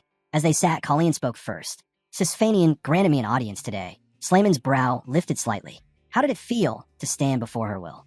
It wasn't her will, the prince replied quietly. The duke paused, realizing what that meant. You saw her in the flesh? Calian nodded slowly. It sounds unbelievable, I know, but Slayman didn't let him finish. A knowing look crossed his face. I knew it, he said. I always knew she was still alive. For centuries, people had whispered that the Siegfried family had wasted 500 years guarding an empty dragon's lair that didn't even exist. But they were wrong. Every generation's vigil had meaning. None of it was in vain. Seeing the duke's joy warmed the prince's heart. I still have one more meeting with her, Calian said. If it's possible, I'd like to open a teleportation portal between Kairesis and Siegfried. It would make things much easier. Now, Slayman understood why the prince wanted it, but the question remained. Will the king allow such a thing? A direct link to the capital could become a gateway for attack.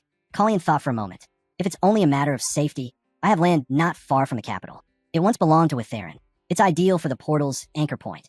Slayman considered it carefully. A day's journey from the outer walls, accessible only by royal authorization.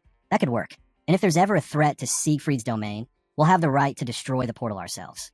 If the king agrees, I do too, the Duke added. That was all Colleen needed to hear. He smiled slightly. I'm glad to hear it. The Duke chuckled. Who am I to refuse a prince? But Colleen wasn't finished yet.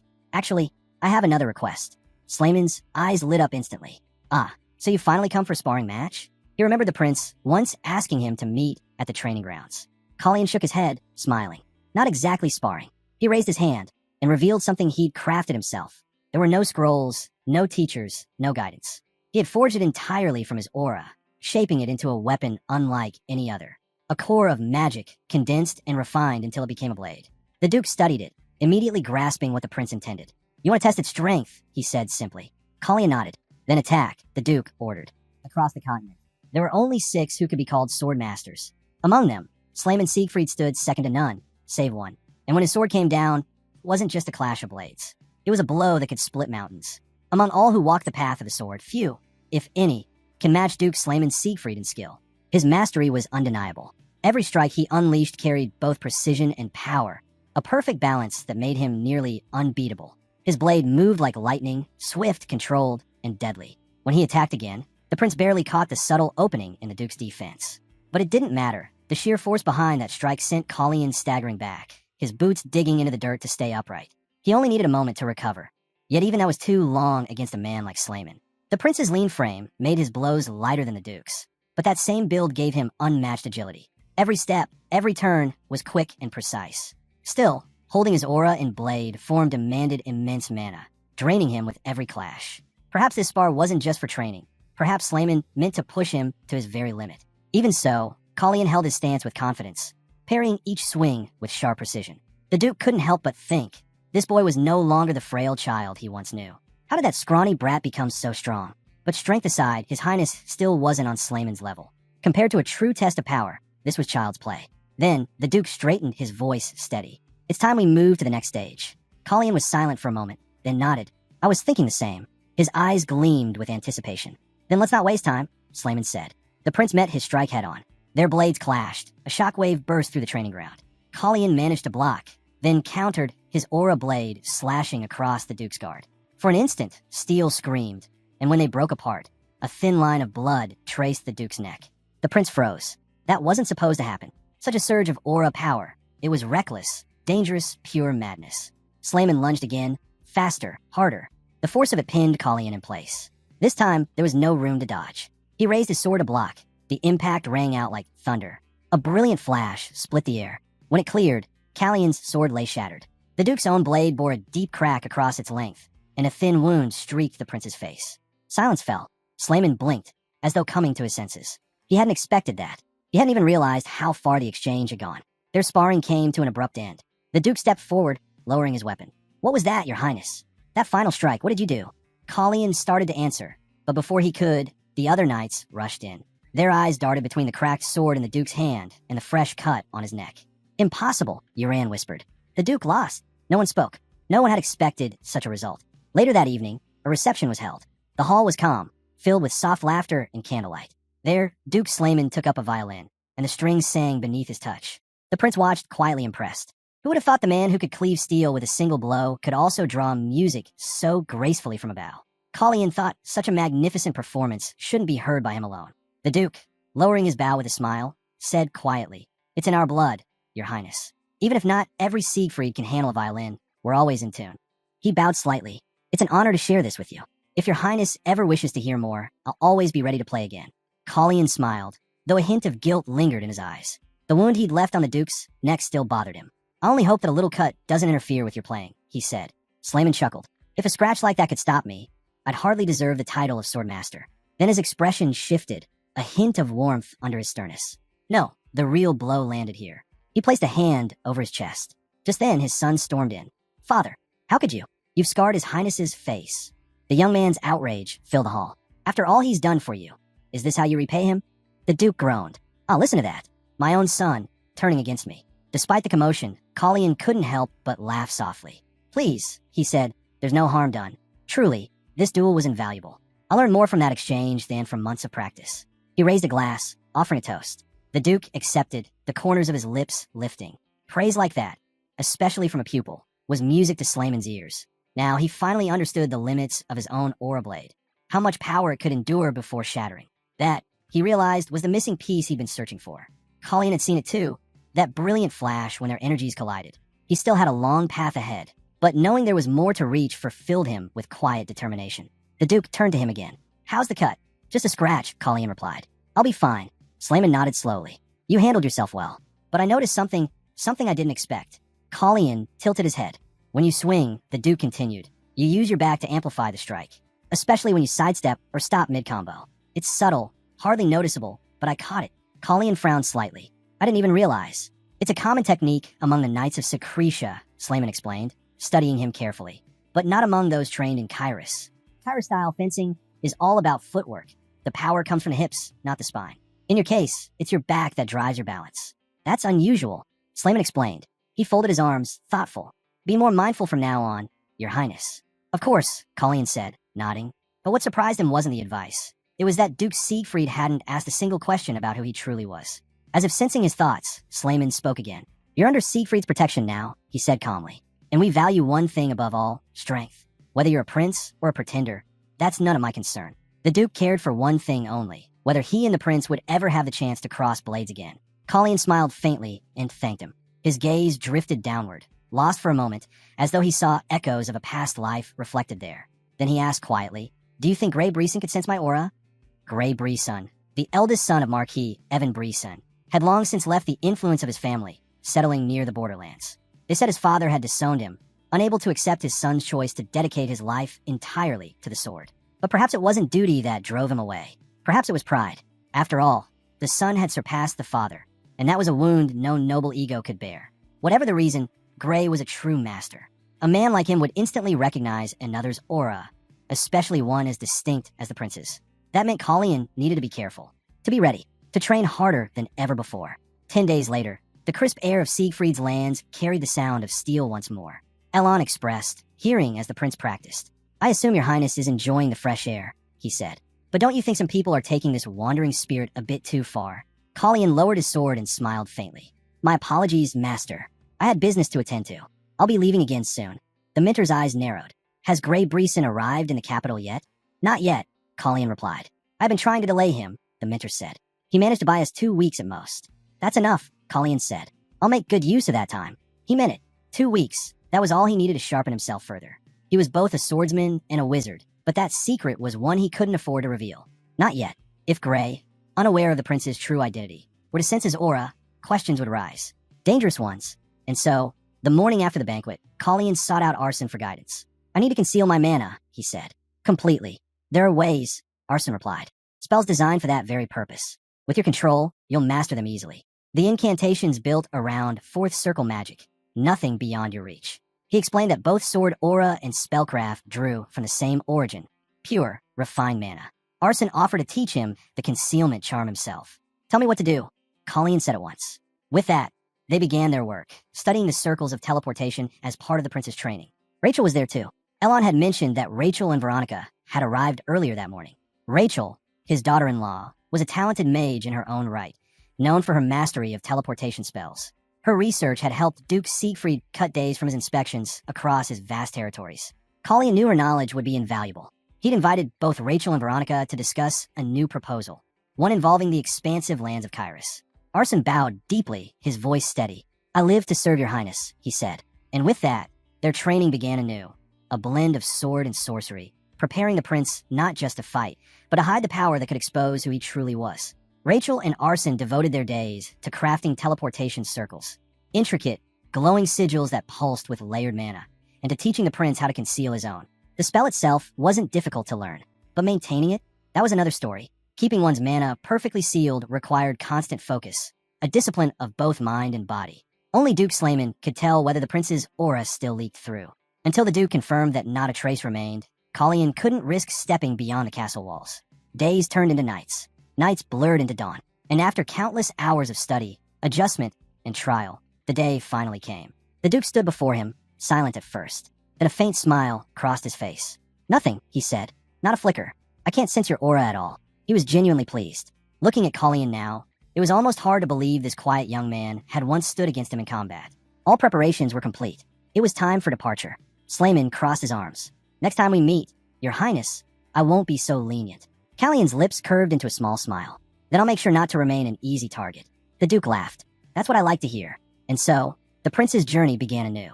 The road to Kairesis awaited. Meanwhile, far from the castle, a lone messenger stirred before dawn. He had waited for days, weeks, even, and still no response had come. Now, finally he understood why. The letter had revealed everything. So that's it, he muttered. I was only the messenger. The sun hadn't even risen, yet the man was already awake, boots laced and coat buttoned. Then, faint laughter echoed through the corridors. He's laughing? The servant blinked, startled. The court, it seemed, had grown far more lively in his absence. As he turned, a shadow loomed over him, tall, confident. Count Grey Breeson. The man's expression was unreadable, but the thought crossed his mind. Perhaps it's time to return to the capital. Elsewhere, Elon stood beside an ornate closet, admiring the gleam of its contents. Each visit felt like the first. A treasure trove so grand it rivaled even his famed onyx bathtub. All of it, of course, had been gathered by Wit Lin, whose lands yielded the most fertile wheat in all of Kairos. It would be improper, Elon mused, to let the prince shoulder the expenses of a guild that bore another man's name. So he arranged instead to dedicate a portion of their income to His Highness, a gesture of loyalty and respect.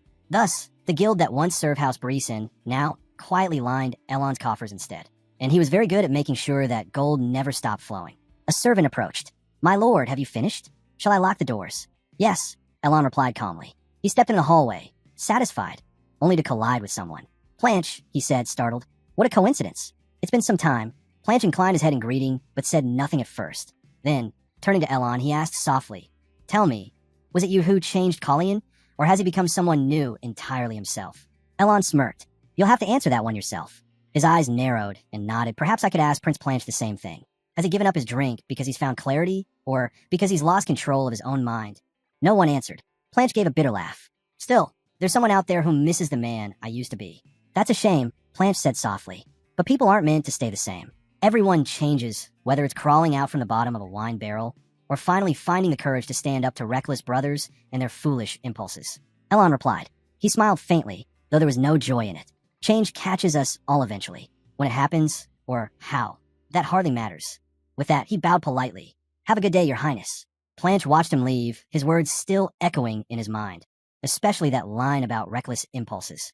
Time passed quickly. 20 days had gone by since Collian left Siegfried's lands. Now, their party had reached the tranquil shores of Raddington Lake. Kiri took in the scenery with admiration.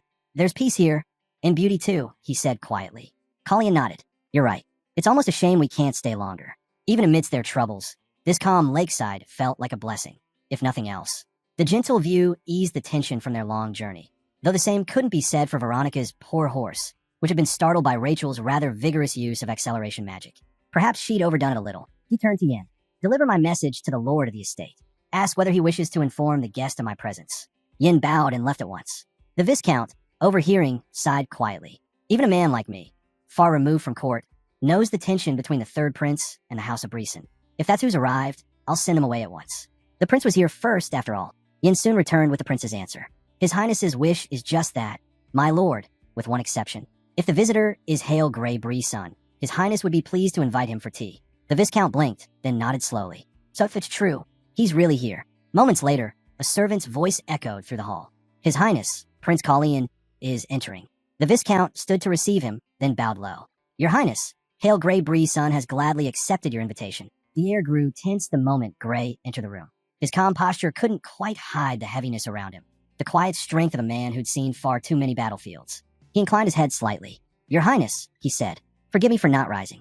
I'm still recovering from my wound. The pain becomes unbearable if I try. In the kingdom of Kairos, there was only one man permitted to remain seated before a prince, Slayman von Siegfried. Now, Collian understood the unspoken rule being tested here. He gave a faint nod. You need not strain yourself, Lord Breeson. Grey smiled faintly. My thanks, Your Highness. The silence that followed was heavy, not hostile, but charged. Two swordsmen, two worlds. And soon enough, both would understand exactly what kind of man the other truly was. Men like Grey Breeson, however, were never meant to enjoy such privilege. Callian's voice cut through the silence, calm yet commanding. Then the Grey should bow his head. Yin stood frozen. He couldn't grasp why His Highness had said something so direct. If that arrogant man snapped and attacked the prince, Yin wouldn't be able to stop him. We need to find Sir Hertz now, he thought. before things get out of hand. Just then, Arson arrived, and with him Rachel. The man frowned at the sight. "What are you two doing here?" he asked, though secretly relieved to see them. He had no idea what brought them, but he knew they'd be needed. Arson quickly explained. "We came with some proposals for the prince about the portals." The man's curiosity rose. "Portals? What's this about?" Before anyone could answer, Yin glanced toward the living room, about to reveal who His Highness was meeting with.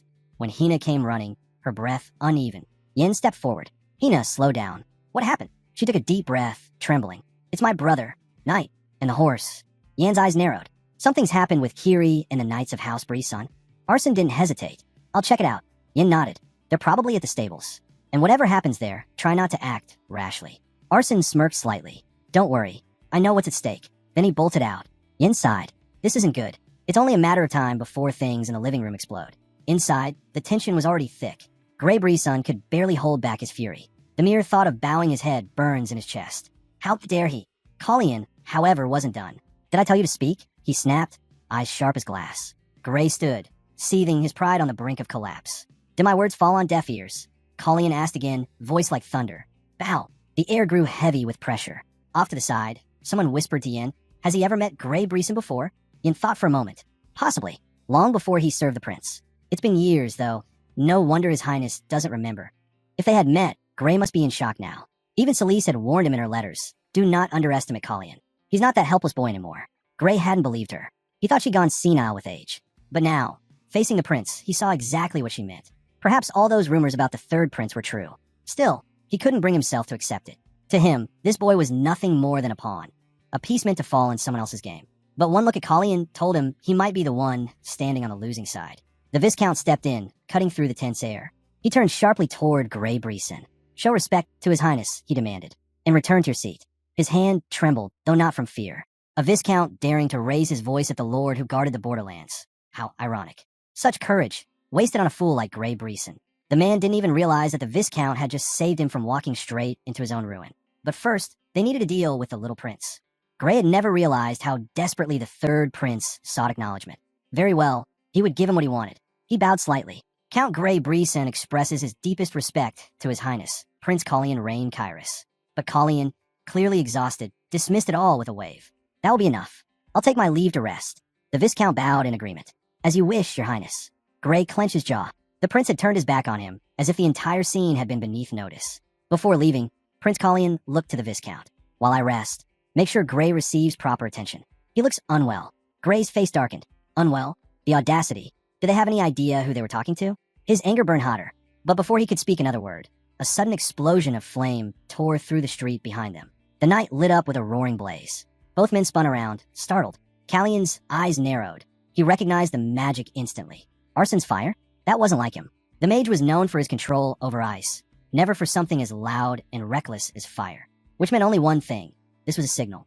The knights nearby jumped back, startled, as a massive fireball burst into the air. Arson stared at the chaos. "I don't know what's happening," he muttered to Kiri. "But the prince, he's not going to like this." Kiri's expression hardened. He already knew. He just hadn't realized whose carriage had gone up in flames.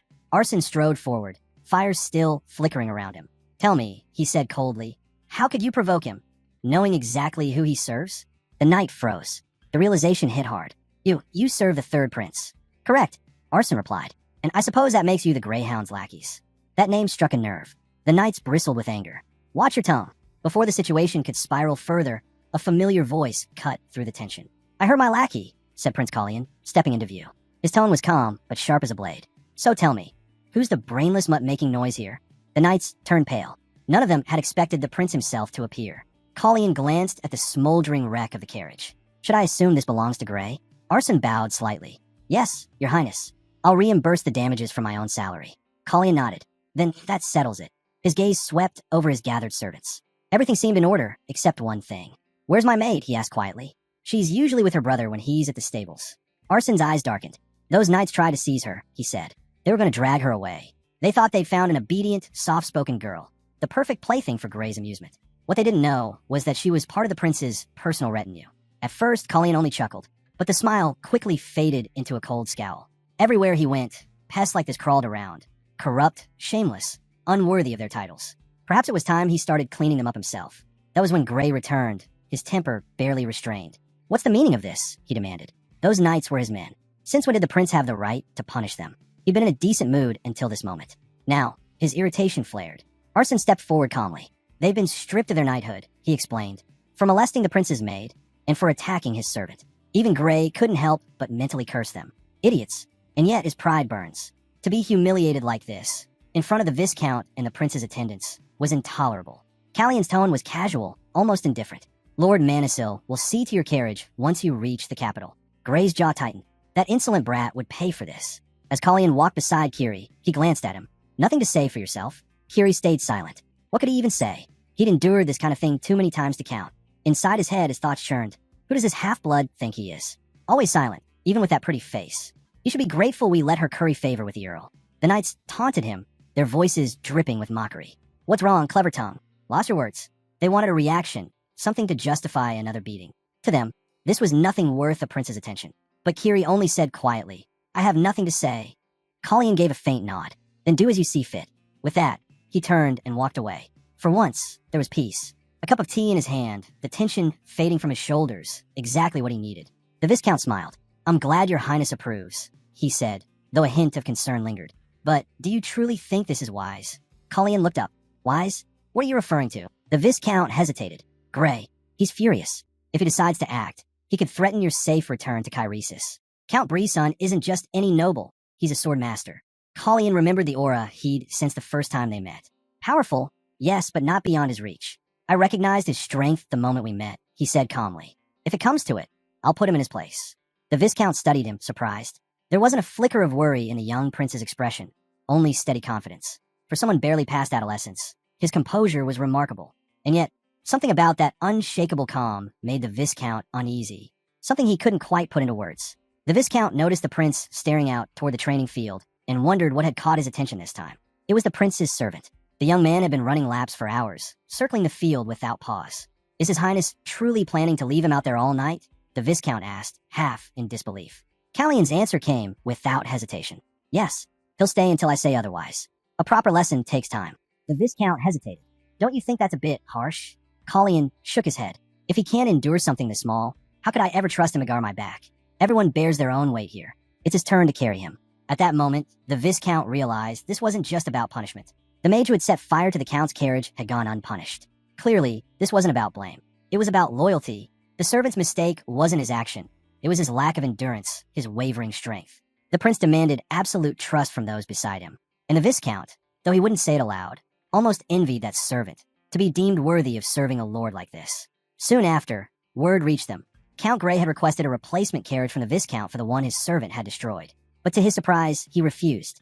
All my carriages are under repair, he claimed. Callion said nothing, though he already knew the truth.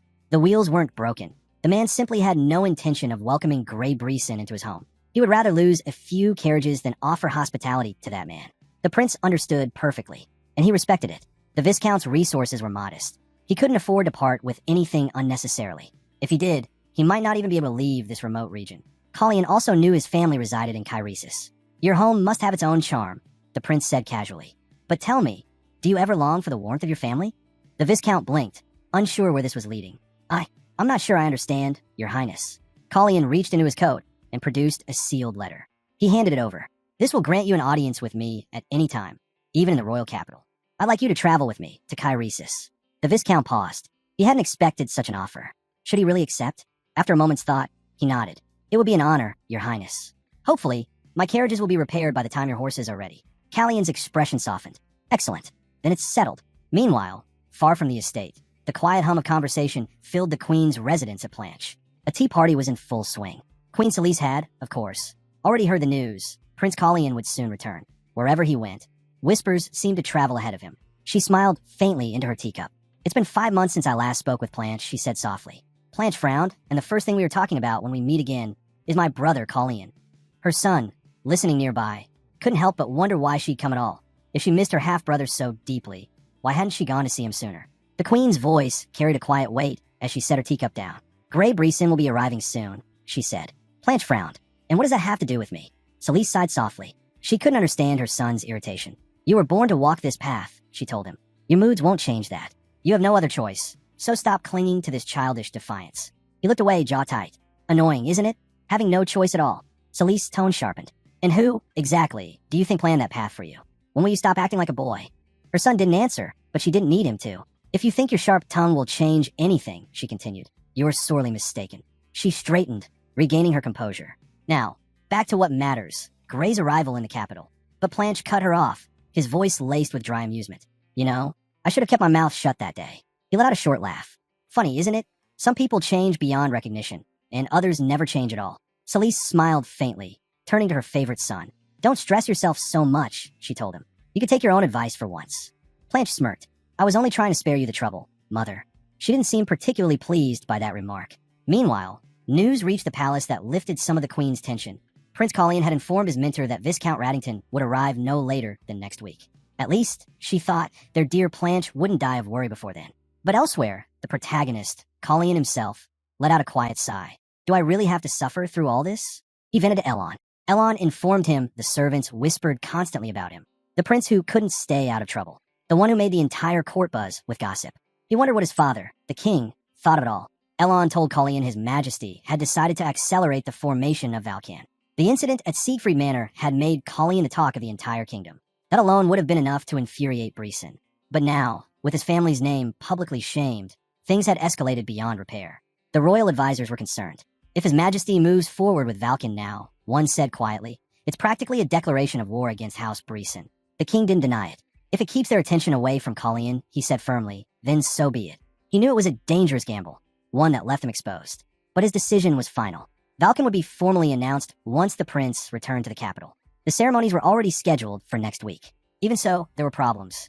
It's not that simple, one of the mentors warned. Even with all our knights gathered, none of them can match a swordsman of Grey Brison's caliber. If he reaches Kairesis early, Romaine's life could be in danger. Colleen turned to Yen. Is this the only road to the capital? Yen nodded. Yes, unless you plan to wander in circles. Callion's expression hardened. He speaks to Elon again. Looks like I'll be causing you more trouble, old friend. He looked out toward the horizon, voice low but resolute.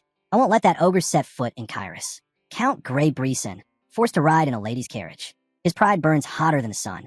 Coachman, he barked. Faster. Drive these horses to their limit. How convenient that every other carriage had suddenly become unusable. The insult gnawed at him. Who dared deprive him of his lady's own carriage? But before the thought could settle, the coachman spoke up. My lord, someone's following us. Grey leaned forward, irritated. What are you muttering about now? He shoved open the window and froze. Riding close behind, gaining on them with impossible speed, was Prince Colleen. Grey's jaw tightened. So the brat found me. How'd he close the distance so quickly? Some cheap trick his mage, Minner must have taught him, no doubt. In the end, he was still just a useless royal heir. Colleen, however, had no intention of waiting. He could already see the Count's arrogance written across his face. The man still didn't know how to properly greet a prince. That single realization pulled Grey from his thoughts. How dare he snarled. He kicked the carriage door open and shouted, Stop the carriage, now. His rage boiled over. Today, I'll cleanse the royal line of that stain left by your low-born mother. The next moment, an explosion of force. Colleen had him by the throat before Grey could even blink. The sheer power in the prince's grip left him stunned. How could someone so young radiate such strength and such killing intent? You started this, Colleen said coldly. I'm merely defending my honor. Wouldn't you agree, Grey? Grey gasped, struggling, choking on his own fury and fear. He tried to shout something, anything, but it only came out as a strangled plea. Stop, please. You insulted royal blood, Colleen continued, his voice steady. And now you beg? The man broke. His words turned to desperate cries for mercy. Callion's tone didn't change. Tell me, Hale Grey, did you never wonder why your brother vanished so suddenly? Grey's eyes widened. What are you talking about? The Marquis's prison, Colleen said evenly. Someone paid quite a hefty price to make sure Renan never left it. And then he simply disappeared. The realization hit Grey like a hammer. Colleen leaned closer. Tell me, Grey, was it you who wanted him gone? Or your father, perhaps? Maybe the Marquis thought it best to remove the firstborn son who threatened his precious heir. Callion's gaze hardened. Answer carefully. What's the name of the one who killed him? Grey's lips trembled. He had no choice. Evan Bree's son, he whispered. My father. A chilling silence followed. Then came the scream, raw and endless, echoing through the night. The young prince said nothing. Only one thought passed through his mind. How could a father be so merciless toward his own son? The nearby knights and coachmen shared the same thought. None dared speak it aloud. Colleen turned to them, his tone calm once more. You all know what to say when they ask what happened. They nodded instantly. Of course they did. The official story was simple, a minor disagreement between father and son. Nothing more. Colleen released his grip and stepped back. See that Margrave returns to his estate. Then he caught sight of someone else, an observer at the edge of the road. Kiri. There was blood on Kallian's face, and Kiri's expression said everything. He was about to speak, but Kallian cut him off. Don't, the prince said quietly. You've already made up your mind. Otherwise, you wouldn't be here. Kiri frowned. What do you mean by that? Kallian turned his gaze toward the road ahead. There's something you need to know, he said. A story that started long before either of us were born. This detour should give us enough time. The capital welcomed him like a hero returning from legend. Everywhere Prince Kallian rode, people cheered. They said that on the day of his coming-of-age ceremony, the goddess Sisfanian herself had blessed him with sacred light, a divine favor no other prince had ever received. His brothers had never known such grace. And though he was the youngest, many whispered that if anyone was worthy of the crown, it was him. Surely, they thought, even His Majesty the King must see it the same way. When the royal herald announced, His Royal Highness, Prince Kallian, enters, the grand hall fell silent. Kallian stepped inside, bowing his head respectfully. My brothers, he said warmly, it's been too long. I apologize for my late return. Randall gave a curt nod, polite, reserved. Planche, however, smiled faintly. Welcome back, Kallian. Kallian blinked. That was unexpected. Planche had greeted him, just like that. What was he planning this time? Still, he returned the smile. Then, the hall's mood shifted. A servant's voice rang out. His Majesty, King Romain, approaches. The king entered with a presence that seemed to command the very air. I hear, he began, turning to Randall, that you've been reading Cyredia's treatises. Yes, father, Randall replied. I've finished them. Good, the king said, his tone approving. Someday, I'd like to hear your thoughts on them. Then his gaze turned to Planche. And you've been training, I see. You filled out nicely. We should hunt together soon. Planche's reply was dry. As you wish, father. Romain chuckled. Better yet, let's make it a full hunting tour. Kallian smiled politely, but inside his chest tightened. The entire scene felt off. The king was different now, warmer, more engaged than before. The man who had once been cold and distant toward his children now spoke with ease. It was almost unsettling. A servant hurried to the king's side and whispered something. Romain nodded. Invite her in, he said. Kallian immediately knew who he meant. Moments later, she entered, regal, graceful, every step deliberate. Her Majesty, Queen Celise. Kallian's heart lifted. Your Majesty, he said, bowing deeply. It's an honor to see you again. Celise's eyes softened. And you, Kallian? She said with a warm smile. You look wonderful. I trust your journey was safe? She asked. Yes, Kallian replied. Everything went smoothly. Good. I was worried you might fall ill again. As before, she said gently. You've been through enough cold winds for one lifetime. He smiled. No worries there. The trip was far more pleasant than expected. In truth, it was good for me to be away from the palace for a while. I'm glad to hear it, Celise said softly. You can't imagine how anxious I was after hearing about Siegfried Manor. The reports of your bravery reached even my chambers. Surely His Majesty agrees. The king said nothing, though the faintest curve of a smile formed on his lips. Celise continued, such praise, and all in Kallian's honor. Truly impressive. But her tone shifted. There were whispers, persistent ones. The room tensed. So I must ask plainly, she said, her eyes fixed on the king. Is it true, Your Majesty? Do you truly intend to name Kallian as heir to the throne? The hall fell into absolute silence. Servants froze in place, unsure if they'd just witnessed courage or madness. It was clear now, the queen was no longer hiding her ambitions. How desperate had she become? Not long ago, she'd spoken with Lord Manisil, and according to him, there was only one truth left to tell. Why not send to Camelon the son King Romain cares for the least? The words hung in the air, dripping with quiet bitterness. That's how you get rid of a problem child, isn't it? Romain had no son for whom his heart didn't ache. Yet because of Celise's quiet maneuvering, doubt now pressed against him like a weight he couldn't shake. Let's see how long the king's confidence lasts, someone murmured. He'll regret the way he treated her today, and when he does, regret will be all he has left. With that, Celise turned and left the room, leaving an uneasy silence behind. Romain exhaled slowly, then turned to Planche. Forgive me, he said. Don't misunderstand my actions. I meant no slight. Planche shook his head. I know, father. We all do. His tone was calm, but there was heaviness behind it. None of us would ever wish to see our uncle suffer the way he did. Romain nodded grimly. Then remember that. We can't afford to repeat his mistake. It was an unspoken law in Caresis. Once a prince reached the age of 20, he had to leave the capital. Only the crown heir remained. Each was granted their own territory to govern, but their visits to the royal city were restricted to 5 days a year. And none, under any circumstances, were allowed to raise an army of their own. Yin considered it a fair precaution, but not everyone agreed.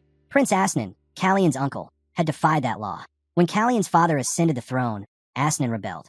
His ambition failed spectacularly, and now he rotted in a solitary tower deep in the desolate Varika Canyon, a living warning to every royal heir that came after. That, more than anything, was why the king so desperately wished his sons would set aside their rivalries. If they could only live in peace, no blood would have to be spilled again. Yin looked at Kallian. Do you think it's possible, Your Highness, for you and your brothers to get along? Kallian's gaze drifted. I honestly don't know, he admitted quietly. Not with the way things stand now. As they walked, something caught his eye, a single flower blooming at the edge of the path. Yin followed his gaze. Strange, he murmured. At first, Kallian thought Yin was talking about the flower itself. But then he noticed it, a faint glow from his pocket. He reached inside and pulled out a small stone.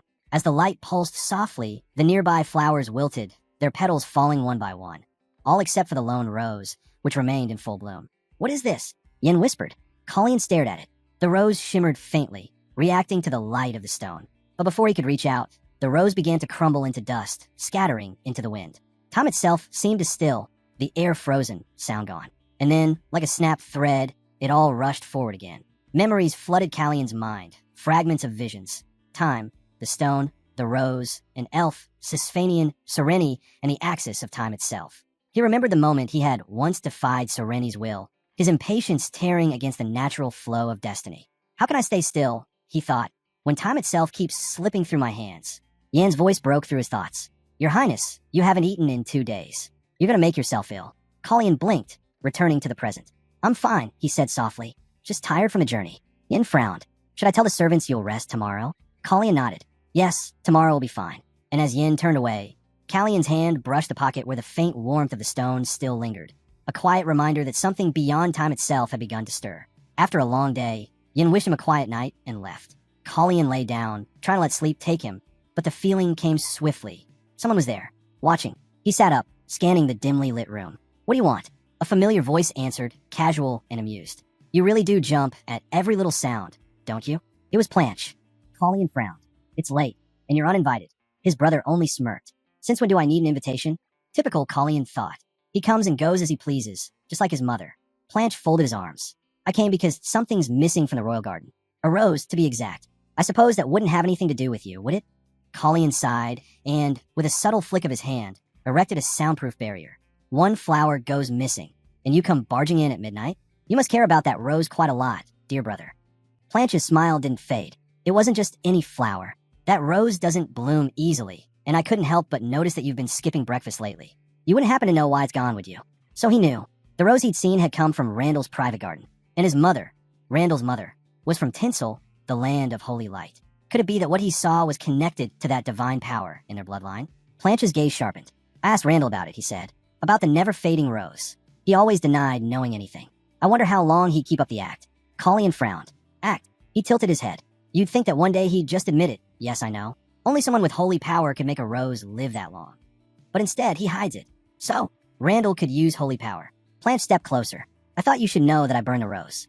Kallian's eyes narrowed. You can play dumb all you like, Planche said, turning toward the door. But maybe tomorrow, you'll thank me. Kallian's voice stopped him cold. Don't move. Planche froze mid-step. What are you doing? Kallian asked quietly. You went out of your way to interfere, to stop me from clashing with Randall. Why? Planche didn't answer. His sigh filled the silence instead. Kallian continued. You and I were never close. So don't tell me this is some sudden act of brotherly concern. Finally, Planche looked back at him. You really don't get it, do you? Then explain, Kallian pressed. Planche met his eyes. No matter how strong you are, you can't defeat Randall. The same goes for me. Kallian blinked, caught off guard. What are you saying? Planche's tone was calm, but there was something else hidden beneath it, a quiet conviction. You heard me, he said. Randall's power isn't his own, and even he can't win against Queen Celise. For the first time, Kallian saw something in Planche's expression he hadn't expected. Not arrogance, not rivalry, but resignation. He didn't say another word. He simply left, closing the door behind him. Kallian sat for a long moment in silence, the soundproof barrier still humming faintly in the air. So Planche never wanted to be crowned prince in the first place. The realization struck harder than he expected. As the night deepened, Kallian returned to his bed, his thoughts circling endlessly around his brother's final words, about Randall, his hidden power, and the unseen forces moving behind the throne. A flower sustained by holy power, and a black stone that reeked of blood. They resonated with one another. Kallian could feel it, the faint hum, the pulse that tied them together. The pieces were starting to fit. Randall, it all pointed back to him. The prince leaned back and thought. If Randall truly possessed holy power, he would never reveal it willingly. No, he'd have to be provoked. Force him to make the first move. Only then would Randall's secrets spill into the open. But to do that, Kallian would have to strike at the one thing protecting him, Queen Celise's power. and time was running short. Meanwhile, far away, the sound of a palm striking wood echoed through the royal chamber. Queen Celise slammed her hand against the table, her patience snapping. "What is this nonsense?" she demanded. Her maid, Clea, flinched. "Your Majesty asked about the incident with Hale Gray. I only repeated what was reported." "Then repeat it again," the queen ordered sharply. Clea bowed her head. "Count Hale was gravely injured and returned to his estate to recover. That's why his reports ceased just before your Majesty arrived in the capital." Celise's eyes narrowed. "And his injuries? Are they true?" Clea nodded hesitantly. "He was attacked by men under Marquis Evan's command on his way to Kairesis, though I don't understand why your father would." The girl's words faltered under Celise's glare. "Speak," the queen snapped. "Tell me everything." "The Marquis warned him," Cleo whispered. "He said Gray must never return to the capital." Celise's mind raced. So, Gray Breeson had intended to seize a Marquis title? Did father find out? Her letter to her brother came to mind. The one asking him to help Blanche secure the title of Crown Prince in exchange for elevating their father's rank. Could that message have been intercepted? No. Impossible. The timing was wrong. Her father wouldn't act so recklessly now, not when his position was already fragile. But still, if it wasn't her father who attacked Gray, then who could have possibly injured a man as powerful as him? Gray was a master swordsman.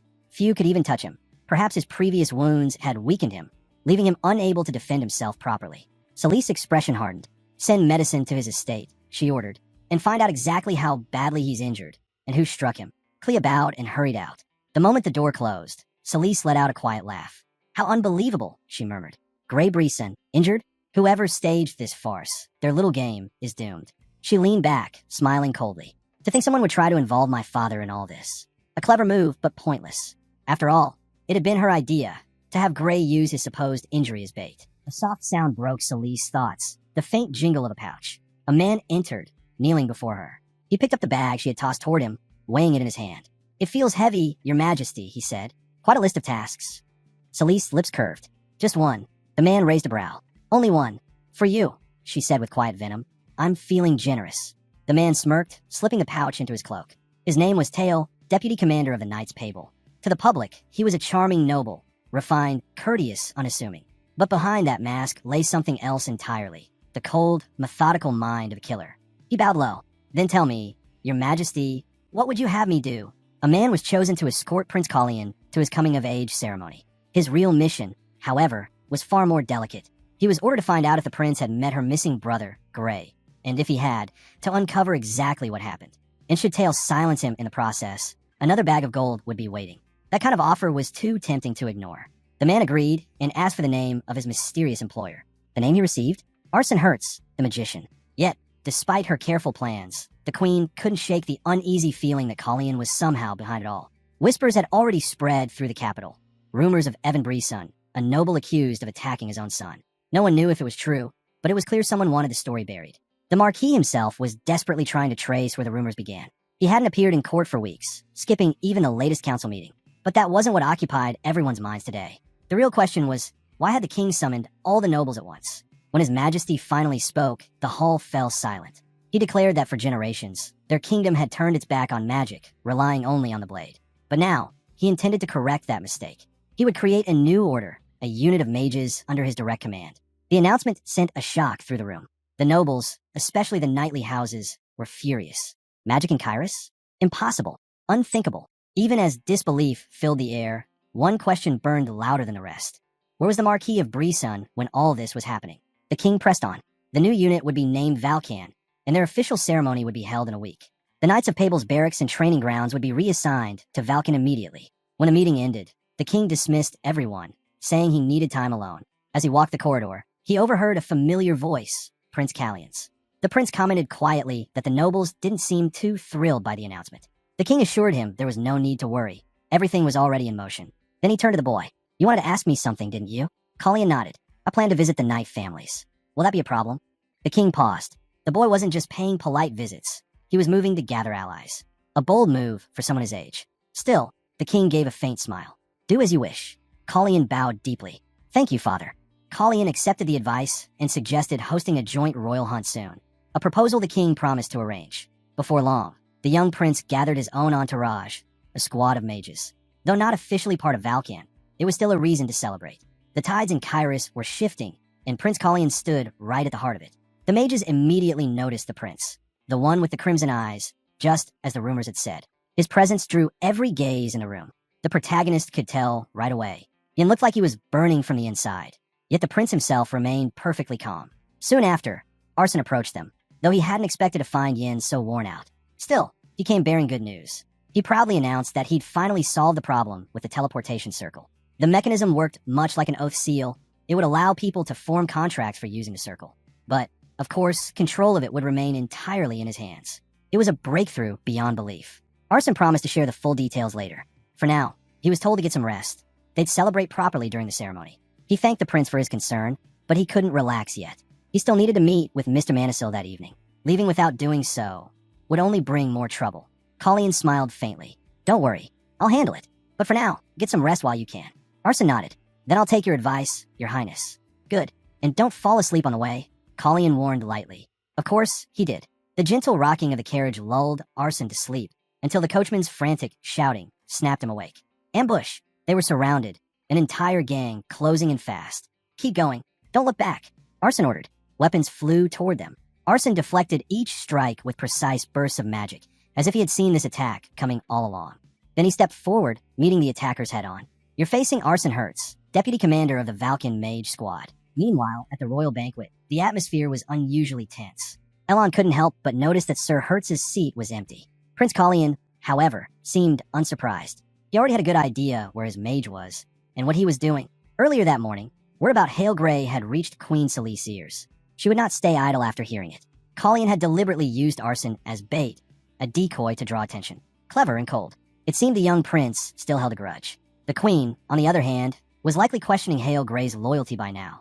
She knew all too well that his cooperation hadn't come from family affection. After all, Grey could only inherit his father's title after the Marquis's death. That alone gave the queen reason to suspect that the Evan Marquis had already caught wind of her schemes and was taking steps of his own. She needed time to think, to reposition her pieces. But there was one thing she didn't yet know. Celise had never met Arson Hertz before.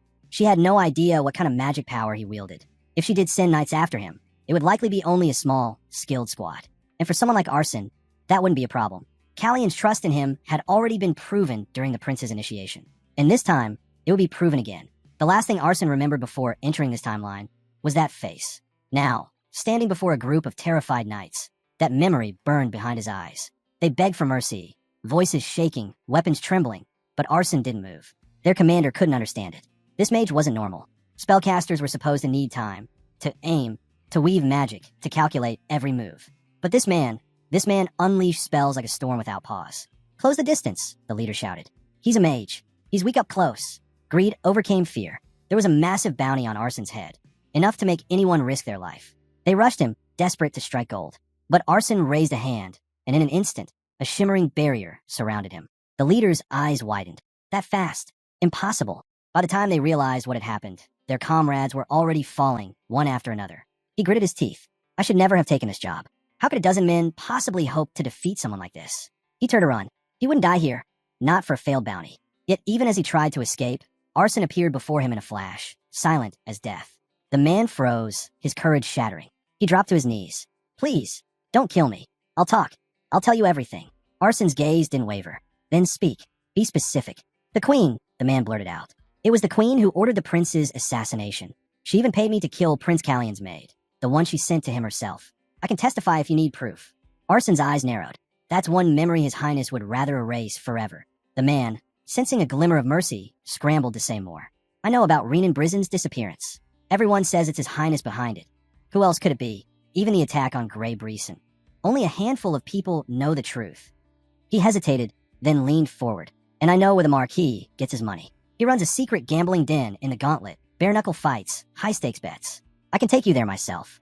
For a brief moment, Arson almost looked intrigued. Almost. But then he shook his head. The prince already has someone who knows that place better than you ever could. Panic flickered in the man's eyes. He searched his mind for anything else that could save him. Then, he remembered. Wait, the broken blade? The Marquis of Brisen. He hasn't touched a sword in years. I saw the shattered pieces myself. His son, Grey, tried to hide them. They fought, argued bitterly over who should inherit Margrave's title. Arson stood silently for a long moment, the wind stirring the dust around them. The truth was spilling out faster than a man could breathe. And every word, every secret, only deepened the prince's web of shadows. Arson realized quickly, this man knew too much. The mercenary fell to his knees, begging.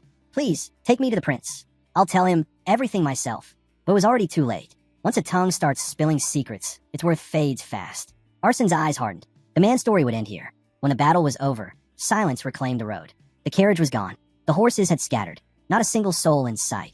He sighed. So much for an easy return. Wasting mana now would be foolish. Then, from the empty road ahead, a shadow appeared. Someone he hadn't expected to see here at all. Back in the capital, a bloodied sack was placed before Prince Callion's bed. News of Arson's disappearance had spread fast. The man accused of abducting him was furious. How dare they tarnish his name?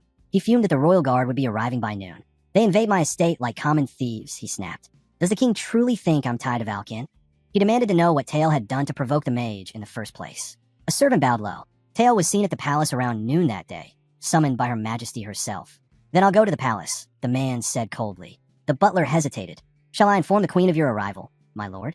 He sneered. No need. I've no interest in wasting words on that foolish woman. I'll just meet Planche. Meanwhile, in another part of the palace, the three princes gathered for their usual meal. Randall broke the quiet first. I heard the deputy commander of Valkan is missing. You must be worried, Callian. Callian kept his composure. I've grown used to his company since my initiation, he said lightly, though his eyes betrayed concern. Seems the king and teacher Manisil are more trouble than I am, he noted. Before he could continue, Planche interrupted, grinning. The date for the royal hunt's been confirmed. Care to join us, brother? Randall sighed. No, I think this hunt was arranged for you, Planche. I'll pass. You should get some fresh air at least, Planche insisted. Randall chuckled at his brother's persistence. You know I'm not one for hunting. Even so, Planche called out again as he left, making sure Randall truly wasn't coming. It wasn't like him to care so openly. Callian frowned. Is this his way of helping me? That didn't sound like Planche at all. Then, suddenly, the air thickened. A pulse of immense mana swept through the hall. Callian's eyes snapped toward the source. That power. Teacher Manisil. But what could have made him so furious? Moments later, the truth became clear. The disappearance of his men hadn't shaken him at all. The calm expression he wore now said more than words ever could. Across from him stood the Evan of Marquis and Elon. Tell me, dear Marquis, Elon said coldly, isn't it the duty of a true leader to properly honor his fallen servants before showing his face at the palace? The word struck like a blade wrapped in silk, gentle, yet cutting deep. Evan narrowed his eyes. I won't be lectured by you, he said coldly. He was long used to this kind of insolence. A man like Elon, with no title and no rank, remained in the palace only because of his majesty's generosity. And it was for the Marquis himself to decide just how far that generosity should reach. Evan Brisson despised the king's growing favor towards someone like Elon. If this was truly the kind of company his majesty chose to keep, then perhaps the king's judgment could no longer be trusted. And as for Prince Callian, Evan saw it clearly now. The boy was already showing signs of Elon's influence. The Marquis's voice dripped with disdain. I find his majesty and the third prince far more reliable than a so-called knight who let a dozen men fall to a single mage. Elon smiled faintly. Curious, he said. I was wondering how much the Marquis thugs were paid this time. A few coppers, I suppose. Certainly less than the fortune you earned selling your own son. The words hit like a blade. For a moment, Evan didn't even grasp what had been said. Then fury consumed him. Elon's eyes hardened. I've already told you, I'm far from weak. Perhaps it's time I show you why. Flames of mana began to twist around him. You seem prone to forgetting your place, Marquis. Allow me to remind you. The pressure that followed was suffocating. The air itself seemed to burn. Evan staggered, every breath a struggle.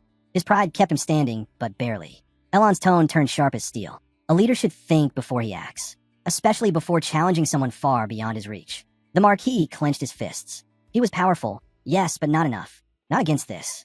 And contrary to what the Marquis believed, Elon wasn't alone. He had allies, ones far stronger and far more loyal than anyone in Evan's circle. Elon's voice was calm now, almost curious. Tell me, Marquis, did you ever wonder why Gray went to the capital? What he hoped to gain, and who he trusted?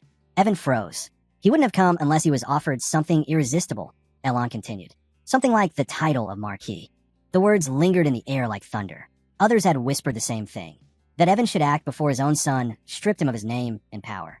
And there was more. Tail had been seen at the palace that same day, summoned, likely, by the queen herself. Elon's gaze sharpened. Celise has already turned her back on your family and placed her faith in Randall. And now she's taking action.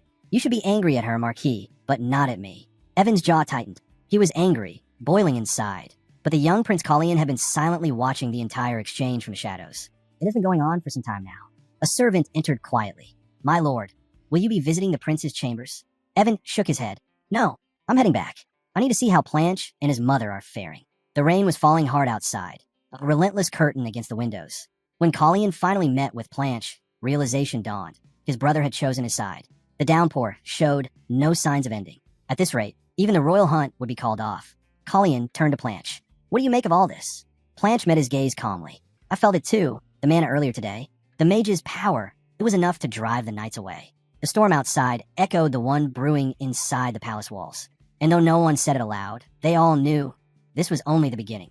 It seemed their father hadn't overestimated Planche's skill with the sword after all. Colleen turned to him. Have you been in contact with the Marquis lately? Planche shook his head. Never privately. Our family ties are strong, maybe too strong. Even a simple embrace could split apart. Colleen spoke, his tone growing heavier. That's probably why the Marquis brought you back. He wants to strip Queen Celise of her crown and make me take your place as the heir to Kyrus. His goal is your mother's downfall. Colleen said, and if that's what he's after, then there's no point supporting me anymore. If you truly want to be the next king, you'll need to face Evan Breeson himself. But Planche already has told Colleen his choice. Callion's voice dropped. Then there's only one matter left to discuss. Mother. Planche fell silent. This time, the outcome could be catastrophic for Celise. Whatever fate awaited her, Colleen had already decided. He wouldn't save her from it. Don't take my hand unless you're prepared for what follows, he warned. Celise had carved her path with ruthless intent. If this was where it led, then so be it. Yin, watching from the side, was struck by something else entirely. I didn't expect you to side with Planche, he said quietly, instead of Randall. So, Planche had turned his back on Celise. But why? Colleen answered calmly. He hasn't turned his back on anyone. He simply closed his heart to her. He couldn't forgive the atrocities Celise committed in her pursuit of power. So he hid behind the mask of a defiant son. Everyone thought he drowned himself in wine, but his eyes always stayed sharp, and his breath never smelled of liquor. His wild behavior around Colleen was a performance, something meant to be seen. He wanted his mother to give up on him, to stop using others as pawns in her endless game. But in time, Planche realized something far darker. Celise had already gone too far. There was no turning back. Only death could end what she'd begun. Yin couldn't understand why Planche had kept up that act for so long, or why he had never spoken openly with the prince. Colleen, however, didn't ask. Some questions no longer mattered. Whatever reasons Planche carried, the only person who might have understood him was long gone. Too late for forgiveness. Too late for redemption. A messenger entered. Your Highness, Sir Arson was not found at the Breeson estate. We searched the surrounding area. Nothing. But in the dungeon, we discovered a prisoner. We believe it's Renan Breeson. The king listened silently, then nodded. Understand. You may go. But as the door closed, a shadow crossed his face. Was that truly the right call? Perhaps not. But there was no time for hesitation. Even now, Elon, acting commander of the Valkan Mages, was preparing to show the court just how powerful the new order had become. In a palace ruled by blades, magic was about to claim its place in the spotlight. The king wasted no time. He mobilized a royal guard and intensified the search. The accusation was severe, kidnapping and unlawful detention of a royal magician, and the order came directly from the throne. One of the guards quietly advised the Marquis, do not resist, my lord. Remember, not long ago, we were all just men, without crowns or crests. To those blinded by rank, you may seem untouchable, but to those who see clearly, you're just another man standing before a mage. The king, fully aware of how Evan viewed Elon, let his thoughts settle for a moment. Elon, he said suddenly, you hold the title of Viscount in Reborn, do you not? Elon bowed slightly. That's correct, your majesty. Most know me as Viscount of Reborn and Baron of Secretia, and yet, my favorite title is still tutor to the prince. In that case, the king continued casually, you will remain as mentor to the third prince. But I'm also granting you the title of Hail of Kyrus. The words hung in the air. Elon looked up, genuinely surprised. The king's tone was so calm, so effortless, as if they were discussing the weather. And speaking of which, it had finally stopped raining. That means, the king said lightly, the royal hunt won't be canceled after all. Early the next morning, Yin entered the courtyard, offering a polite greeting. Good morning, your highness. But Prince Colleen was already outside, unaccompanied. Good morning, Yin, Colleen replied, holding something wrapped in cloth. Just a short walk. I have something to deliver. Yin raised an eyebrow. To whom, if I may ask? Colleen smiled. You'll see soon enough. Yin shook his head, half amused. Well, at least it's morning and not another midnight stroll. He then remembered something. Ah, before I forget, your highness, the gifts from Baron Paloon have arrived. Fine horses, truly. Same breed as ravens. Callion's expression softened. Excellent. It seems Viscount Tessid has safely reached the capital. There's also something rather unusual on the gift list. Yin informed Colleen. Colleen tilted his head. A cat.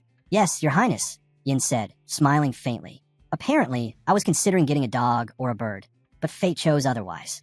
Colleen expressed. He turned to the maid beside him. Make sure the cat is well taken care of, Hina. The kitten purred in Hina's arms, immediately comfortable. Hina's eyes brightened. I'm grateful, your highness.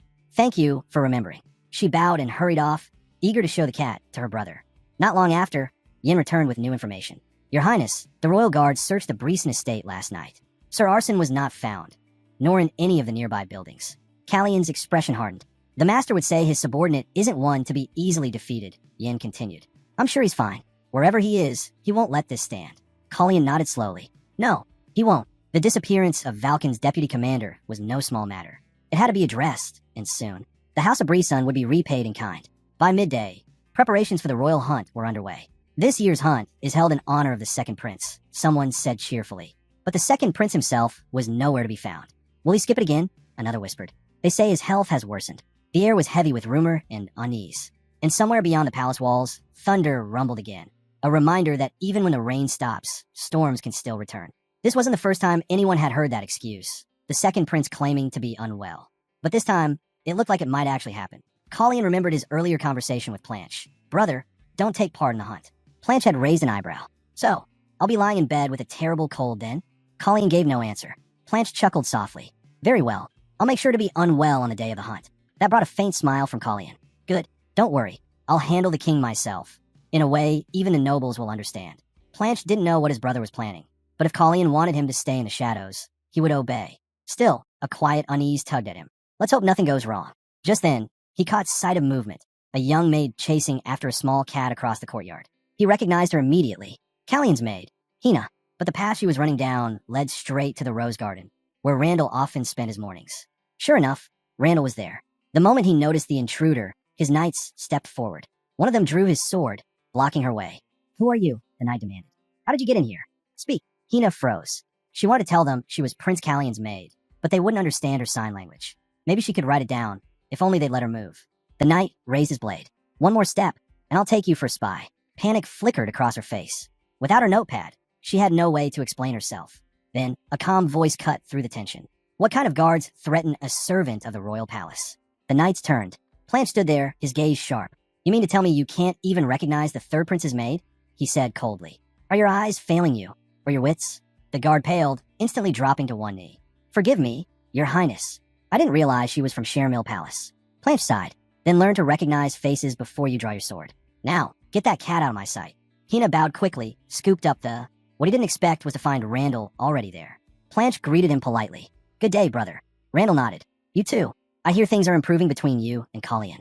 Perhaps, Planche said quietly. Randall studied him for a moment. I'm not sure whether that's good for either of you, or if I can trust him at all. Not far away, the king and Elon stood at the archery range.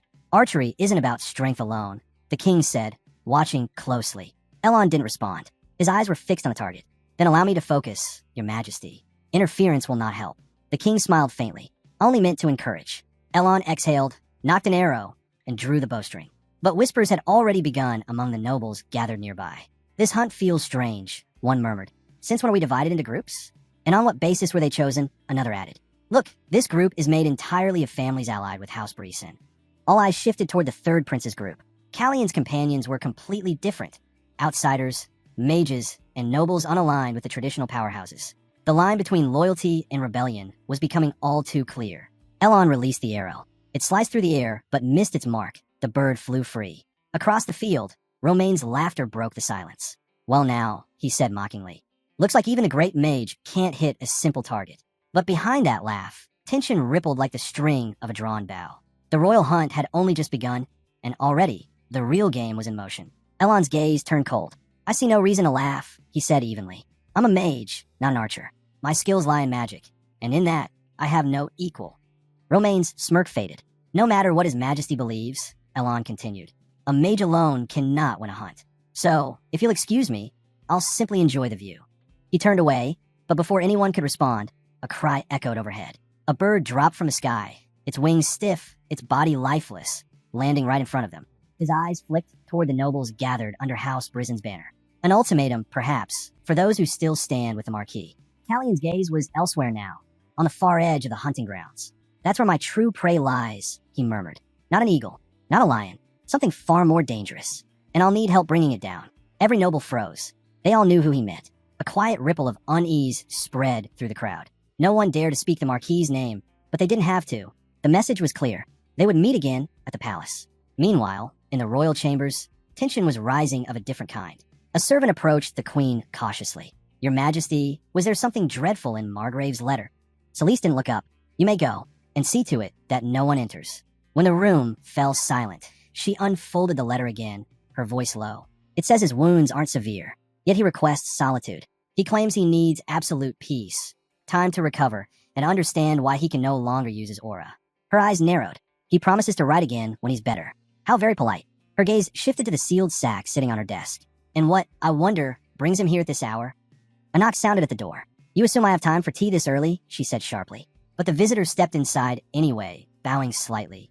This was found near the site where Sir Hertz disappeared. Colleen placed the sack before her. There's quite a bit of money inside. Celeste's expression didn't change. I don't know what you're talking about. But Callion's eyes said otherwise. He'd been expecting that answer. It seems, he said slowly, that you remember the day you met Tail quite well. Celeste's gaze sharpened. I remember nothing of the sort. Colleen gave a thin smile. A mage goes missing, and soon after, the prince bursts in here as if the world itself were ending. Tell me, your Majesty, what exactly did you promise Grey Breeson in exchange for his help? Her voice turned icy. You think my son would ask Grey Breeson for support? Colleen arched his brow. You don't think it's possible? That level of delusion, she snapped, is almost insulting. The room went quiet.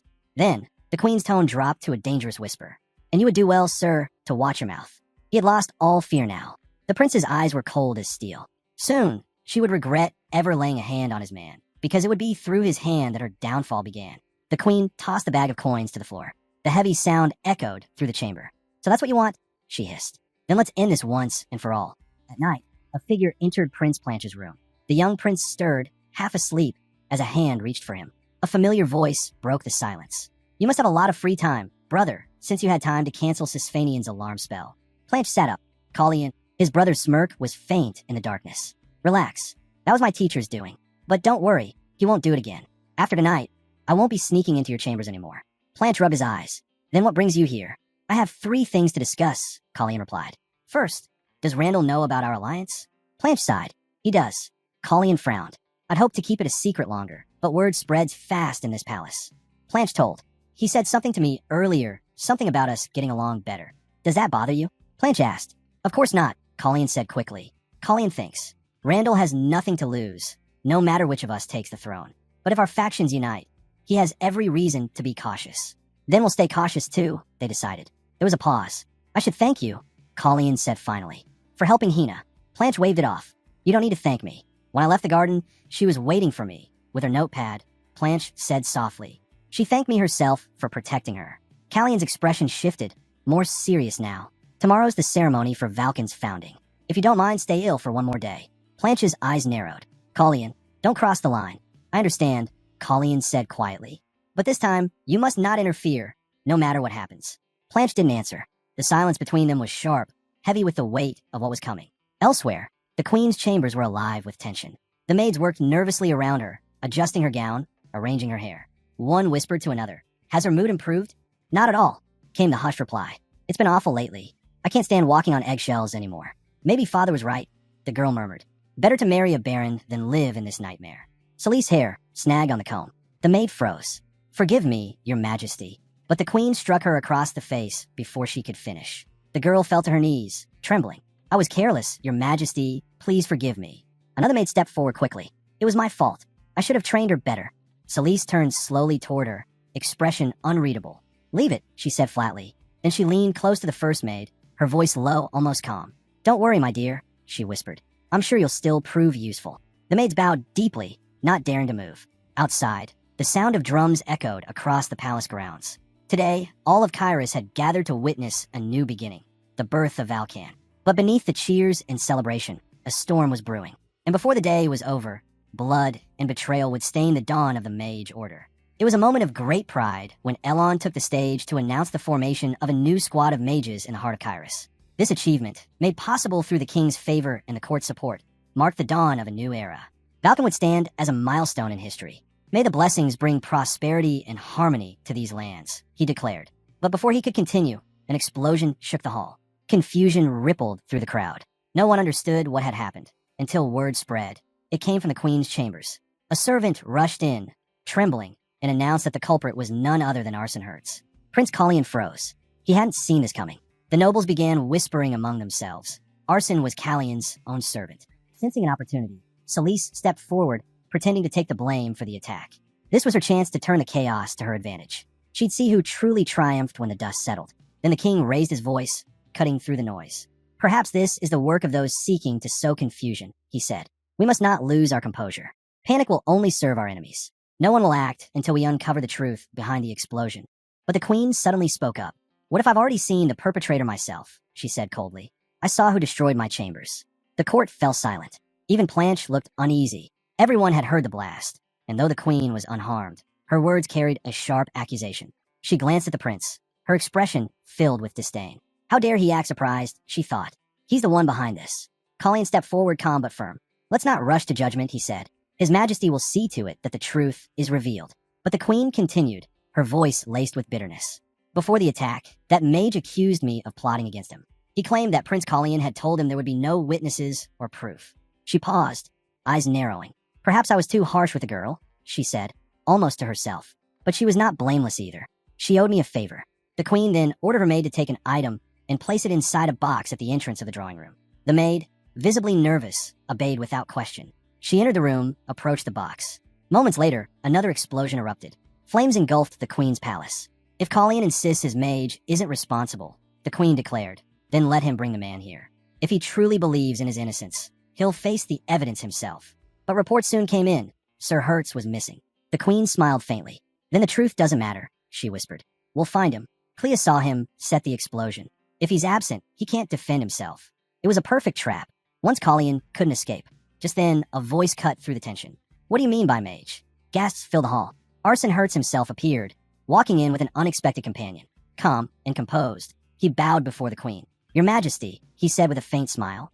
"Arson Hertz, at your service." The queen's eyes widened. She couldn't comprehend what she was seeing, or why this man stood beside her own father. How could this even happen, she thought, her mind racing. Only then did it strike her. This had all been part of Callion's plan. She could almost see him now, and in that moment, she realized they were talking about her own downfall.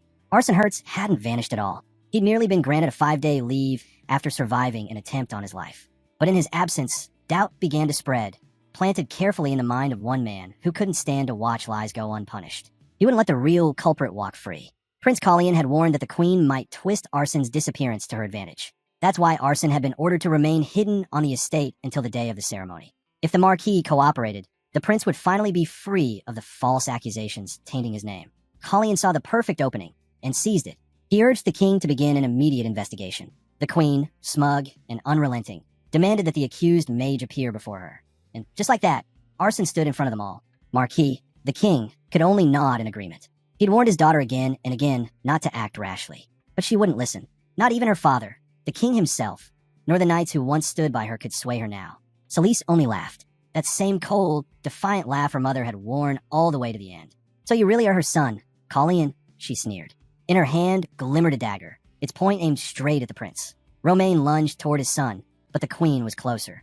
The blade slashed through the air, blood splattered. Her own face and robes now streaked crimson. Yet the prince stood unharmed. Someone had shielded him. The dagger had pierced deep into Blanche's chest. Colleen froze in shock. He had told everyone not to interfere, no matter what. But Blanche had disobeyed him. Celise stared, stunned for a moment, before fury overtook her. She ripped the dagger from Blanche's body, rage blazing in her eyes. Colleen dropped to his knees, horrified. This wasn't how it was supposed to go. Seeing Blanche, barely breathing, struck him harder than any wound could. "Celise, stop this!" Romain shouted. Guards stormed forward, but the Knights of Brisson blocked their path, loyal to the queen until the bitter end. "It's over," the king roared. "Let him go." But Celise didn't listen. Romain's blade flashed, and in a final clash, her arm was severed. Her scream echoed through the hall. Still, she refused to hear him. She should have released Blanche when she had the chance. Moments later, the knights subdued her. The queen was restrained, her reign of madness finally over. As silence settled, all eyes turned to Colleen. He stood with the faint glow of aura surrounding his blade. The realization struck everyone at once. Prince Colleen was a sword master. But even as gasps filled the hall, his attention was elsewhere. He knelt beside his fallen brother. Blanche barely stirred, unaware that Colleen had even used aura at all. "Colleen," he murmured weakly as his eyes fluttered open. The queen was dragged away, her cries fading down the corridor. Around them, shouts filled the chamber, calls for a healer, for protection, for order. Romain's mind was in turmoil. His son lay wounded before him, and the healers were nowhere to be found. Then Callion's voice broke through the chaos. Teacher, get His Majesty out of here. Elon stepped forward at once. Your Majesty, please. It's not safe here. But the king shook his head, his eyes locked on his son. How can I leave? He whispered, while my boy is lying there. Elon understood the king's pain. He had lost a son once too. But Romain wasn't just a father. He was the king. Your Majesty, Elon said firmly. You must think of the kingdom. Let the prince handle this. After a long pause, Romain finally nodded. Very well, he whispered. I'll leave it to Colleen. Orders were given to secure the area. Knights formed ranks, their armor glinting under the dim light. But tension filled the air. Why hasn't the healer arrived yet? Someone shouted. We're losing him. Blood kept pouring. They used every cloth they could find to stop it, but nothing worked. That fool, Colleen muttered through clenched teeth. He doesn't even know how much this means to me. He can't die on me. Not now. Even a Sisphanian blessing wasn't enough. The magic failed. The bleeding wouldn't stop. Bring the healer here. Now, the prince demanded. Kiri, breathless, replied. We've already sent for her. Sir Yin is on his way to the prince's chambers too. It might be faster to bring Hana here.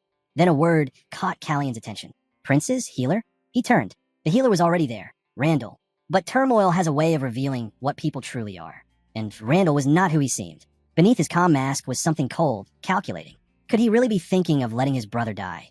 To keep his secret buried forever? Callion's hands trembled as he pressed harder on Planche's wound. Please, he thought. Don't die here. Not like this. Open your eyes. Just once more. Moments later, Hina arrived. Her robe singed, her breath uneven. She rushed to the prince's side, magic flaring around her hands. Afterward, when the chaos subsided, Colleen was summoned to the dungeons. There, in the cold stone chamber, sat Celise. For a while, silence lingered between them, broken only by the echo of dripping water.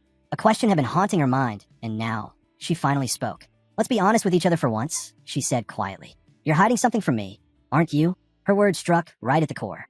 Everyone carries secrets, things better left unseen. Celise knew that well, and Colleen could see in her eyes that she already knew the answer. So he asked his own question in return. Tell me, Celise, was Queen Aisha's death your doing? She tilted her head slightly. You mean the poison? She replied, as if recalling a distant memory. Yes, that was the first life I ever took. Callion's expression hardened. His suspicions were confirmed. He turned to leave, murmuring, then I suppose we're done here. But Celise's voice stopped him. We agreed to be honest, didn't we? Colleen had expected her to ask about her son, to show even a sliver of concern. But instead, she only laughed softly. He is still the obstacle, even now, she said. You can believe what you want, but everything I did for him. He just never understood. Her tone grew bitter. He has always been foolish, always making the wrong choices. He never helped me. He only ever stood in my way. She looked down at her hands, still faintly trembling. That's why I'm here. Because people rush to protect those they love, even when it destroys them. Colleen stated. Her mind flashed back to the moment she struck Planche. The movement had been clumsy, slow, proof she'd never truly been trained for combat. He could have easily dodged. He didn't even need to block her attack. The Mentor's shield spell would have activated before she could reach him. He knew that, and yet, Planche chose to take the blow.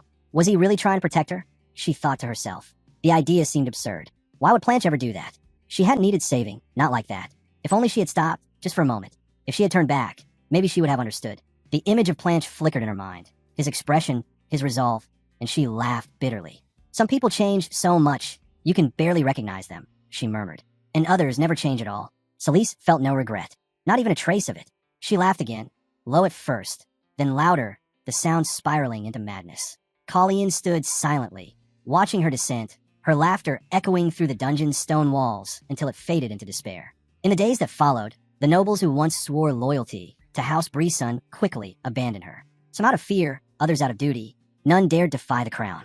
The queen's crimes were made public, her schemes laid bare for all to see. But the man who had exposed her remained a mystery. Her execution came swiftly after the verdict. That day, the square was eerily silent. The marble steps were bare. No petals, no flowers, no farewell. They offered her a vial of poison, slow, agonizing. That was her final punishment. And so, without a single red blossom to drift down the river, Queen Celise's story came to its bitter end. A week later, workers were still dismantling her grand greenhouse, a massive, overgrown monument to her pride. It was said the vines clung so tightly to the stone that even time itself struggled to tear them away. No one dared to speak her name anymore. Anyone connected to her was either imprisoned or exiled. But silence never truly lasts. Whispers filled the court. Prince Colleen, a sword master, he was only 15, the youngest in recorded history.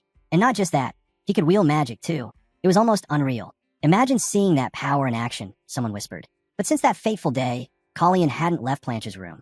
Planche was still unconscious, but stable. Colleen sat by his bedside, a piece of fruit half-eaten in his hand, lost in thought. He was still trying to figure out how to explain what had happened, how to hide his aura without raising suspicion. Planche stirred slightly, opening his eyes just long enough to scold him. "If you're gonna eat that much, do it somewhere else," he muttered weakly. "You're making a mess." Colleen smirked. "What happened to your hospitality? I'm the one who saved your life. The least you could do is let me stay."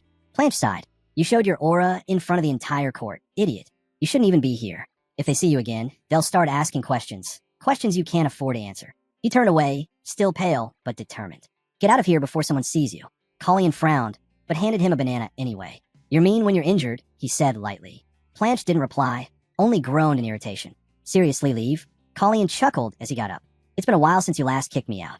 I guess some things never change." Planche really did throw Colleen out, completely disgusted. Still, for days wasn't so bad, considering Planche's temperament. Elon had expected him to stay for at least a week. Honestly, that had been Callion's plan too.